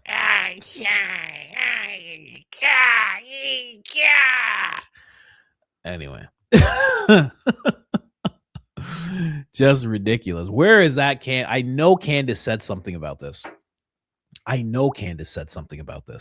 She mentioned this person. She mentioned this Danae Branch person. Let me see if I can find it really quick. Candace said a lot of things in the morning. Oh man, she just said something a minute ago. Oh gosh, we gotta make sure we have that ready to go. I'll show you that in a second, guys. The saga continues. Here, I'll put that at the front of everything. I know she said something about this person, Dana Branch. Where is this? Or Danae, whatever her name is. Oh man, Candace said so much so early in the morning. She's like, I have text messages from this person, and she was responding to Andrew Colvette, and of course Andrew did not respond back. Let me see. Come on. Where is it? Candace said so much. Oh, I can't find it. Damn. Let me see if I can find it in my bookmarks, because there's for sure she said something about this lady. I feel like I pulled it up. I know I didn't discuss it with you guys. There's too many bookmarks. I know I'm gonna find it here somewhere in the day two shenanigans of the trial. I know I'm gonna find it in here. So you guys have no idea how many tabs I have open. Literally, I closed 30 and there's another 30. At least. I probably closed more than 30. Look, we got James Lee. We got Graham Allen. Is this it? Nope. We got Graham Allen. Candace. More Candace. You know? Man. Well, Candace says that she has text messages from this lady. And I think she said that this lady has connection to Phil Lyman's family. And it just paints like an even more vivid picture of what's going on. You know, the lady, I should say, my apologies. The lady who is crying about Erica giving her a tissue is also the lady that has connection to that family and has been texting Candace Owens.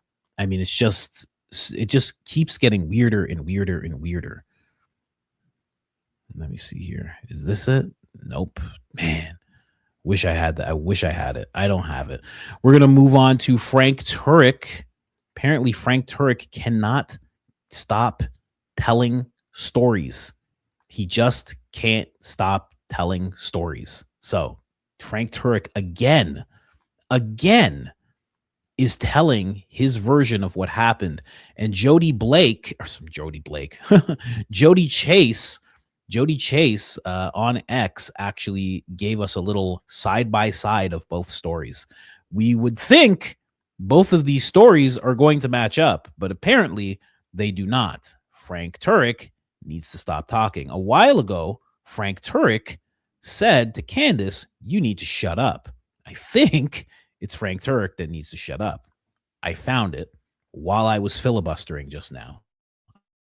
I found it. There you go. So Candace Owens said this. She said, Danae Branch, isn't that one of the neighbors that lives on, what is that, Caldura Engineering Street? I should actually zoom in a little bit here. Sorry. So my apologies, guys. Here. Like from the Phil Lyman / Branch family that owns every house on the street. That name is ringing alarm bells from my investigation. And then she says here, she goes, why do I have text messages in my phone from Dana Branch from October 15th last year? You guys are truly unbelievable. I cannot wait to get back on air. So she will address this. She will be addressing this this heartwarming story, I will say. Very heartwarming. You know, Tissue Gate. Can't wait to hear about Tissue Gate. That should be fun. And I have to second that. I think many of us cannot wait for you to get back on air. It is going to be nuts. It is going to be nuts, I think. Everything's going to go into hyperdrive. Let's get to that Frank Turek stuff, though, guys. Let's get to Frank Turek.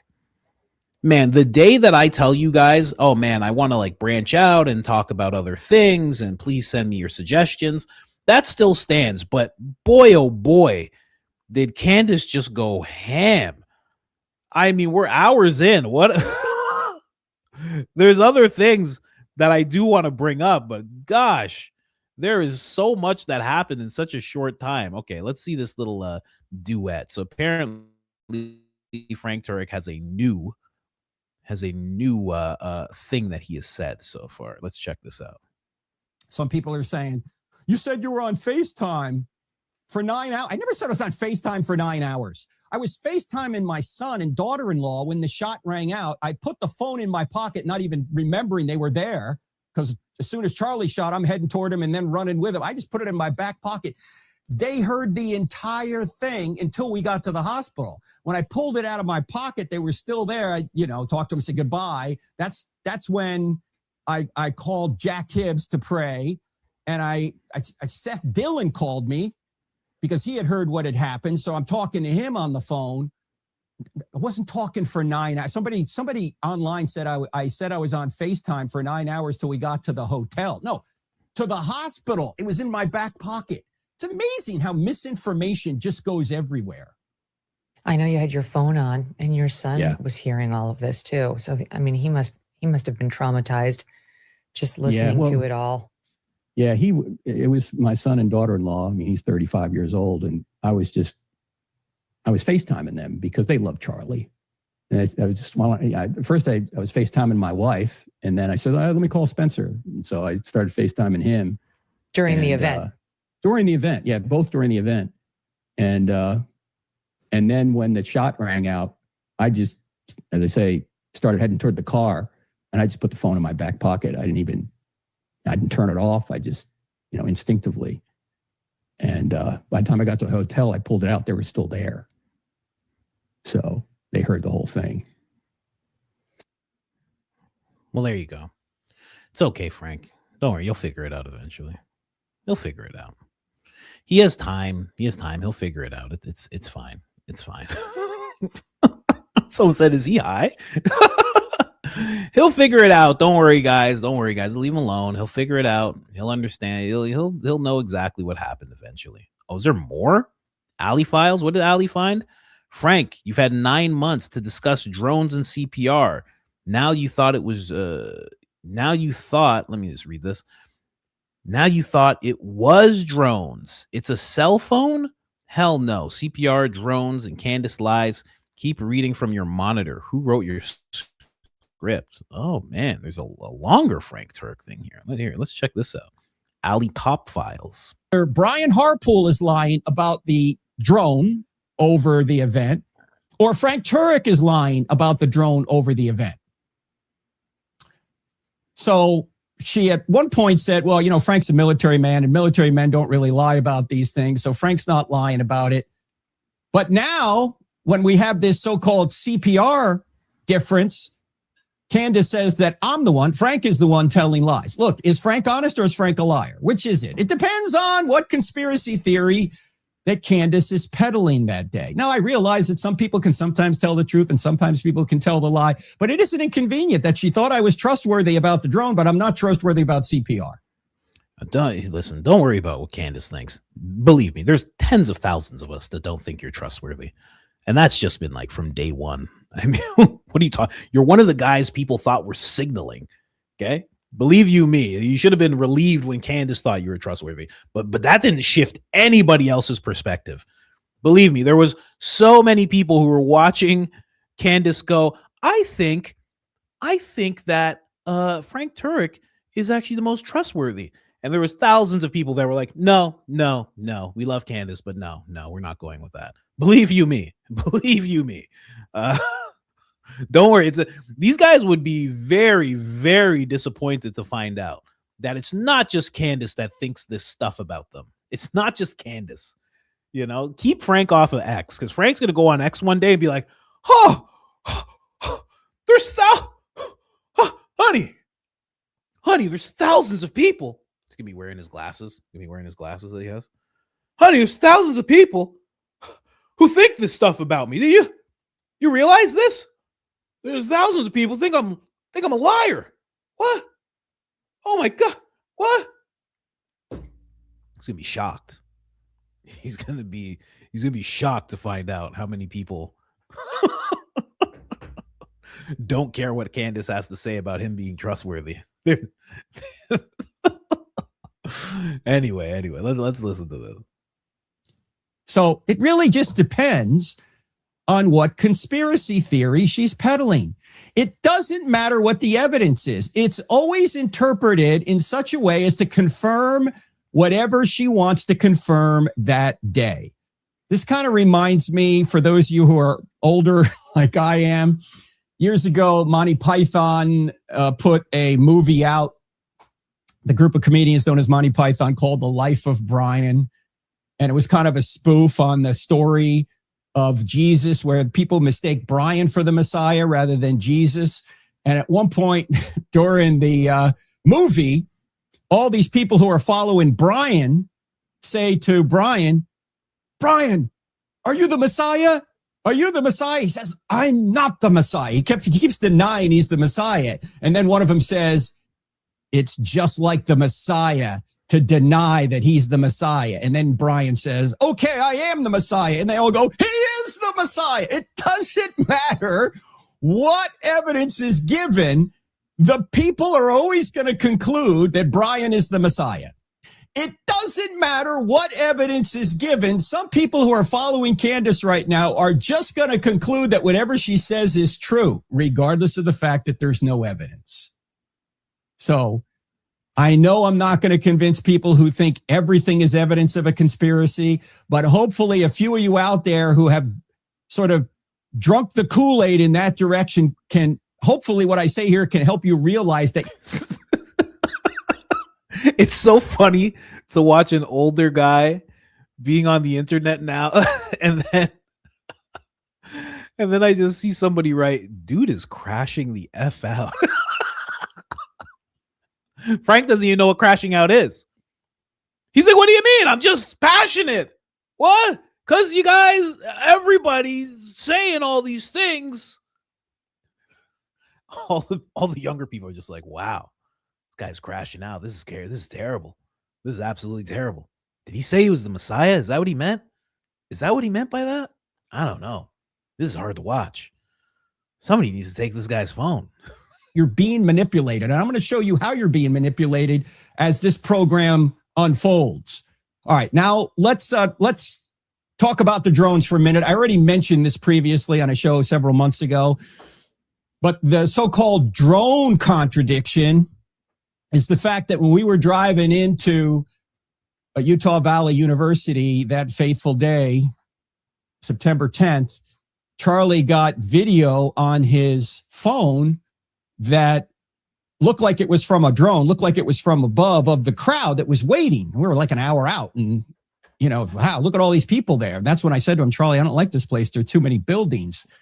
But Charlie just shrugged that off because he was brave and he knew he had to put himself at least in some harm's way. If he was going to love people, he can't completely wall himself off. In any event, it really looked like drone footage. And I said it like 5 days after the murder on the podcast about Charlie Kirk. I said, we got drone footage. I just assumed it was drone footage. You see something from above you, it's got to be a drone. That's what you think in today's society, because drones are everywhere.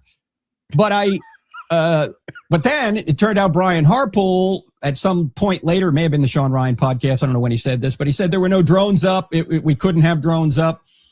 And in retrospect, especially when I went back to UVU in March, and I think I realized this even prior to that, there was a walkway above us, that there was a breezeway that went out into this amp.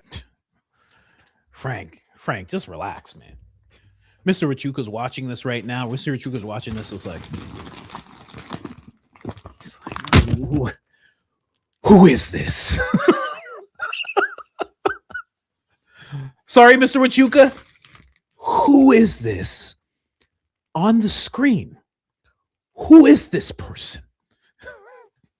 Oh, that's Frank Turek. He works with Turning Point Faith. He's one of Charlie's friends. He's just doing some damage control. He told one story, and now there's another story that he told, and they seem to be different about the same things, and said he was giving CPR, but he was in the trunk, and he couldn't possibly have done that, and plus, couldn't give the CPR. Get him off the screen. Tell him no more podcasts. Right away, Mr. Rachuka.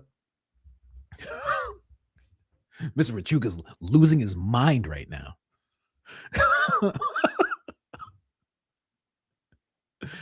Oh my gosh. Mr. Rachuka, just so upset, Just like Mr. Rachuka's just like, what happened? Back in the day, we would just be quiet and we would tell the public it was a weather balloon. We would just tell them it was a weather balloon. And if they didn't believe us, we wouldn't say a word. And we would just go back to business as usual. He's like, what happened to the good old days? He's like, this is nuts. I can't believe this. This crop of propagandists. Absolutely terrible. Mr. Rachuka, Blake Neff just did a 7-hour live stream talking about the case. What? The adventures of Mr. Rachuka. Just so pissed off. He just did a 7-hour live stream. How? And Special Agent Myron Gaines was there as well. He was there, and he was running defense for him. He's what? What? When did that happen? Gary was there? He's like, Gary, I knew it. Mr. Rachuka's pissed. Send them all to UVU. Send everybody to UVU. Anyway, that's Frank Turek, guys. That's Frank Turek. Just talking up a storm. I don't like, what am I even supposed to do? Like, we can play more of it, I guess. This is just him being like, oh, well, I realized there's a walkway. I didn't realize. When I went through the tunnel, didn't realize there was things above us. The concrete was there. I didn't realize that there was people on top and that, pictures. I just thought drones, but apparently pictures, right? Because, in today's society, drones are everywhere. But pictures, and it was just pictures, and I didn't realize. I thought it was drone footage. So I'm just saying, whatever I said, just make it align with what Brian said, and that's it. Just stop drinking the Kool-Aid. A theater-like area, and there was a building above us, so you could kind of walk under the building, look like it was like a hallway, and then on top of it, you could stand up there, and there were people standing up there. And so what probably it was someone with an iPhone from his team just taking an aerial shot from that top of the building there to show us how big the crowd was. I just assumed it was a drone, but Brian was I just assumed it was a drone.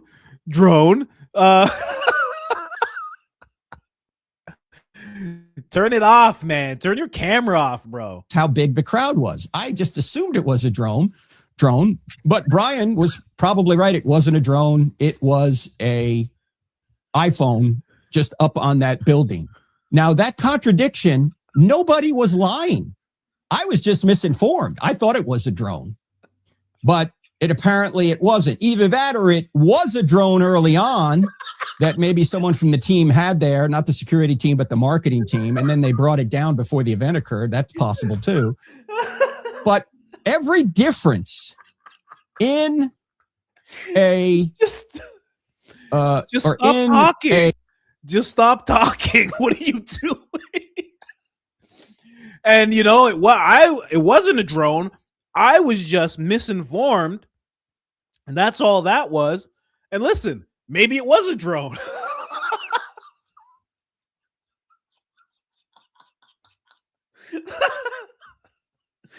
Oh my God. Maybe it was a drone. I don't know. Listen, by the end of the video, maybe Brian Harpole's a liar. Why do I have to be the liar? Maybe he's not telling the truth. You saw him on Sean Ryan. That was a complete terrible. It was a train wreck. So why are people coming at me? By the end of the video, he's just standing with his lawyer. His lawyer's like, we can no longer continue this video. I've told my client here this video is going to end. And it was not a drone. It was an iPhone. It was an iPhone. Holy. A case between eyewitnesses doesn't mean it's a contradiction, doesn't mean it's a lie. Sometimes it's just one person was misinformed or one person noticed something another person didn't. Now, what about the CPR difference? Well, I'm going to let Candace explain. Oh my God, he's going into the CPR? No. Oh, all right, let's go. Let's go, man. This is crazy. Listen, I was just misinformed, and listen, just because we contradict each other doesn't mean there's a contradiction. And just because one person says something and another person says something different doesn't mean that someone's lying. And listen, it could have been a drone. It could have been an iPhone. I mean, iPhones sometimes look like drones, and it could have been up there. And turn it off. Who's in the room with them? This guy doesn't have a producer? Someone get this guy a producer. This is crazy. Yeah, that's a good question, man. What happened to the gag order? What happened to Frank Turek having a gag order? And Blake and all these guys. What happened to the gag order nobody was supposed to be violating? What happened there? He's like, let me get into the CPR thing. Okay, let's hear it, I guess. Explain that. Here she is. If we continue to look at the actual evidence of the car, we then have to ask ourselves, what could account for Frank Turek's, and it has to be a lie, according to Brian Harpole, it's a lie. Frank Turek says that he himself, Frank, tried to start CPR. And to be clear, we can immediately determine that Frank Turek is likely the one lying in that scenario and not Brian Harpole, because Charlie was lying across the seats. Okay? His middle section was therefore not flat. You cannot conduct emergency CPR on a person that is laying across two captain chairs with their midsection in the air. Brian, both of his hands are occupied. He would be, it's not an ideal position at all, but like he's the person that would be in the position to address Charlie's chest area. It's not possible. Okay. You need a flat surface to do CPR. Everybody knows this. And Brian has already admitted that it was him that was on the floor, down on one knee beside the chair because Charlie's legs were dangling off. Okay. Candace doesn't know what she's talking about. Candace wasn't there. It wasn't just Brian in the back seat. It was also Rick. In fact, Rick was sort of holding Charlie's head. All right. I was over the top. So I was from the third row, if you will. And Charlie was laid out from my left to my right, where his legs were out the door, as Candace just said, because he was too tall. And to my right was Brian. To my left, where Charlie's head was Rick. Okay. Most of his back was on the left seat. Okay. And Brian is correct that most of the ride, we weren't doing any CPR. We couldn't do CPR. We're trying to stop the bleeding. So no CPR was done. It wasn't until the last, say, 30 seconds of the ride that I thought to myself, we got to be nearing like 8 or 9 minutes and he's not breathing and there's no heartbeat. I've got to at least try. It's probably going to be futile, but I got to at least try to start his heart and get some air in him. So I tried that for like 20 or 30 seconds at the very end of the ride when we're pulling into the hospital parking lot and we're yanking and banking our way there. That's some that's some old school language right there. That doesn't mean the same. Listen, 20 years ago that meant something different, guys. You gotta give them a little pass on that. Today that means something else. There's a little different. Okay, that's some old head language. All right, just yanking and banking back in the day meant you were running around, bumping into things. You know what I mean? That's all it meant. Today it means something a little different. You gotta give them a little pass on that. Give a little pass on the yanking and banking. You know what I mean?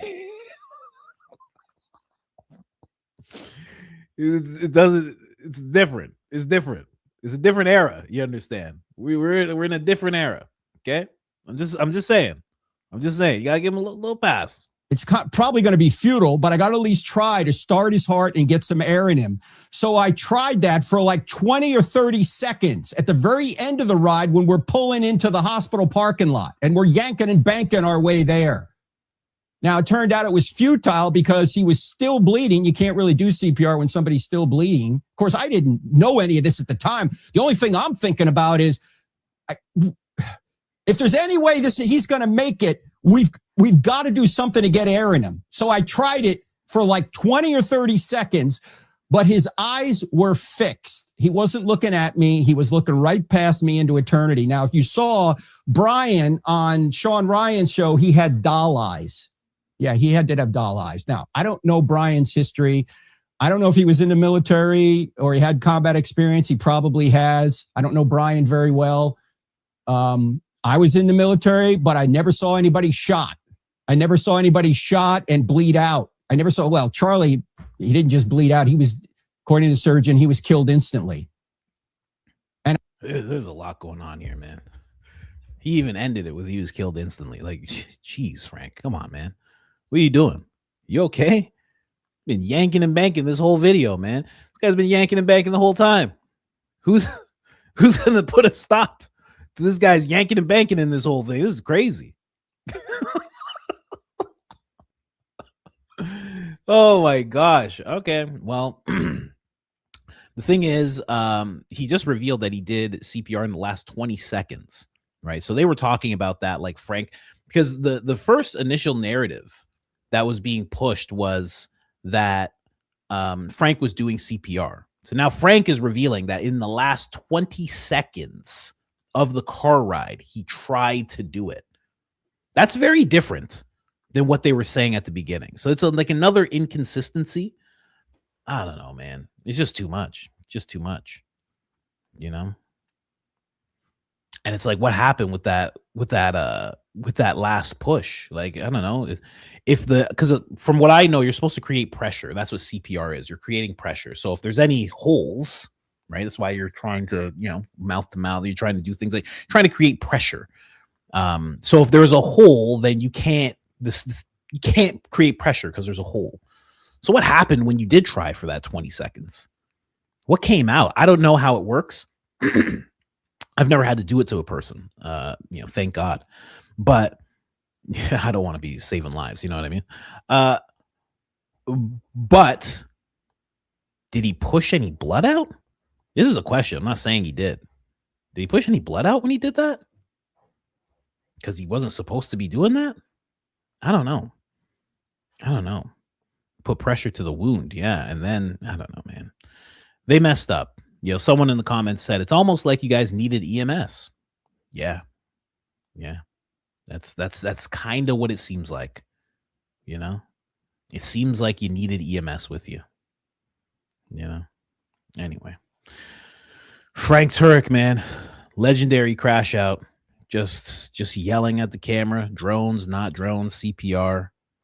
You know, to say Candace doesn't know what she's talking about. I mean, he has to remember, nobody's just saying this based on nothing. They're saying it based on what Brian was saying on a podcast and what he himself was saying.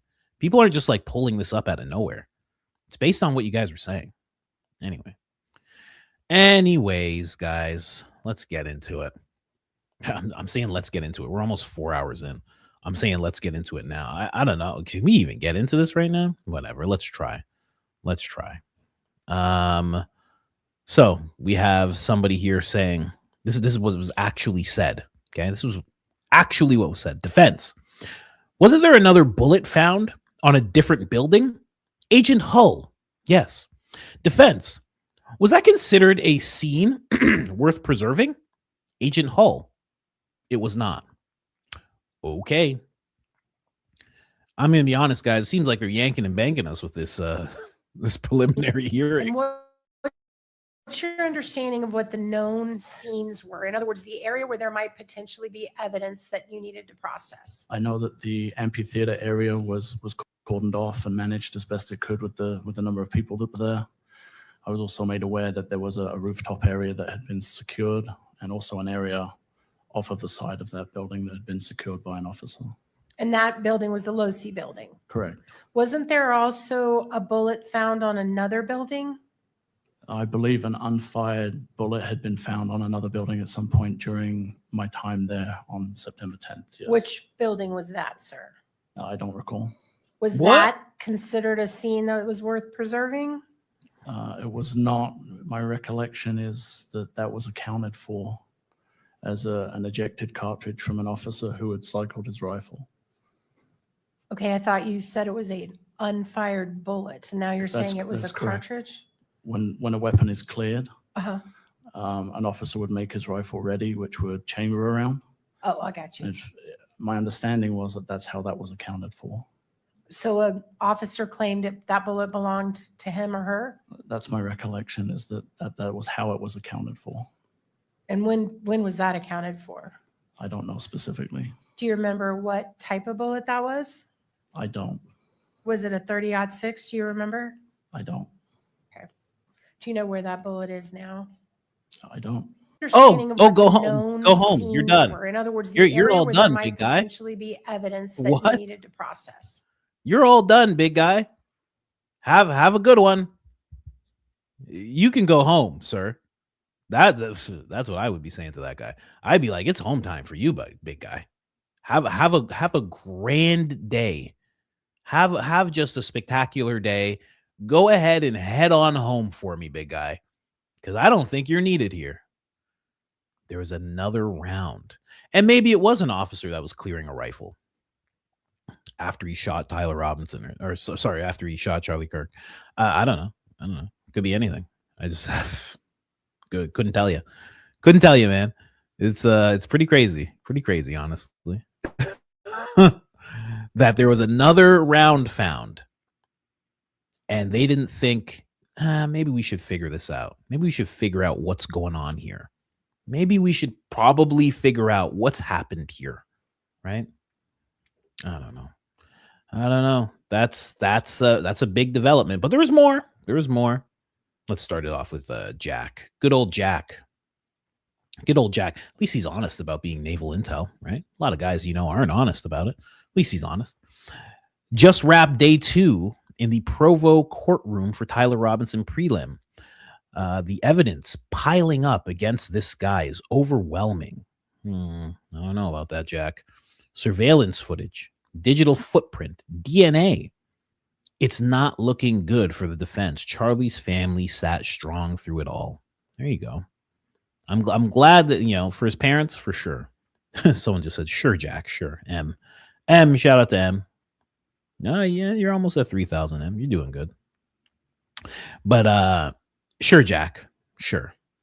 Again, it's like people are in different universes. Candace Owens had this to say. She said, I'm feeling like those pesky conspiracy theorists are going to be proven right again, that Lance Twiggs is going to be determined a federal asset who helped set Tyler Robinson up. And in the end, we will learn that no gun was fired from the Losi Center. Charlie's mic popped. Charlie's mic gave us a big bang. I'll add that multiple decoy boys wearing maroon shirts were crawling the campus that day. If I had to guess, I'd put my money on the conspiracy theorists every single time. But at first, we must be called crazy, narcissistic people, like we were during 2020. But we're proven right. Feds got a Fed, and that was in response to Ian saying this. Saying, yes, it was definitely stated in the middle of the night. Tyler Robinson's car was allegedly being driven by a bald man with 3 other passengers in the car. I know, Liz, I know exactly who you guys are thinking of, okay? I know exactly who you guys are thinking of, okay? I know exactly. And that was for Barron saying, Barron saying, am I hearing this correctly? Tyler Robinson arrived, quote unquote, Tyler Robinson arrived at 8:30 on the 10th, walked to the quad and made contact with Turning Point reps. And then his car was seen on a ring camera at 12:30 midnight on the 11th. But the homeowner says it was driven by a bald man who had 3 others with him. Man, let me see if I can find the person who was trying to get me to talk about this. There was somebody who was like, I need this on your show. There they are. They're like, I need this on your show. And I'm like, what do you need on the show? I was like, come on, man. Come on. You can't be doing that. Oh my gosh. It's crazy. So crazy. I don't condone it. I have no idea what was going on. I have no clue. They didn't say a bald white guy. Somebody said coach is bald. Yeah, it could have been me. You never know. Yeah, they just said bald. I don't know. It's pretty crazy.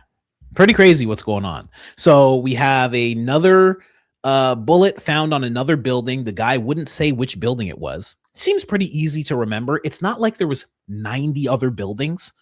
There's literally the Losi Center. There's a building behind it owned by a church, like right alongside it, owned by a church.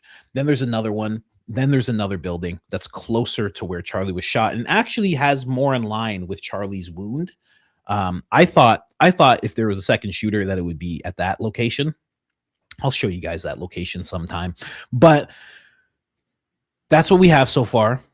Tyler Robinson made contact with Turning Point employees, or just the student body of Turning Point that's at UVU, and that the car was seen at midnight being driven by a bald guy with 3 other passengers. Okay. That's where we're at.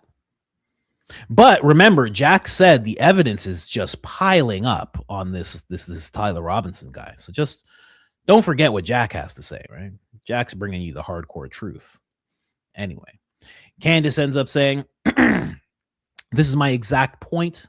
The person walking in the video they are presenting is a very clear, tall person, well above 6 foot. No way that is a 5'10", 5'11" person. How tall is Lance Twiggs? Now, this is in response to somebody being like 5'10". The guy in that video looks way taller. This is for Candace. She was asking, how tall is Tyler Robinson? Right. The reason that they're asking that is because the footage that they're showing of this guy walking seemed to be like a taller person. You remember when Biden had like a taller doppelganger that would pop up every once in a while, kind of like that. Candace went on to say, sorry, guys, I refuse to obey the party's final instructions not to believe your own eyes. The video showing a man that looks to me to be 6'2" minimum, possibly 6'3".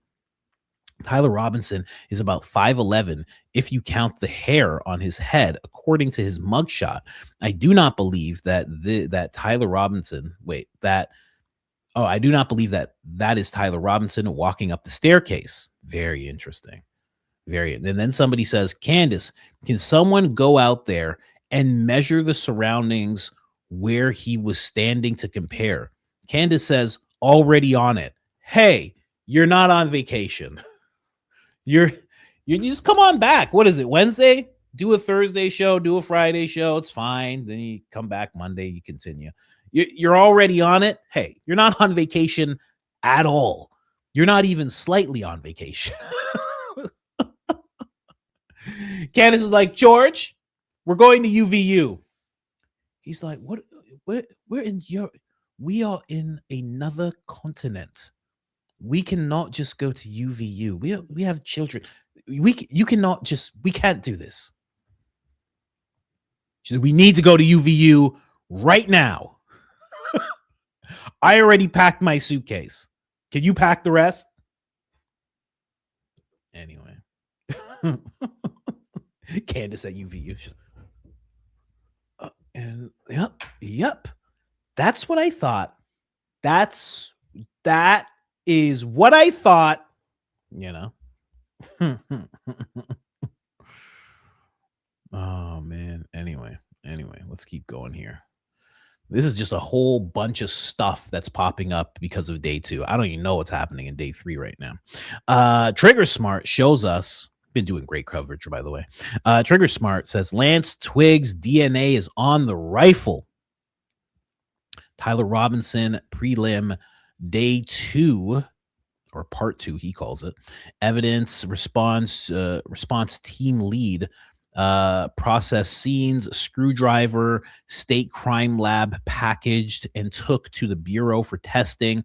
Wooded area found a long gun in dark towel, rifle, Mauser 98 30-06 retro sporticized, bolt action rifle, documented pictures taken, packaged gun and towel provided to the bureau. Gun eventually provided to the ATF. Results: FBI found DNA found on DNA testing. Lance Twiggs' DNA is on the rifle. Crazy, absolutely crazy. So now we have that. I think that's more. I don't know. Maybe when Jack said the evidence was mounting on this guy, maybe he was talking about Lance. I don't know. Maybe he's talking about Lance Twiggs. I don't know. Andrew, who we are starting to think has his account being run by Andrew Wilson, simply says, me watching Candace spin actual evidence, or how Candace spins actual evidence. And then he simply has a very zesty Michael Jackson eating popcorn. Yeah, maybe it is Andrew. I don't know. Who knows? You know. That is towards Candace. Candace saying, why do I have text messages from that lady on the 15th? I can't wait till she talks about those text messages, especially if it's related to the Lyman family. We have our good friend of the show, Officer Tatum. Officer Tatum has a huge update. Evidence presented in the court today directly challenges claims that Tyler Robinson was ever on campus. Prosecutors presented surveillance footage they say shows Robinson on campus multiple times throughout the day, including video they allege captures him on the rooftop. Hold on a second. Is Officer Tatum saying this? Oh, we got to play him. Friend of the show. Let's go. Officer Tatum, ladies and gentlemen. All right, ladies and gentlemen, I want to come and give a quick update. I only got about 5 minutes. This was a very, very impactful testimony today. The prosecution was able to enter in the video of what they believe is Tyler Robinson, who was on campus multiple times. I mean, they have him on campus at least 4 times. They have him going to and from campus. They have his vehicle. He ended up getting stopped at 0030, which is 12:30 in the morning, by law enforcement, which they were able to identify his vehicle and him in the vehicle. So therefore, they can backtrack and they know what vehicle he was driving. They know that it was him driving the vehicle at all of these times that they time-stamped. I mean, all the way from 9 o'clock in the morning, all the way through. One of the most interesting developments is that they have the video of Tyler Robinson getting onto the roof and going and who they believe is Tyler Robinson and shooting Charlie, getting down in the prone position, taking a shot, getting up and running and jumping off of the building. That is proof, evidence. Hold on a second. And they know what vehicle he was driving. They know that it was him driving the vehicle at all of these times that they time-stamped. I mean, all the way from 9 o'clock in the morning, all the way through. One of the most interesting developments is that they have the video of Tyler Robinson getting onto the roof and going and who they believe is Tyler Robinson and shooting Charlie, getting down in the prone position, taking a shot, getting up and running and jumping off of the building. That is proof, evidence, especially them believing it's Tyler Robinson. He hasn't seen the video. He just said they have it. Because believe me, if this guy saw that video, you think he'd be making a simple car video right now, all calm? He would be like, Mama, I told y'all about this evidence. I told you the amount of evidence that gets so big, Mama. I can't even talk to you, Mom. Reception go off. I came down for the amount of evidence just to talk to you, Mom. Y'all, I have seen it. All of y'all stupid nutcases, booty bandits, fiber eaters. I told you, I just seen the video. I seen it. I seen the video in the prone position. In the prone position, he a booty bandit, so he had his booty cocked up a little bit, and I saw him take that shot. He ran out that building, jumped off like Superman. Oh, that's exactly what you'd be hearing from him if he saw that video. Believe you me, there'd be no calm video from him if he saw that video. He did not see that video. They've just said that they have it. Now, again, they might actually have it, and it might look just like Tyler, and et cetera, et cetera. I mean, just like somebody said in the comments, prove that it's him. That's what's going to have to come next. You can't just be like, this is him. We know it's him, and that's it. Anyway, if it's in fact found through the probable cause process that it is Tyler Robinson, this is incredible, damning information to the defense. There's rumors out there that Tyler Robinson wasn't even on campus. Well, now you know that is a lie. I sat in court and watched the evidence of who they believe is Tyler Robinson, which is very clear. But it is a presumption of innocence, and this is why I'm articulating it that way. And see, he just said the language of the fact that he does not actually know, or he hasn't actually seen the video, but then as he talks, he speaks as if he's seen the video.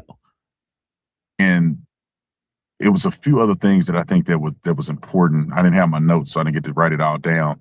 But I think that was probably the most significant element of, the case so far, disproving people who were saying that Tyler wasn't even on campus and that, they have no video of him taking a shot.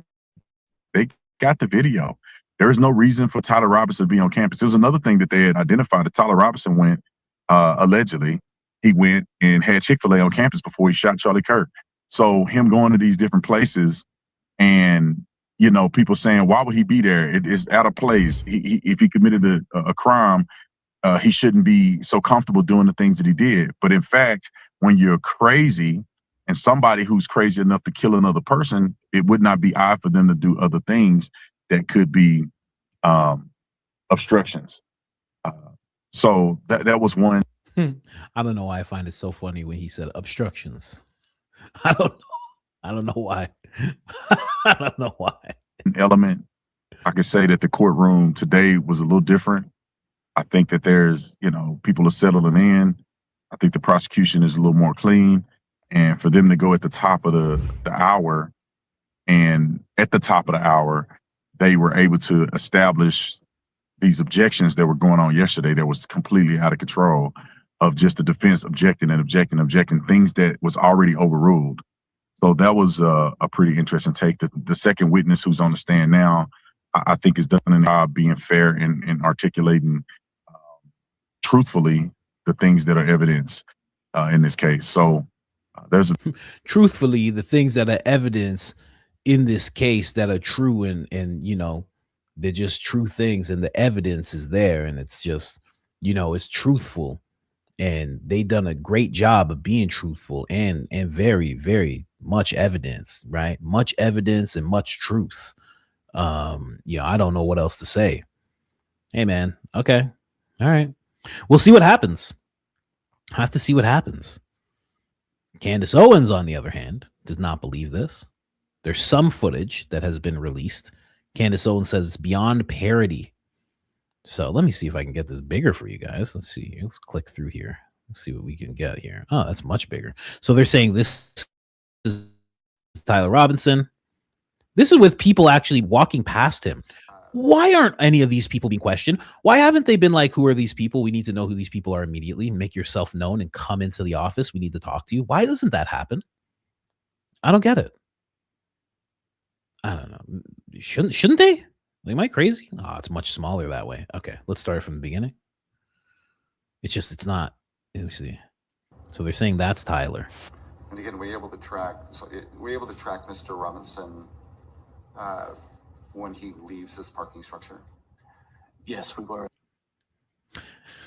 So what are we seeing right now?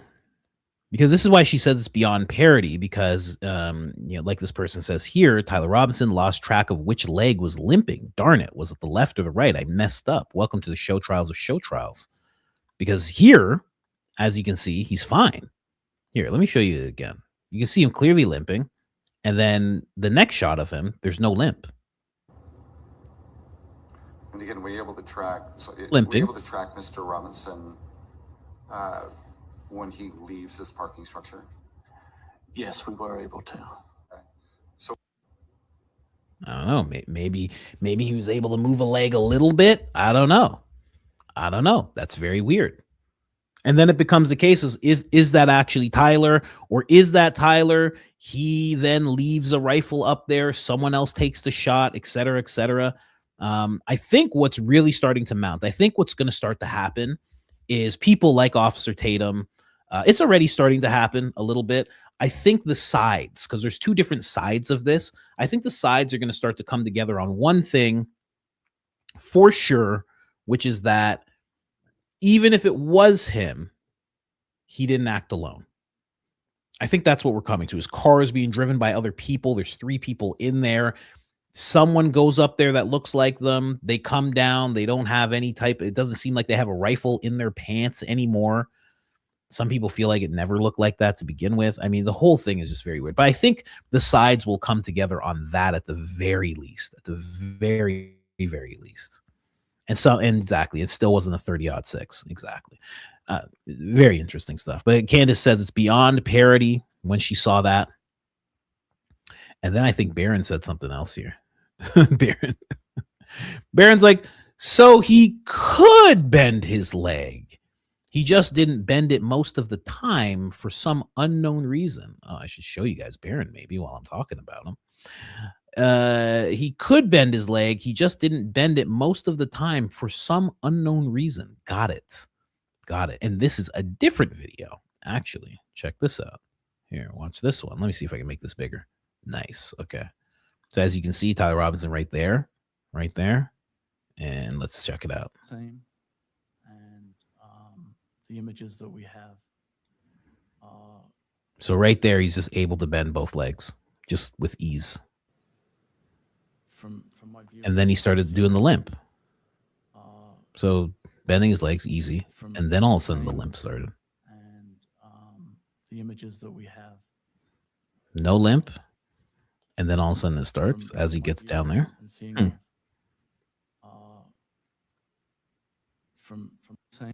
Very weird. Now, somebody else, I think it was M that first noticed this. It might have been M or Emily. Sorry, not Emily. Ali Top Files. But they noticed that there was a little glitch here. I don't know if it shows it here. Let me see. And the images that we have. Okay, so there's not in this one. But there's another one where there's a little bit of a glitch in the recording. And it's just as he gets his phone out. And people are starting to think that he might have called somebody. Just checked his phone or actually called somebody, and they cut it out of this footage, but we'll get to that down the line. But that is what Barron was talking about right there. As he said, he could bend his leg. And then Candace Owens is like, he literally just forgot to bend his leg. LOL. We're supposed to imagine this is a fully assembled rifle in that bent leg. I can't with this stupidity much longer. Go ahead, Candace. Let us know how you really feel. Candace is gonna go off. And beware when she starts coming back next week. She's gonna ease into it. She's gonna have to start where we all were day 1, day 2. All of the evidence, all the evidence that's gathering, the recordings and everything. It's going to be a lot. And then she also has to breathe fire on Andrew Colvett. She has to breathe fire on Blake. She has to breathe fire on Ben Shapiro. So, like, don't worry. Just he switched stiff leg. Yeah. I know. That's exactly what the person is saying. I just read this to you. I just read it to you. We just read this. You didn't. Hey, man. Hey, you paying attention? We just read this. Patsy lost track of which leg was limping. Darn it. Was it the left or the right? I messed up. You weren't paying attention? Hey, come on, man. You got to pay attention, big guy. Anyway, let's keep going here. Candace Owens also had this to say towards what Barron had to say. Barron said, am I hearing this? Barron keeps saying this. Am I hearing correctly that Tyler Robinson arrived, met with people at Turning Point, and then his car was seen being driven by a bald guy with 3 people inside of it? Candace then says the most important thing to do, the most important thing to remember is that before we got here, I demonstrated just how many young men with brown hair woke up and decided to wear maroon shirts and khaki shorts on September 10th to UVU. Some were even carrying maroon shirts. What a coincidence. I'm going to guess we are going to see more grainy footage of a young man with brown hair. I most look forward to learning who the Turning Point employee was. Oh man, that means she knows already. Either Daisy already knows or Candace already knows. That's what that is right there. That's what that is right there. Oh gosh. Oh goodness. Come on. This is crazy. This is so funny here. Let me see. You said he stopped limping. He switched legs. In fairness, blah, blah, blah. Blah, blah, blah. Don't make me tap the sign again. Do you want me to tap the sign? Do I have to tap the sign again? Tap, tap, tap. Tap, tap, tap. Here, this is me tapping the sign. Tap the sign again. Lost track of which leg he was limping with. Darn it. Was it the left or the right? I messed up. Welcome to the show trials of show trials. Tap, tap, tap. This is me tapping the sign. Tap the sign. Tapping the sign again. Okay. Anyway, let's keep going. This means that Candace actually knows who it is. That's just me. Maybe she doesn't. Maybe she has no idea. Maybe she's just on vacation. She has no clue. But I know she has people who work with her. I know they look into things. I know she's friends with Barron. I know that Daisy and Barron, they go hard. Someone knows who this person is already. And I can't wait to hear it. I cannot wait to find out who that was. Oh, did Bongino have something to say? No, he didn't. Okay, good. Anyway, let's move on here. We got to get through these tabs. This is almost 4 hours already. Jeez. Haven't even got to the supers yet. Good gosh. Okay. Tappa, tappa, tappa, tappa, tappa, tappa. I love that. I love that we have a generation of people that have just like watched The Simpsons and you know exactly where I'm going with things. I love it. It's just beautiful. Andrew Colvett says video compilation of Tyler Robinson visiting UVU on the 10th, last visit stretching to the 11th. That's crazy. So he went back afterwards? What are we talking about? Whoever it was on the 11th, listen, say what you want about the 10th or whatever. Whoever it was on the 11th, it cannot be him. It cannot be him. He was not there. There's no way he was there. There's no way he went back after that. Are you kidding me? Will be submitted as evidence and broadcast to the media. Here's the video. When you watch it, you'll understand why the defense fought so hard against allowing it to be seen by the public. Let's see. 13 minutes. All right, let's check it out. Let's go ahead and put it on all screens. No, I appreciate it. Is so it is admitted and may be published to the screens. And just want to make sure it's on your screen, Agent. All right. Mr. Sturgill, you may proceed. Appreciate that, Judge. Thank you. Go ahead. Okay, what are we seeing here, Agent Hall? That's the vehicle that is believed to belong to Mr. Robinson arriving in the parking garage on campus. At what time in the morning? What time of the day? It's approximately 8:30 in the morning on September 10th, 2025. And what leads you to believe this particular vehicle belongs to Mr. Robinson? Information that was provided regards to driver's license and Department of Motor Vehicle records, the vehicle fits the description of a vehicle owned by Mr. Robinson. Is there anything unique about that vehicle that stands out to you? To say it fits the description and why don't you just say, hey, it's the same license? It's the same license plate. That's it. It fits the description. What are we talking about here? The shape of the vehicle is very distinct, but The predominantly shape. the wheels were very distinctive on this version of the vehicle. Now what do we see? The driver of the vehicle exits the vehicle and then walks on foot to exit the parking garage. It's the individual in the red T-shirt and the shorts and the shoes. And do you believe you recognize who that person is? Yes. Who is that? I believe that's Tyler Robinson.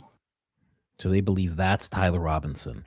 This is very interesting because, like I said before, there was footage released of someone getting out of a car that looked similar to that one, and it wasn't on campus. It was on a street, and the guy got out, and he was dressed exactly like this, And then somebody actually has shown footage, or maybe it's not footage, but it was a picture of a guy running while everybody's running, and he looks exactly like this.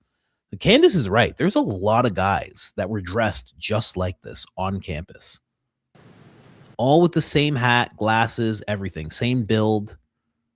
But the one that came out of the car and walked down the street definitely looked like Lance Twiggs to me, just by the side profile. And do you believe you recognize who that person is? Yes. Who is that? I believe that's Tyler Robinson. All right. And where does he go from there? He heads out of the parking garage on foot into the campus and actually goes to the quad area of the campus. At that time, he makes contact with some representatives from TPUSA. By quad area? Sorry, the amphitheater is what I previously referred it to. So he goes up on campus, visits the amphitheater area, the courtyard or quad. Correct. And then what do we see here now? He returns on foot back to the same vehicle. And what time is he returning back to the vehicle? It's about 9:25 a.m.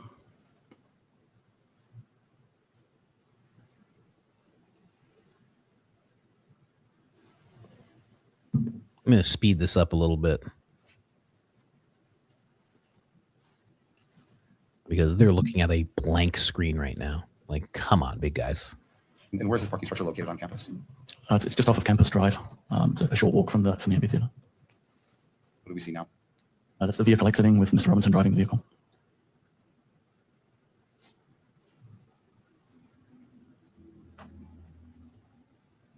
Now what do we see? This is Mr. Robinson returning to the campus on foot from the neighborhood to the northeast.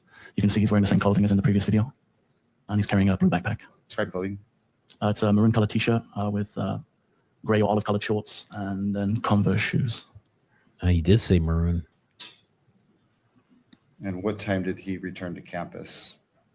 Just after 10 a.m. And does he leave the parking structure eventually?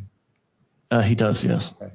And during this visit, do you know where he goes after he leaves the parking structure? Yes, we were able to track his movements on campus. He went to Chick-fil-A in the Sorensen building and purchased some food, sat and ate the food.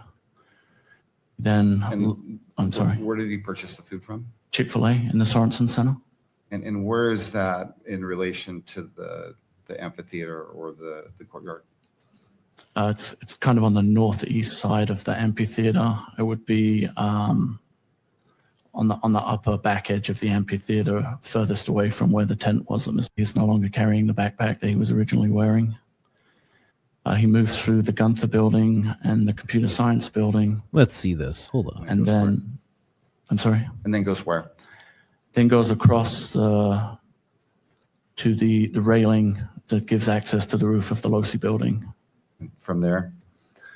From there, he comes back down the stairs and walks off campus from that point. And about what time was that he left campus that second time? Do you know? I believe it was approximately 11 a.m. or just after, if I recall. I could verify from my notes if you need an exact time. Yeah, if you don't mind. That'll help you remember, refer to it. Don't read it out loud. Knowing you've had a chance to look at that, would you?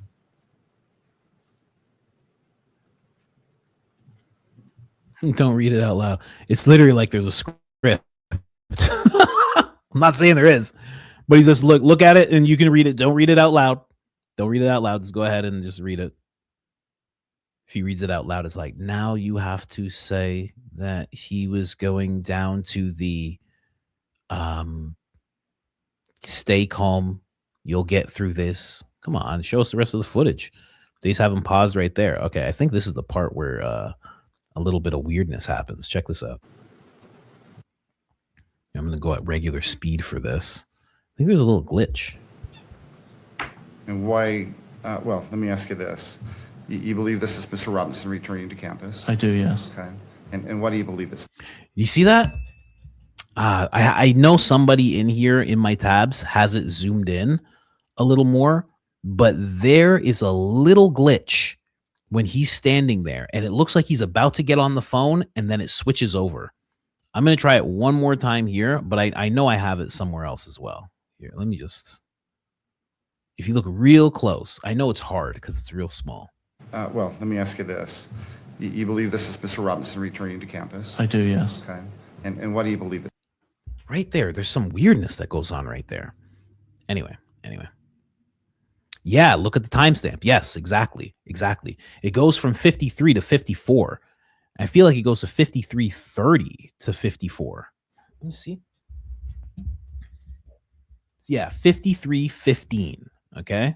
I know I seem crazy. I'm just getting in like this. I do, yes. Okay. And what do you believe? It goes from 53:17 to 54:33 right away. Yeah. Ali Top Files found it. Yeah. I know. I have it in here somewhere. Here, I'm just going to check if there's anything else. Okay, so they have a bunch of other stuff. We'll get back to that. Okay, so I'm not going to let that disappear, but I want to find where Ali's at here. I'm gonna close a bunch of these tabs. I mean, just 80 tabs. I mean, whoever came with me throughout this journey, throughout all these dozens of tabs, shout out to you. We're closing them one by one. You know, is this it? No. Okay, that's Ali Top Files. We have James Lee there. We have James Lee talking a little bit. UNF America. There it is. Here, let me just see, because this is M. I know M showed it, but if Ali was the first one to find it, I'd like to find Ali finding it. Okay, I can't find Ali's version of it, but I found M's here. So we'll just pull this over here. Check this out. So M is like, this person made a phone call. This is why they cut the footage, because they want you to believe he was a lone shooter, the lone shooter narrative. This person says, wish a Birchwood notice the cut. 53. Yeah, exactly the timestamp I said. Okay, perfect. Oh, and they tagged me. I didn't even realize that. Okay, shout out to you. Thanks for tagging me. Is this any closer for us though? It's the same way that he did previously on. Okay, watch this. I wish I could zoom in more, but it just doesn't. It doesn't allow. And this takes just a moment.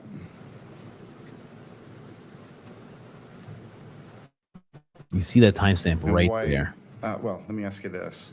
You believe this is Mr. Robinson returning to campus? I do, yes. Okay. And what do you believe? Oh, even smarter. Rosie, the super chat. You just said the white car disappears. Even better. You don't even have to look in that close. Literally, watch right here. Watch right there where the white car is. The white car disappears. That's where the jump happens. I believe this is Mr. Robinson returning to campus. Right there. Yes. Okay. Gone. And what do you believe is Mr. Robinson? Wow. What is going on here? I'm gonna make sure to share that. If you're on X, where did it all go? Oh, there it is. Bang. If you're on X, you'll be able to see that. Go and check that out. Crazy. Some stuff going on, man. Some weird stuff going on here. Let's see what else they have in terms of footage. You know, shout out to Andrew for the compiling, you know. So he's limping there.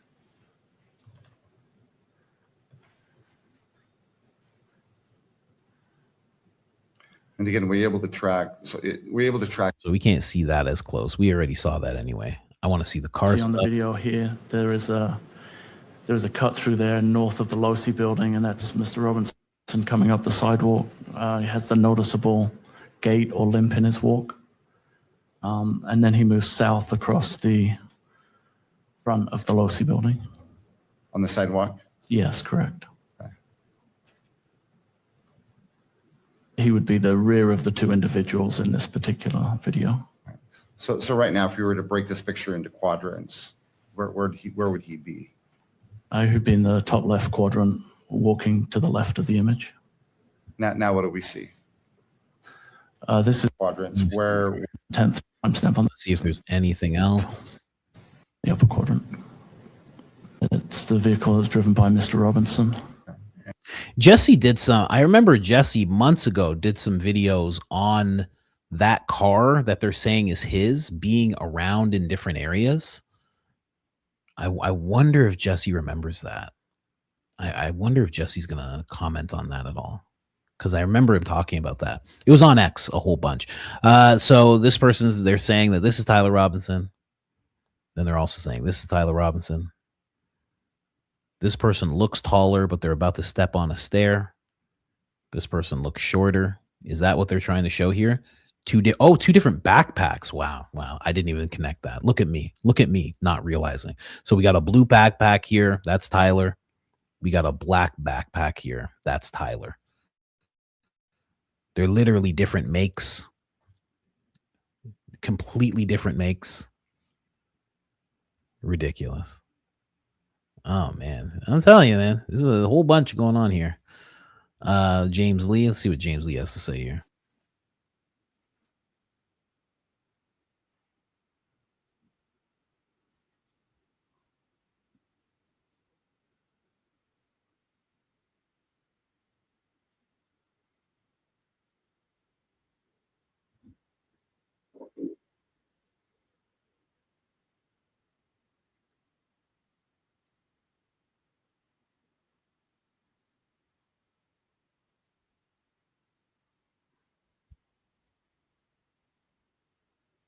I'm not even on the thing. What am I doing?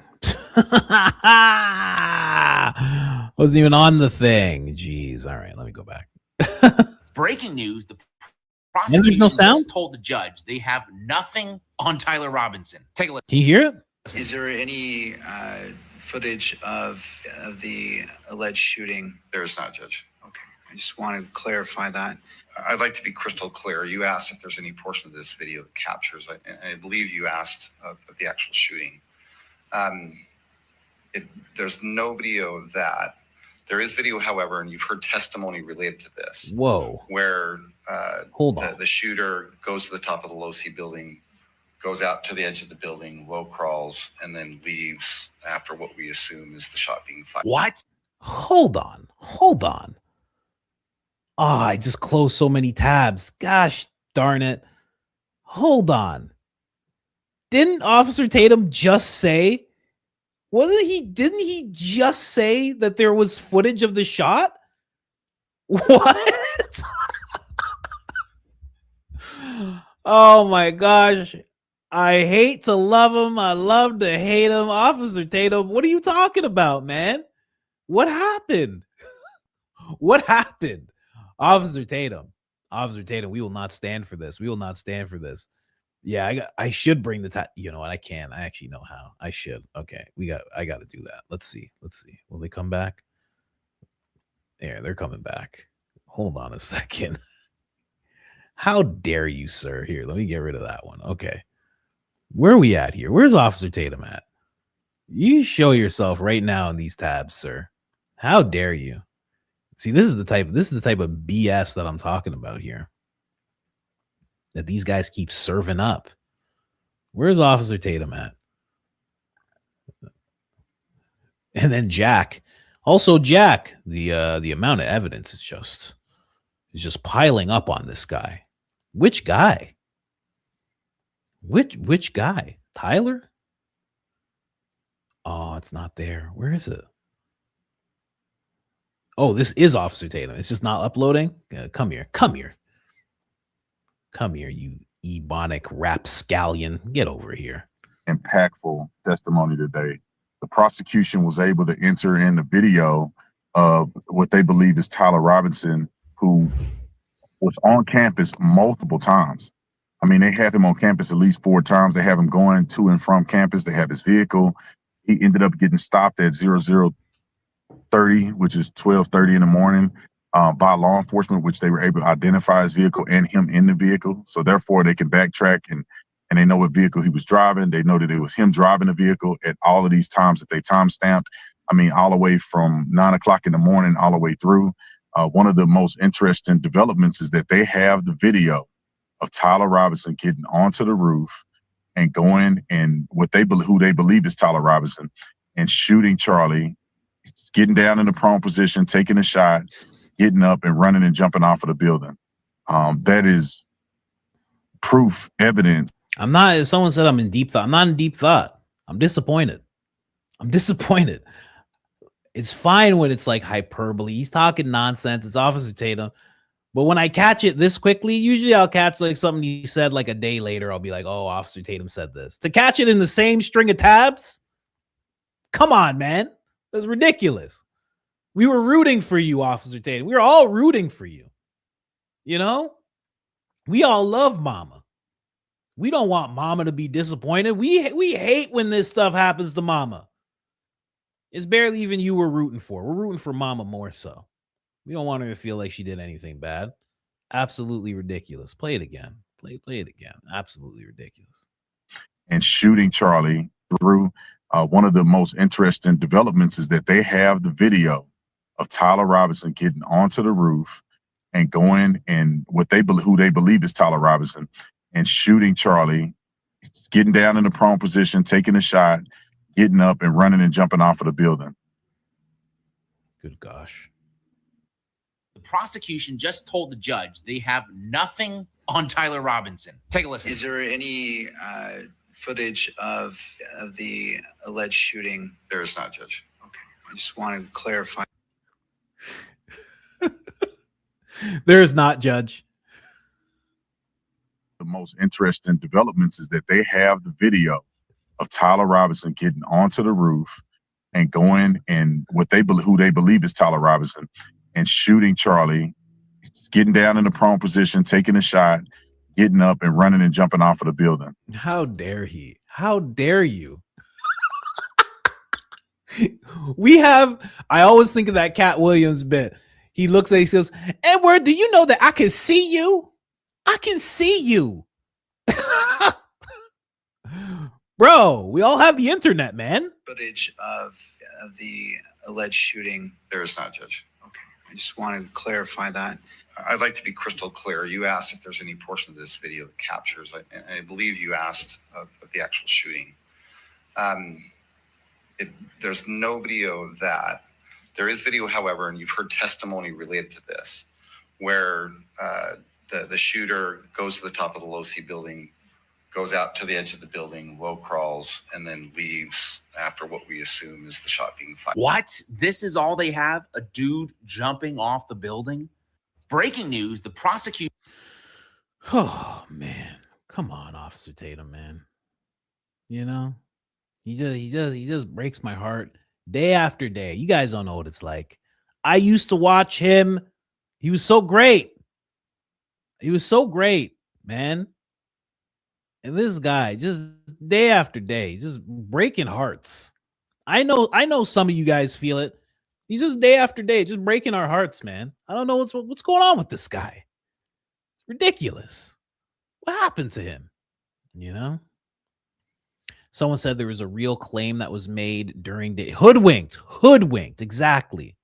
Someone said there was an actual claim that was made. A cop claimed he had cop intuition and wrote down Tyler Robinson's license plate the day of Charlie Kirk's offing. This sounds like BS. I mean, what's going on, guys? Why are they doing this to us, guys? I can't understand it. We got Blake Neff. You have Blake Neff on the scene. Anyway. Someone said I was making the Bustamante cry face.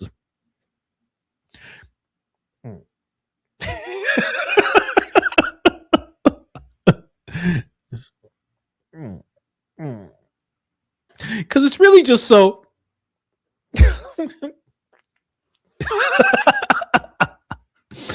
Blake Neff, where's Blake at? There's Blake. Blake was saying it's very clear someone well above 6 feet. Why is he clearly shorter than the other guy that passes the stairwell and comparable height to the woman he passes? Is that woman 6 feet as well? Okay, so he's trying to like dispel what Candace is saying. Candace is saying this is my exact point. I'll go over here first. We'll talk what Candace has to say first. I know I already read this, just for context. It says that's my exact point. The person walking in the video, they are presenting very clearly a tall person, well above 6 feet. No way that that is a 5'10", 5'11" person. How tall is Lance Twiggs? And one furry is going to protect another. So Blake jumps in here to protect. Okay, that's his first picture. That doesn't show anything. Cool. All right, that's his second picture. That doesn't show anything. Cool. Okay, what are we showing here, Blake? I guess you're showing heights. Okay, all right. You're showing heights just based on how the people look. Okay, well, that was a good try, Blake. Just keep trying. Keep trying, I guess. Talk to Andrew. Talk to Andrew Wilson about it. Maybe he can help you out. Make your posts a little better there. Anyway, someone said I'm biased on the issue. Brian Enton, if you guys are on X, he's a great follow. He documents things step by step as they're happening. I'm biased on the issue, but I really feel the public should be able to see most of the evidence revealed in the courtroom. You don't really have to be. You don't have to really be. You don't really have to be biased as a reporter. You just have to be a member of the public to want to see things. But I get what he means. Somebody said a bald man driving. Where was Blake the night of September 10th? So this is getting. You know what I notice is very alarming. I know I was the first person to call Blake like very zesty, the zesty man. I'm pretty sure. And I notice a lot of people doing it now, and I notice a lot of people doing that to Officer Tatum too. I didn't mean for this to happen. I come up with a lot of different words. It's the way my brain works. So I'm sorry. I apologize in advance. If this spreads, if the zestiness spreads, if people start seeing Blake in the street and they start going like this, if that starts to happen, I apologize. That's not what I meant to have happen. I just needed to explain what I was seeing. That's all it was. There's a comedic flair to it all. I'm sorry. I didn't mean that because I'm seeing it all over the place. People aren't even tagging me. They're calling them zesty this and zesty that. I'm very sorry, sir. I didn't mean for that to happen. I was just saying what I saw.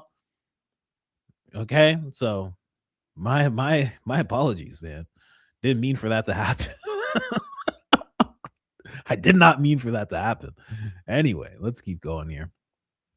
Let's keep going. Judge rules surveillance video from UVU campus of Tyler Robinson can be broadcast to the public. Becoming clear there is a lot of video in this investigation we haven't seen. Yeah, and the video sucks. We've been seeing it. It kind of sucks. I don't know. Tyler Robinson went to Chick-fil-A. We already learned that. And, I guess good taste, right? Man of God has to go and sit down at Chick-fil-A, come to terms with his thoughts. Zach Costello, imagine being such a shill. You actually type this garbage. Even worse, if you're dumb enough to believe it. I personally feel dumber having ever considered what Eric L. Daw, is that his name? Daw? Has to say. Why? What did Eric say? Let's see. It's official. The bombshell. This guy's like the white Dom. Dom, the guy who's always like breaking news. He's like the white version of that guy, Instead of just saying breaking, he says, it's official. It's official. Bombshell footage has just been unveiled in the Tyler Robinson trial, showing Robinson arriving at the campus to commit the heinous act. Erica was holding up a tissue to her face. Why on earth does that matter? Under no circumstances was this anything other than Robinson showing up to off Charlie. His rooftop escape is literally on video, but not the shot, right? Not him laying down, not him setting up, right? Open and shut case. Give him the maximum penalty. Listen. For Zach, I know it hurts. I know it hurts.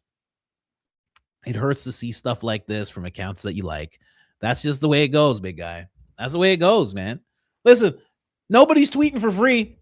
Keep trying to tell people, man. People aren't tweeting for free.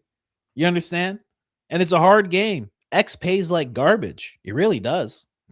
Go look it up. It's terrible. It's terrible. You got to get 1 billion views just to get a proper paycheck. It's an absolutely terrible pay structure. So you got to understand, these people are for sale. You gather up a big old following. What else is there to do? I'm just saying. Anyway, let's hear from someone who's actually trustworthy. There we go. Graham Allen. Thoughts on the trial. Oh, too close to the camera? Oh, you guys won't be able to hear it. As soon as I get to Graham Allen, it does the thing where I got to reset everything. Okay. Hey, listen. Episode 100. No problem. We have no problem with that whatsoever. Don't even worry about it. We will reset because how we need to hear what Graham Allen has to say. Oh, how we've been waiting so long for to hear Graham Allen. You know, it's like that Dave Chappelle joke. What does Ja Rule think about all this? Too close to the camera. Hey, you're too close, man. Too close. The main thing. All right, so long court day today. We just got out. The main things are this. This is some of the most back and forth we've seen so far. One was over Charlie's religious beliefs, his ideologies, his how religion and politics combined, leading to the motive of Tyler Robinson. And we have two completely, all the conspiracy people out there. We literally have, and this was just the footage we saw. They've got Tyler Robinson. They've got the whole thing. They've got him checking out the spot. They've got him leaving. They've got him coming back. I would even argue they probably have the footage of him changing. We didn't get to see that part. They track him all the way through. And then also at the end of almost a 4-hour cross-examination, it comes out to Tyler Robinson is a 95% match on one of the items. He's an 89% match on another. It's a 1 in like quadrillion. Oh, okay. Is that what they said in the courtroom? Is that what they said in the courtroom, big guy? They said quintillion? Huh? 5 head? Huh? 5.5 head? Is that what they said? They said quintillion in the courtroom? Is that what they said? Is that what they said, Pentagon? Hey, big Pentagon. Is that what they said? They said quintillion? Shut up. We're moving on. No, I'm not even doing No, we're done. We're done. He said quintillion, and he's not joking. We're done. We're finished. Anyway. No, we move on. When 5.5 head tells me about quintillion, kick rocks, buddy. Get out of here. You kidding me? Mr. Wachuka is disappointed in all you guys. Important debate happening in the courtroom. Media lawyer arguing. Public should be able to see videos. Thank you very much, Brian. They do not have footage taking the shot. That was the last thing that popped up. Oh, and I'll listen. Let Officer Tatum redeem himself with this one. He's gonna redeem himself right now. I promise. He always redeems himself. Okay, he has a good heart. Let's see what he's talking about in this clip here. Check this out. Just by the Southern Poverty Law Center or the FBI, the CIA or something, just to make a photo op so people can have something to be mad at. We got some other footage. This is the girl allegedly with a booty in the air on the same train. Roll the clip. Now they add the little spooky music to it. But we blurred it out with a booty in the air. Booty just in the air, like a newborn baby, just booty just in there. Grown woman. And here's a mugshot allegedly. I say allegedly because it looked just like the girl, but I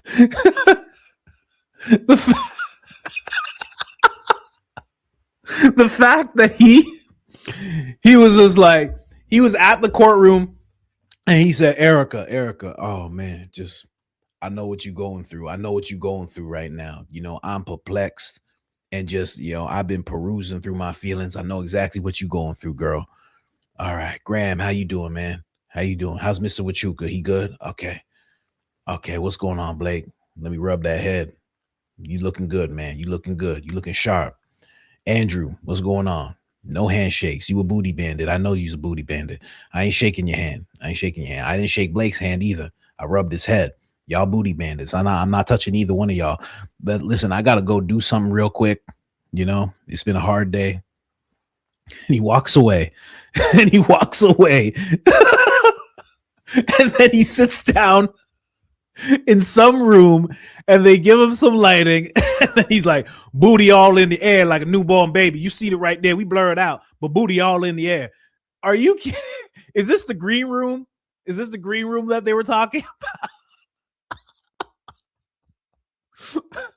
And then he got up and he went back outside and he went, I know it's hard. What's going on, Erica? You good? Don't worry. We gonna get through this. What's going on, y'all booty bandits? Not shaking y'all hands. Listen, Erica, I know you're going through something right now. The range. This man has range is what I'm trying to tell you guys, okay? I don't even know what he's talking about, and I don't care. Actually, I do know what he's talking about. There was this lady who was going crazy on basically what Blake thinks Candace is exactly what this lady is. She was going crazy on the subway, booty in the air, like he said. She was doing all sorts of weird things, just farting in the wind. She didn't want any part of her pants to touch the fart, so she was just letting it all out. And then the Patriot Front got on the subway as well. And all of a sudden, she was like stiff as a board. She was sitting there. She was a productive member of society all of a sudden. So that's the story. I'm gonna play it again. To her, not even a slur, and we'll show a video of how nice they were to people on the train. But I'm telling you, this is the ACLU, not the ACLU. Was that the Southern Poverty Law Center funding these groups to make it appear that there's white supremacy going on, so everybody can take photos and feel shocked? It's 35 white dudes doing nothing. They're not accomplishing anything. They got American flags doing what? It's like 35 of them in the whole country. I haven't seen anybody in any other state dressed like this doing anything anywhere in the country. Just these same knuckleheads dressed in this uniform that's probably purchased by the Southern Poverty Law Center or the FBI, the CIA or something, just to make a photo op so people can have something to be mad at. We got some other footage. This is the girl allegedly with a booty in the air on the same train. Roll the clip. Now they add the little spooky music to it.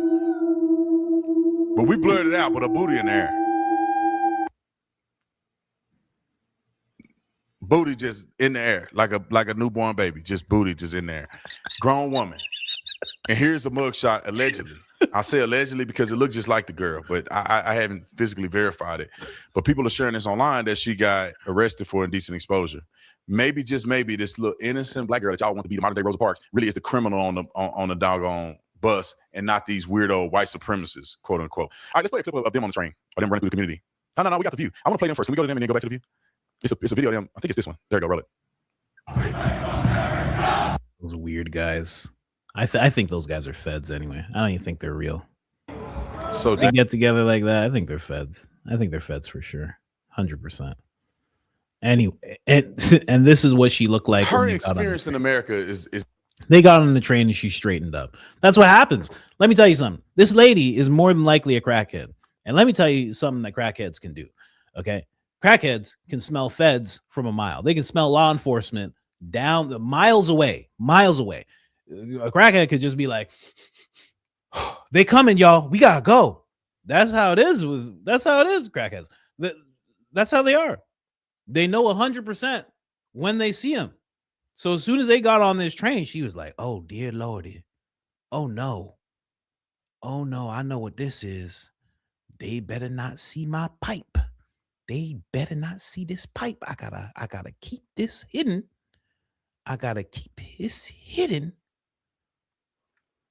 That's all that happened. You know, I understand. I understand completely. Anyway, I just wanted to show that. That is Officer Tatum for you, man.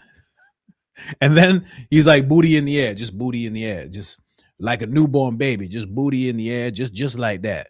And then they were like, okay, so we're done this episode. You can go now, Officer Tatum. Then he was like, okay, let me go back to, it was a very good day today. And, the very interesting thing that they had in the courtroom today, the man has range. He went from crying with Erica to booty in the air, back to his car, give you a somber little car video. Guy has range. Telling you, man. They're going to put this guy in Congress one day. I'm telling you. I know they are. They're going to throw him right in Congress for sure. Anyway, that's it for the videos, guys. Jeez. We're going 5 hours today. I didn't mean to do that. I really messed up. Like, I'm going to go downstairs and my wife's just going to be stressed. Been dealing with the babies all day. She's been dealing with the babies all day. I'm sorry, honey. I'm sorry. Anyway. Daddy's got to work. My apologies, sweetheart. I hope you're okay. I don't even hear anything. They're probably just going to be all passed out in the living rooms. Everybody just passed up,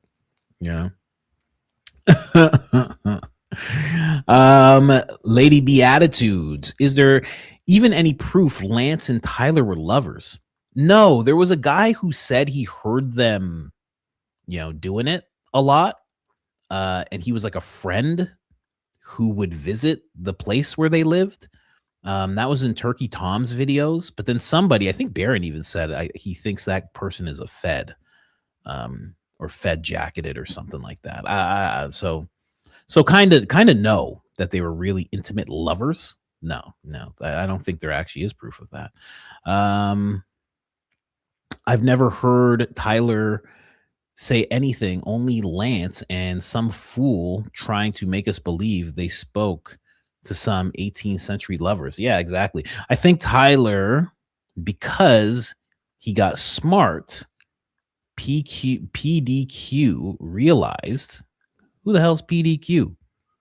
He got smart, PDQ. All right. Realized he was going down for something totally ludicrous that he lawyered up and shut up. Best line of defense. I think he and Lance were friends, not necessarily lovers. And when he started hearing the insanity, he knew he was in trouble. Yeah, definitely. Definitely when he heard what was happening, saw the news. Oh, pretty damn quick. Okay, that makes sense. He got smart pretty damn quick and realized something was going down. Yes, 100%. Yeah, there's something going on.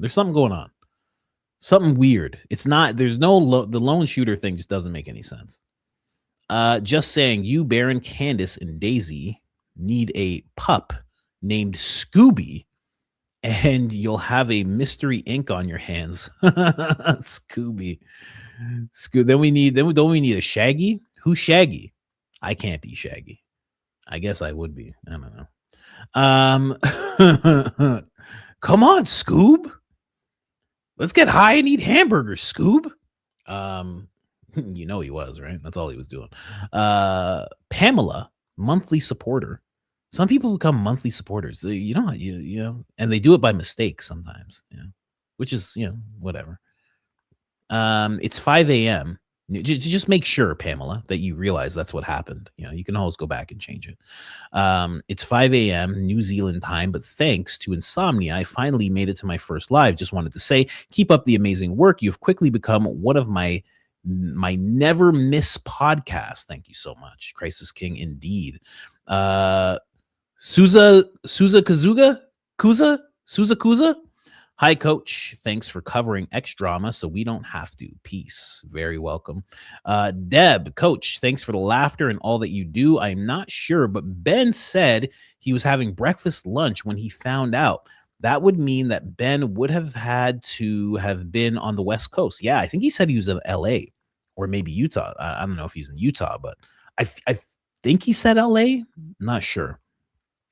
Maybe Utah time, possibly, maybe, perhaps. I live in God's time zone along with Barron, and it was way past lunch when it happened. And Ben lives in Florida, so way past lunch, especially breakfast. Yeah, he said California. He said California. That's where he was at. I would love to know who he was meeting with. I think that would be very telling as well. The fact that he didn't want to say it either is interesting. Kasu, happy 100th. Just wanted to get your opinion on how the trial ended yesterday. The judge asked the attorney for the media, the judge asked the attorney for the media a question regarding the separation of public politics and religion and where it intersects. The judge asked that? Huh. Wouldn't that be Turning Point USA? I mean, they are clearly a religious political entity. Yes, you're 100% right.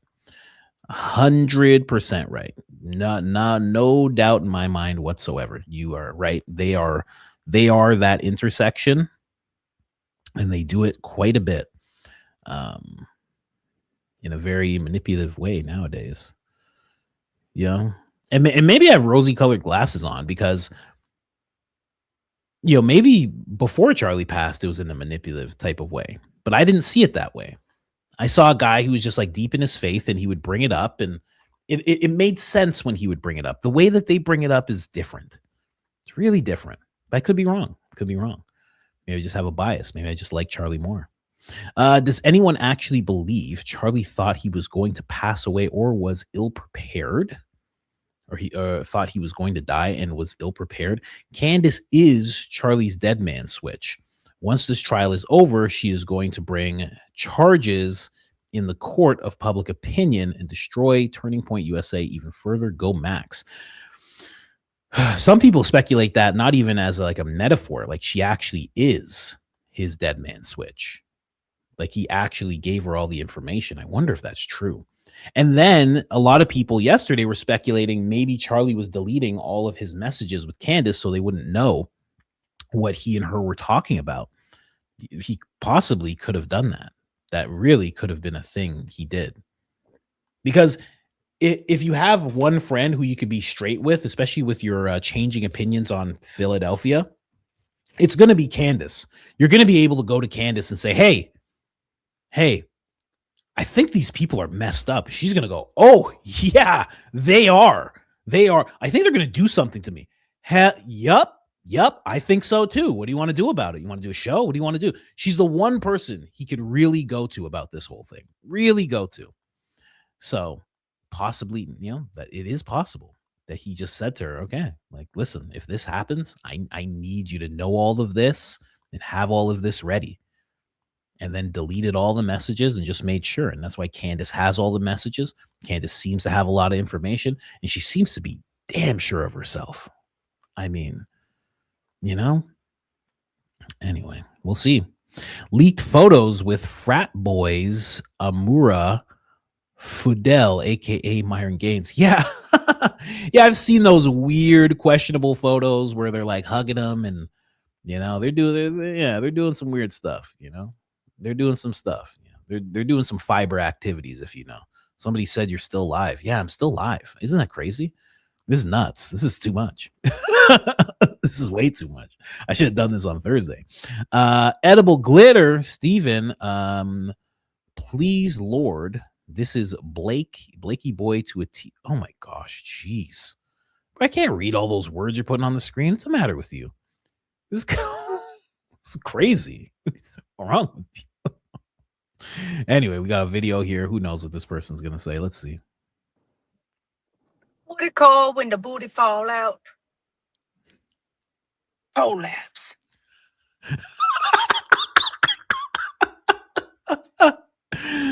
Oh my gosh. It's true. That is what it's called. Thank you so much. We do appreciate that. That's nuts. That is nuts. Tom Segura tracked. Oh, Tony. I don't know why I always say Tom Segura because of the comedian. I was like, Tom Segura tracked what? Tony Segura tracked 14 Philadelphian phones at Charlie Kirk's event. He tracked some of those same phones to the Iran peace negotiations. Wow. Whoa. That's pretty crazy. Ian can be Shaggy. That's a good suggestion. Clown Loyal, do you remember, or do you know, or was it mentioned that Zach Costello had Andrew Wilson on his show a couple of months ago? Yeah. When I was on Zach's show, or when he was on mine, I forget which, but we talked about it because I was like, man, that wasn't like a good faith conversation. And I felt he messed up by even doing that. But Zach thought it was going to be like a good faith, like legit conversation. He thought he was going to have a good convo with Andrew Wilson. Didn't realize what would happen. That's all. And that was Andrew trying to penetrate. That's all that was, trying to penetrate the field of investigators and get in there and own people and whatnot. So, but yeah, I do remember, and it was mentioned. Blake has amnesia about who was in a vehicle. Is it possible Blake was the bald guy driving the car with 3 passengers that looked like Tyler Robinson's car? I have no idea what kind of car Blake drives. I don't even know if he was in Utah at that time. You know, like, imagine that happened. That'd be crazy. I didn't think you could top your Officer Tatum impression, but George flying in on a dragon, totally obvious. Or what are you saying? You're saying oblivious to the wonder that he married was priceless. Guarantee both Candace and George will crack up when they hear it, and I hope they do. Thank you all for the laughs. I'm in sales and I sit in traffic all day. Oh, that sucks. In New York, New Jersey area. Oh, wow. That's a lot. Not only are you in traffic, you're in traffic with the rudest people. You're probably, you got to be rude too. It's just the craziest people in that type of traffic. Like so willing to get out, have you roll down your window and put their middle finger into your car. I mean, just the worst type of traffic. LA traffic's bad. New York traffic is wild. It's real wild. Going from account to account. If it weren't for you, I'd listen to the crap that's on the radio. Thank you and bless you and your beautiful family. Thank you so much. I appreciate that. Thank you, Trish. Do appreciate that. Jamie Reed also in the live when Myron said, you guys keep on asking stupid questions. Say what you got to say. Sound like you're trying to accuse him of something. Say it with your chest. I may not have heard every word verbatim, but that was the gist of it. Yes, you're correct. You're right. It's almost like he was helping with the gotcha. I didn't realize that he was basically on TPA, Turning Point USA's side after last night. I would believe it. There you go. Yeah, that is what he was trying to do. And then he also tried to bait people into like the whole like, oh, what are you guys scared? What are you guys scared to say it? Yeah, that same weird 14-year-old incel weirdo type stuff. He was trying to do that. He's trying to pull that. Yeah, he's trying real hard. Real hard. Very weird. Very weird. But you know what? Me and my friend, it's funny because this guy's like a super Zio Ranger. But we've been friends since before we formed political opinions. So now that we form them, we just stay friends. Like we don't care. You know, we laugh, we argue about things, like it doesn't matter. But we always message each other about Nick, right? So we'll be watching Nick, or we'll see Myron, et cetera, and we'll send each other videos back and forth. And recently we've been having this conversation where he's like, yo, Nick is gonna convert. Because my friend is Philadelphian. He's like, bro, he's going to convert soon, bro. And I'm like, of course, the guy's tired of not having a bank account. He's tired of what he's going through. And I'm joking as I say it, but a lot of these guys that get kicked out of everywhere, they're like, I'm done with this. This is crazy. Like, I'm never going to be on this big platform again. I'm always going to have to be on the outskirts of things. Like, I can't use PayPal. Like, they're tired of it. So eventually you got to bow. You get into that situation eventually. Yeah. And my friend agreed. Yeah. He's a Philadelphian. He's like, yep, that's what we do. He's like, we will get you one way or another. But he's kidding. He's kidding. Oh, all in jest. Just in jest. Don't pass out around Zesty Neffy. He will use his pen like a dragon. Imagine this is how they came up with the name Pendragon. Mortal Kombat Ultra Creepy fatality. Anyway. Yeah, Nick's on a no-fly list. Like, eventually you're just like, I can't do this anymore. I can't do this anymore. This is crazy. Yeah. This is too much. It's like, what do I have to do? I have to support Turning Point? Fine. The official narrative. Okay, whatever. Who's stupid? Candace? Fine. She's stupid. Okay, I don't care. Like, they just get to that point. They're just like, I don't know what to do anymore. I thought this was cool. This is not cool. I thought my audience was just going to carry me through, and they're not. Because they're tired of my weird manosphere nonsense. They're growing up and they're having kids, and they no longer look up to me. So what do? I got to bow down. They go through it. All depends what path you pick in this whole thing. I remember where I was when Anthony Bourdain passed. Come on, Blake. Are these people even human, let alone alleged friends of Charlie Kirk? Yeah, right? I mean, I don't know. The fact that he just didn't remember. I would think he would. I can't say he's lying because who knows what's in his head. But I would think that he would remember that. I feel like he would remember every moment. I feel like he would have been scared. He called his mom, for God's sakes. You know? You do that when that's like a level of fear. That's like quivering lip, Mikey McCoy.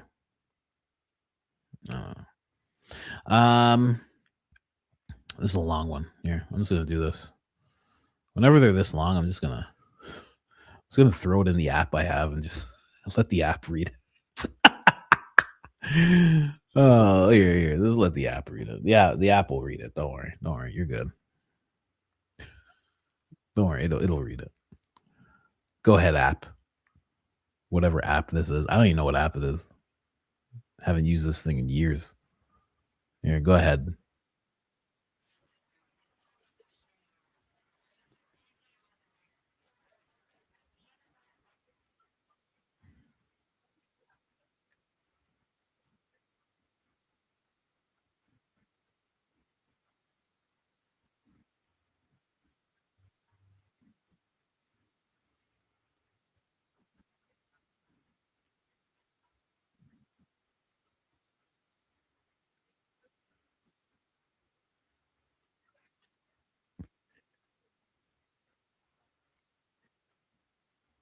Ooh, Reedy. That guy's Reedy. Oh, it was too low? Whatever. Oh, you can't hear it? Oh yeah, because I have to share it. Ugh, I forgot. I have to share that screen. I forgot. Anyway. This whole Andrew Wilson thing is obviously shady AF, as is most of the TPUSA 2.0, but he's just been the biggest flip-flopper ever. Immediately after September 10th, he was on Piers Morgan and censored arguing about how poor Erica must have been suffering and getting tons of death threats and sirening the fact that she was going to be harassed. He was all over every podcast and his own podcast trying to get her attention or the attention of her cronies. And when it didn't work out, he started calling her Reedy. Now he's back on their team because they're giving him money he had a price, and Erica has no shame. There you have it. Yeah, I didn't know that. He went on Piers Morgan immediately after September 10th. He went on Piers Morgan and started arguing about how poor Erica must have been suffering. Wow, I didn't know that. Interesting. Anyway, let's jump over to the next one here. There are actually not so many of these. There's so many other ones. What do you got here? The X Live with Blake. Switch back here. The X Live with Blake did start off cordial. Then Myron gets on, and I wanted to barf. He is so irrelevant to the conversation, always angry in life and in general. And he did get booted because he called Elizabeth Lane a few other B's and whatnot and had to go make sandwiches. Oh, and told her to go make sandwiches. Well, sandwiches are good, but I mean, can't tell Elizabeth to do that. That's like his go-to when he loses an argument. Yeah, I know. I've seen that a lot with him. Yeah. I'm telling you, man, when you're 17, it's funny. It's really funny. When you're like 23, you're like, oh God. You start thinking, you're 17, you don't have to work with anybody, right? You just have friends here and there. You're 23 and you're like, oh God, I wouldn't want to have to work with this guy. You're like, geez, I really don't want to have to work in an office with this dude. Thank you for keeping us all up on the XT. I still cannot keep up with X. It literally makes my head spin. Mine too, believe me. Trying to figure it out and follow everything. I just come to coach and you keep me well informed. Thank you very much. King of the tabs here. The Tab King. Love your show and your love for your family. Thank you so much. I do appreciate that. I do love them. I miss them now. It's been like 5 hours. I do miss them. I want to see my kids. Love your humor, CC from Australia. Sarah Pax. Also, Butch Hibbs had a double that day. Look, as Charlie is about to be offed against the wall, Butch double with no mustache, no BS, not Ben Shapiro, no BS. Look, I've not seen that. I've not seen that at all. I have to look at that. Thanks for the rundown in the last. It's sincerely appreciated. I don't subscribe to SpewTube, so have a coffee on me and one for Mrs. Coach as well. Love and best wishes from the tiny village beside Loch Ness. Oh, I wish I could do that accent. Oh, I wish I those are like the accents I can't do. Irish and Scottish, especially Scottish. I can't even say one word in a Scottish accent. Oh, I wish I could. I'd do it all the time. Oh, I'd overuse it. I'd overuse it so much. How long is this? Okay. Well, you know what we're doing here. You know what we're doing here. Let's switch over there. Let's throw it in there. I don't even know how this app works. Do I have like a minimum? Like, it's just letting me do this. I don't know. Here, let's check it out. Let's see. Will it do it? I feel like there's credits or something. Eventually it's Hey, Coach. Funny thing about that screwdriver is that the text messages where Tyler Robinson confesses like Romeo to his Juliet, Lance Twigs, he states, I would have left behind no evidence other than the gun. Yet bullets with messages and a screwdriver were left behind. I am sure this has been covered by either between the High IQ outfit ran by Baron Coleman and or the Creative Humor Unrestartable channel, and home I figured I'd mention it. Side note, church seems right because when 2 or more are gathered in his name, he is present, and you mention Christ every now and again thought it's catch on. It's your show, and I totally understand if church with Coach Colin, aka Triple CS, when we out here speaking like Officer Tatum is not used, but I am just trying to contribute to your show and pay you back for all the laughs you have given me. God bless you and your family. Christ is king. Christ is king indeed. Thanks, AI. Anyway. Is it even AI at that point? It's just a thing reading things, you know? Let me see here. Yeah, that's me. Creative Humor Unrestartable channel. That would be me. Channel and home. That would be me. That'd be interesting. I got a lot of Christian friends that would love that. They'll probably message me about it. I know my coach would love that. He brought that up to me. He's like, where does Christ come in when it comes to your talent, your natural ability, your channel? And I'm like, I don't know. I talk about religion, but not all that much. You made a lot of people happy with that. Trust me. Thanks for the laughs and the Turning Point USA boxing match skit. Blessings to you and your family. Thank you so much. And then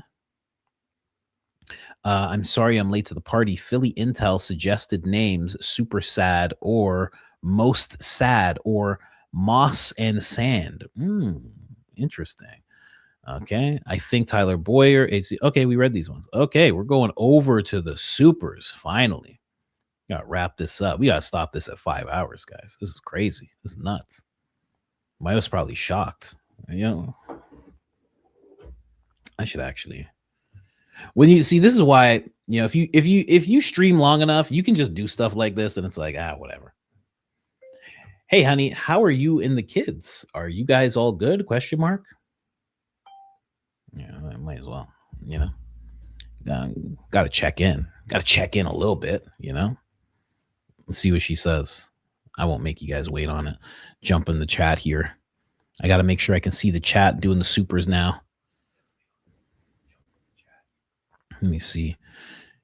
You guys stayed with me for so long. You have no idea. It's incredible.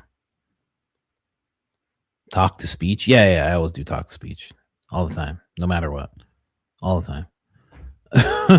No matter what. No matter what. Always. What did she say? She's good? Oh, wow. My wife's having a great time. They're both sleeping. Oh, she's just having a great time. It's a vacation for her. Anyway, and Frank's Big Mac. That's some name you got there. Do a why so sad? Get back to work, Matt Walsh. Me no black poppy. Whoop whoop. Hey, mama, all at once. I mean, I did my best. I don't know if I could do it all at once, man. Andrew is now the bad cop. Blake is now the good cop. Myron is a Fed. Ben is now prime minister. New PR strategy going great, fellas. Yeah, I mean, it's getting real silly. There was another video I was going to cover of Ben. Someone was doing a great breakdown of him. I just didn't have time for it today. Maybe I'll cover it tomorrow, but it's just about him crashing out on everybody. It's getting ridiculous. Officer Taint Hum. Sounds fun. Donna Odat, love your show. Thank you so much. Appreciate you, Donna. Don't forget when this first happened, they tried to blame Nick. Oh yeah. Of course they did. They're gonna blame anybody. They'll blame anybody. Anybody they can get their hands on. Anybody. They're gonna blame Candace. They'll blame Nick. They'll try Barron. You know they're really at the bottom of the barrel. If they start trying to blame me or something like that. That's real at the bottom of the barrel. If they try and blame me, I'll do a live show the next day. I'll be like, oh, what's going on, guys? Do a live show the next day, do a tour. Do a nationwide tour the next day. He's a comedian. What are you doing? I thought he was, Yeah, I'll do it. I'll do it right away. You crazy? Candace Owens said Ben Shapiro's security team were Philadelphia defense. BB was definitely in SUV. BB was def in SUV. Which SUV? I think BB was in there. BB was in there dropping elbows. You think so? Of course, Ben's team was IOF. I know what you mean. They have his back in stadiums. They like Ben because he looks like a child. He is a hobbit, and they play Lord of the Rings. Well, it's a great movie. It's a great movie. Yeah. He doesn't look quite like a child. Yeah, the Hobbit thing, yeah, I could see, but not really like a child. Or maybe like if he shaved, he'd probably look 15 years younger. He probably looks so. That's why he grew the beard, so he could like become more of an authority, because he actually does look young. Candace Owens is a Super Saiyan battle bump. Yeah, she is a Super Saiyan. She hasn't even hit her final form yet, you know? Candace Owens is like a anime character where everybody's like being their most powerful and they're fighting her, and she's like, and then she's just like this. They throw a fireball and she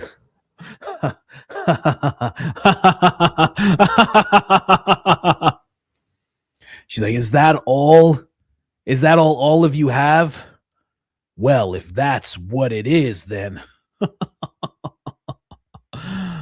I feel sorry for you. Whoa. She's not damaged. Whoa. What's going on? This is only Super Saiyan 2. I've been waiting to try this new form.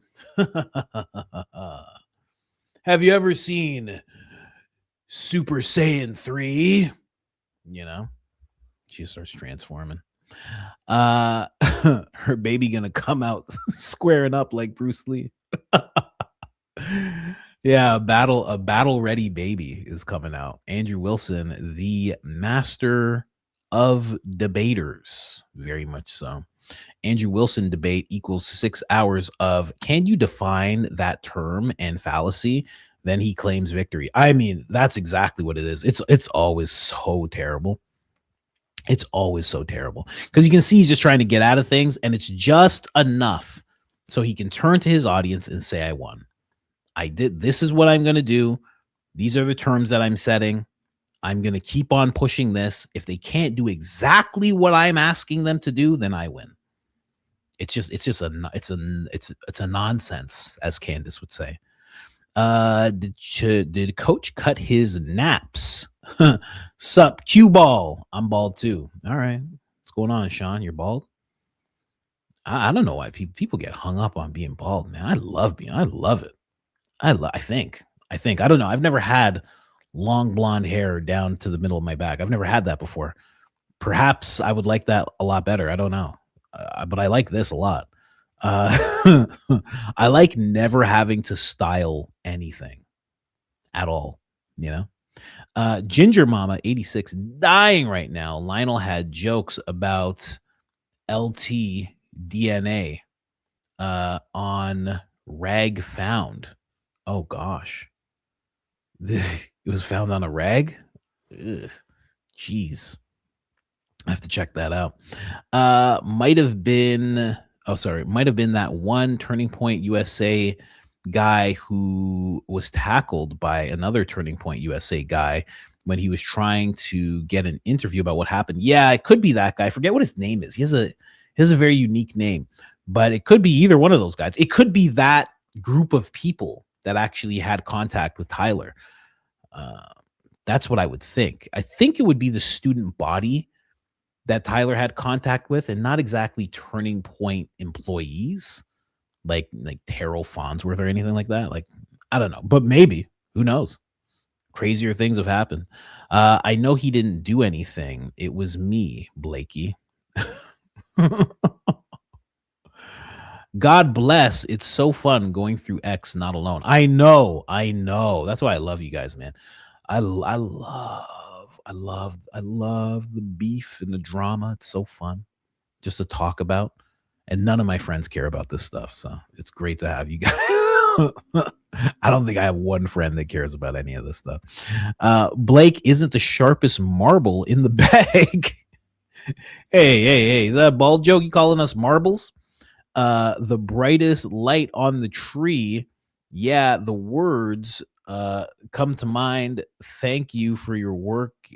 Blessings. Thank you so much. Appreciate your work. Blessings. Thank you. That's so funny. Calling someone dumb while I can't spell blessing. Oh. I did see that. I knew you were saying blessings. I saw it and I'm like, you know what? I know what Sean's trying to say. Don't worry. I got you. Why would Charlie be asking Neffy for advice on? Yeah, that didn't happen. Yeah, that wouldn't why would he's already practicing it.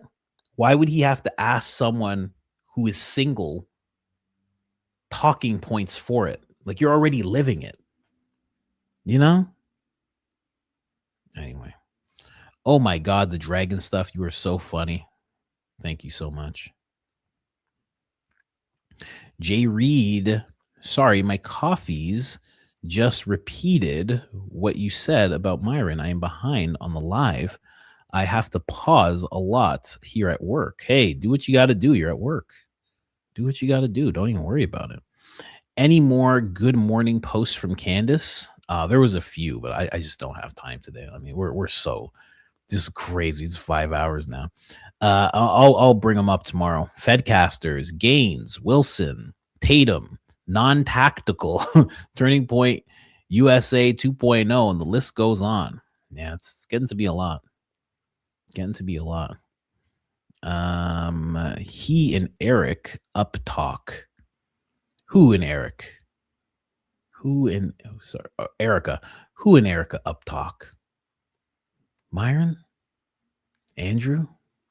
Blake. That's who it is. Yep. For sure. You have to be talking about Blake. There's no other way. The irony of Erica comforting a stranger who was more broken up about the trial than she was, brings me all the joy. How dare you? How dare you? How dare you say something like that?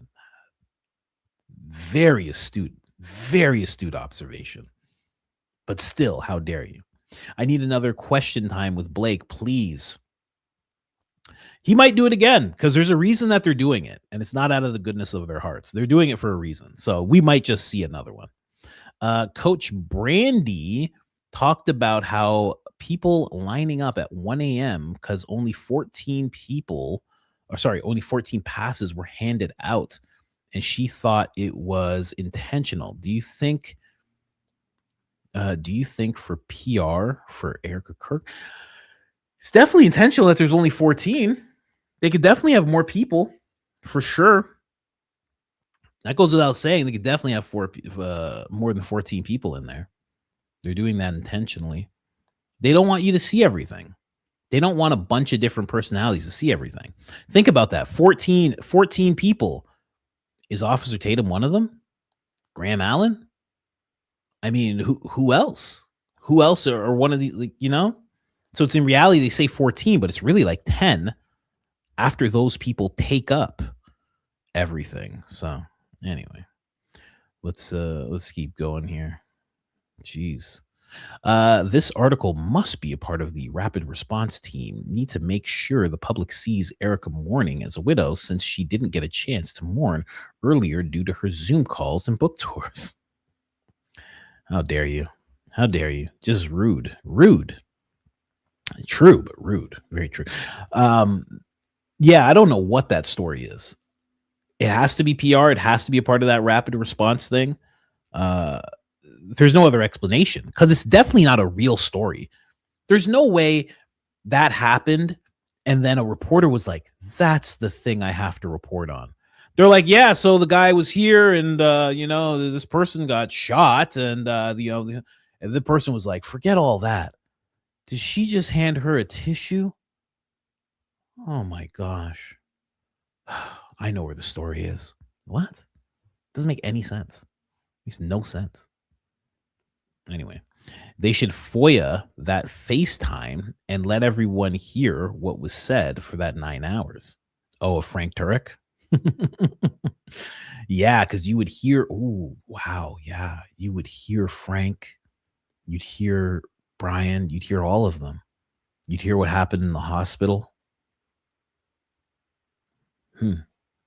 I wonder who could get that. Get a better actor ASAP. ASAP.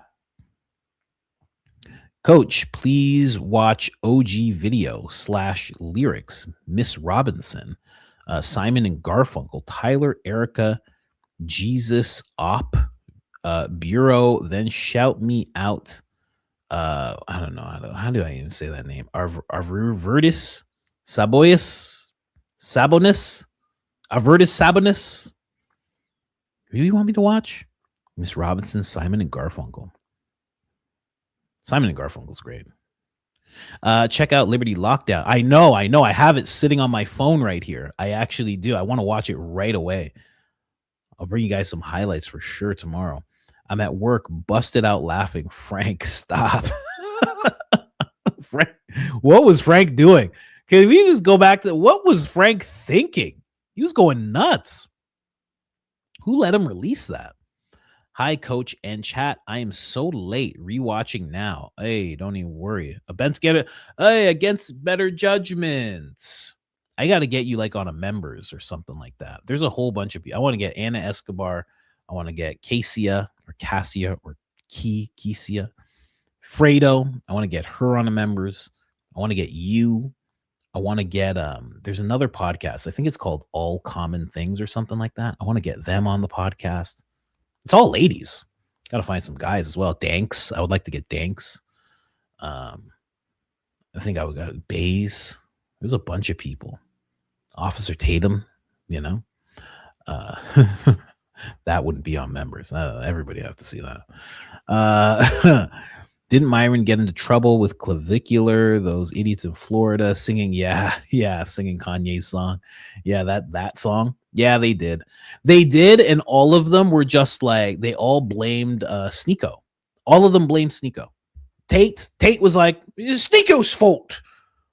It was a song and it was playing. It was because of Sneeko, and Sneeko was the one who wanted to play the song. And Tristan and I were just sitting there, and the song came on, and what are we going to do? It's in a club. It's in a club, right? And it's a song is playing. We didn't enjoy it. It was all Sneeko. Groveling. Tate groveling to Adam Sosnick of the Patrick Bet David podcast, apologizing. Yeah. Gross. I'm telling you, they just want bank accounts. They don't want to be in the background of everything forever. They can't do it. They can't handle it. This is ridiculous. Like that Tate impression. I've never had to do a Tate impression before. That's what he sounds like. He doesn't. George sounds like, oh, how is everyone? He sounds like a prince, you know. Tate sounds like a Monty Python character. What's all this? So I was there and I was talking to Sneeko, and Tristan was there. Tristan go look at me and he said, "He's playing the song." And I said, "Well, he's in the club and he's playing the song. It's not our fault." That's what he sounds like. That's what I hear, at least. My new safe word is yanking and banking.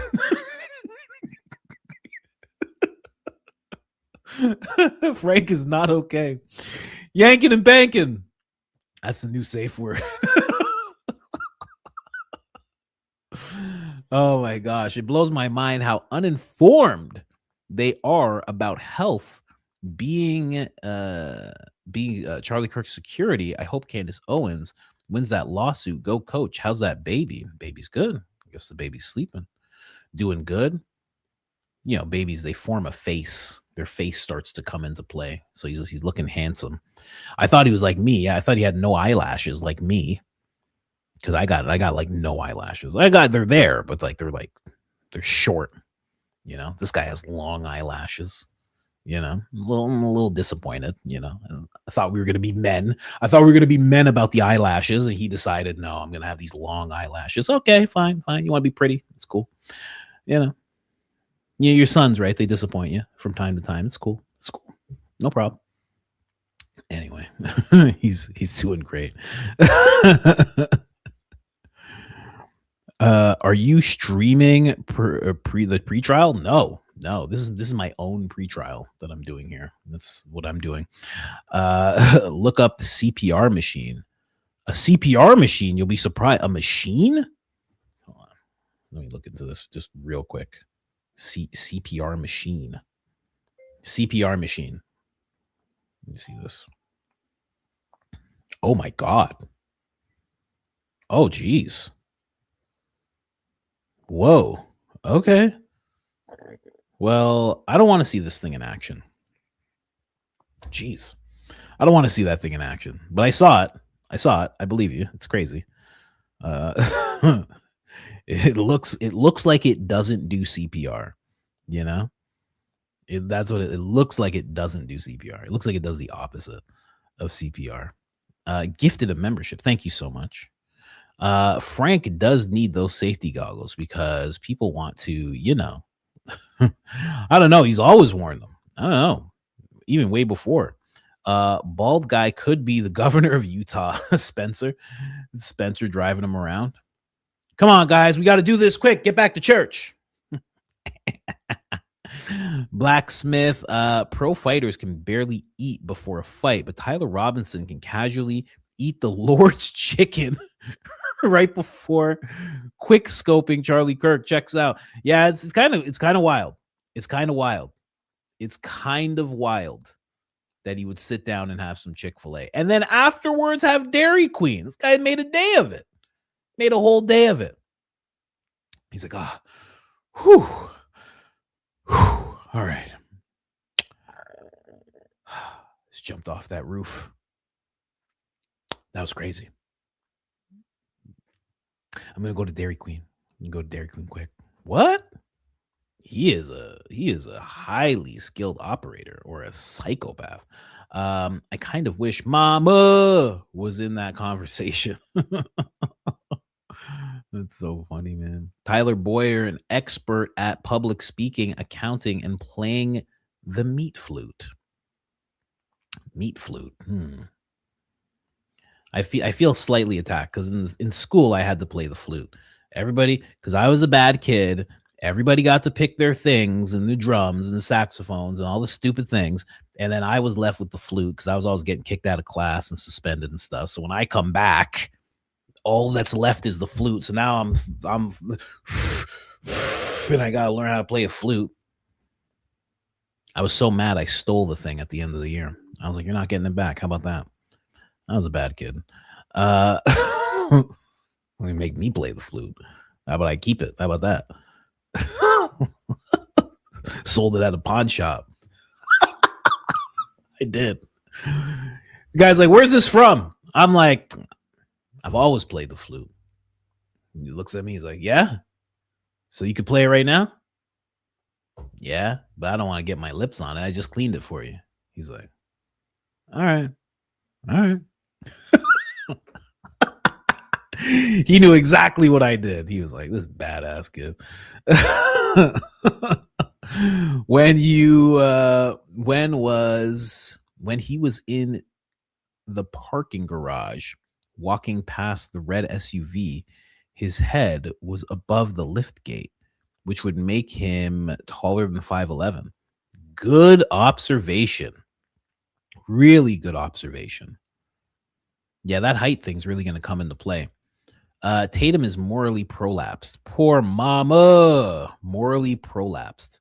I like that term. That is a very good term. Two-Eyed Jack, limited edition of Guess Who with Blake and Ben and Joy sent a picture. Your IG 1108. I'll check it out. I'll definitely check it out. Just sending love for your family. Keep up the good work. Thank you so much, Christina. Appreciate you. CN, you do for 24/7. Wait, what? Can you do a 24/7 live of old episodes like the Y-Files? How the hell would I do that? Like do a live stream and it's just old episodes, real old episodes, starting from like the first episode I ever did. You know what episode is not on here? The first, I wonder if it's here. Oh, shoot. I got to find that video. It's somewhere. It's in one of these. I have a bunch of hard drives here. It's in one of these hard drives. There's the first video I ever did was actually of me doing stand-up, but I'm in my mom's basement. Okay. And I set up 2 cameras and it was like my first editing project. So I just did like 5 minutes of stand-up. And the stand-up was basically the first bit I ever did was how I was talking about how crazy it is, like the reason people like discipline, quote unquote, discipline their kids. And I was like, it's dumb to do that because they always say that's what happened to me growing up. And then I do all these scenarios where I'm like in a black family's like, you're gonna go work for this old white man because that's how we grew up. Here you go. And then an old Philadelphian guy's like, now you're gonna work in this camp because that's how we grew up. And that was the bit, and that's the only video that's not on YouTube. The rest of them are on there, And then I have the ending, and I did the thing rolls, the credits roll, and it's all done by me, written by me, blah blah blah. That's the first video I ever did, and I was like, cool, and I just kept it.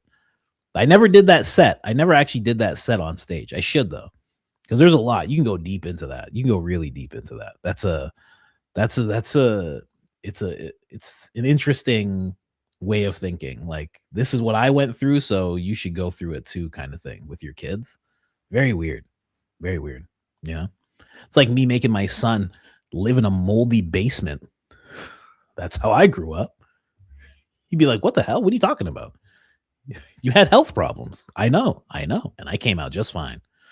And then at the end of the bit, I'm like, and then they say they came out just fine. And I'm like, but now you're an adult who likes to beat the crap out of kids. So did you really come out just fine? You know, that's how it ends.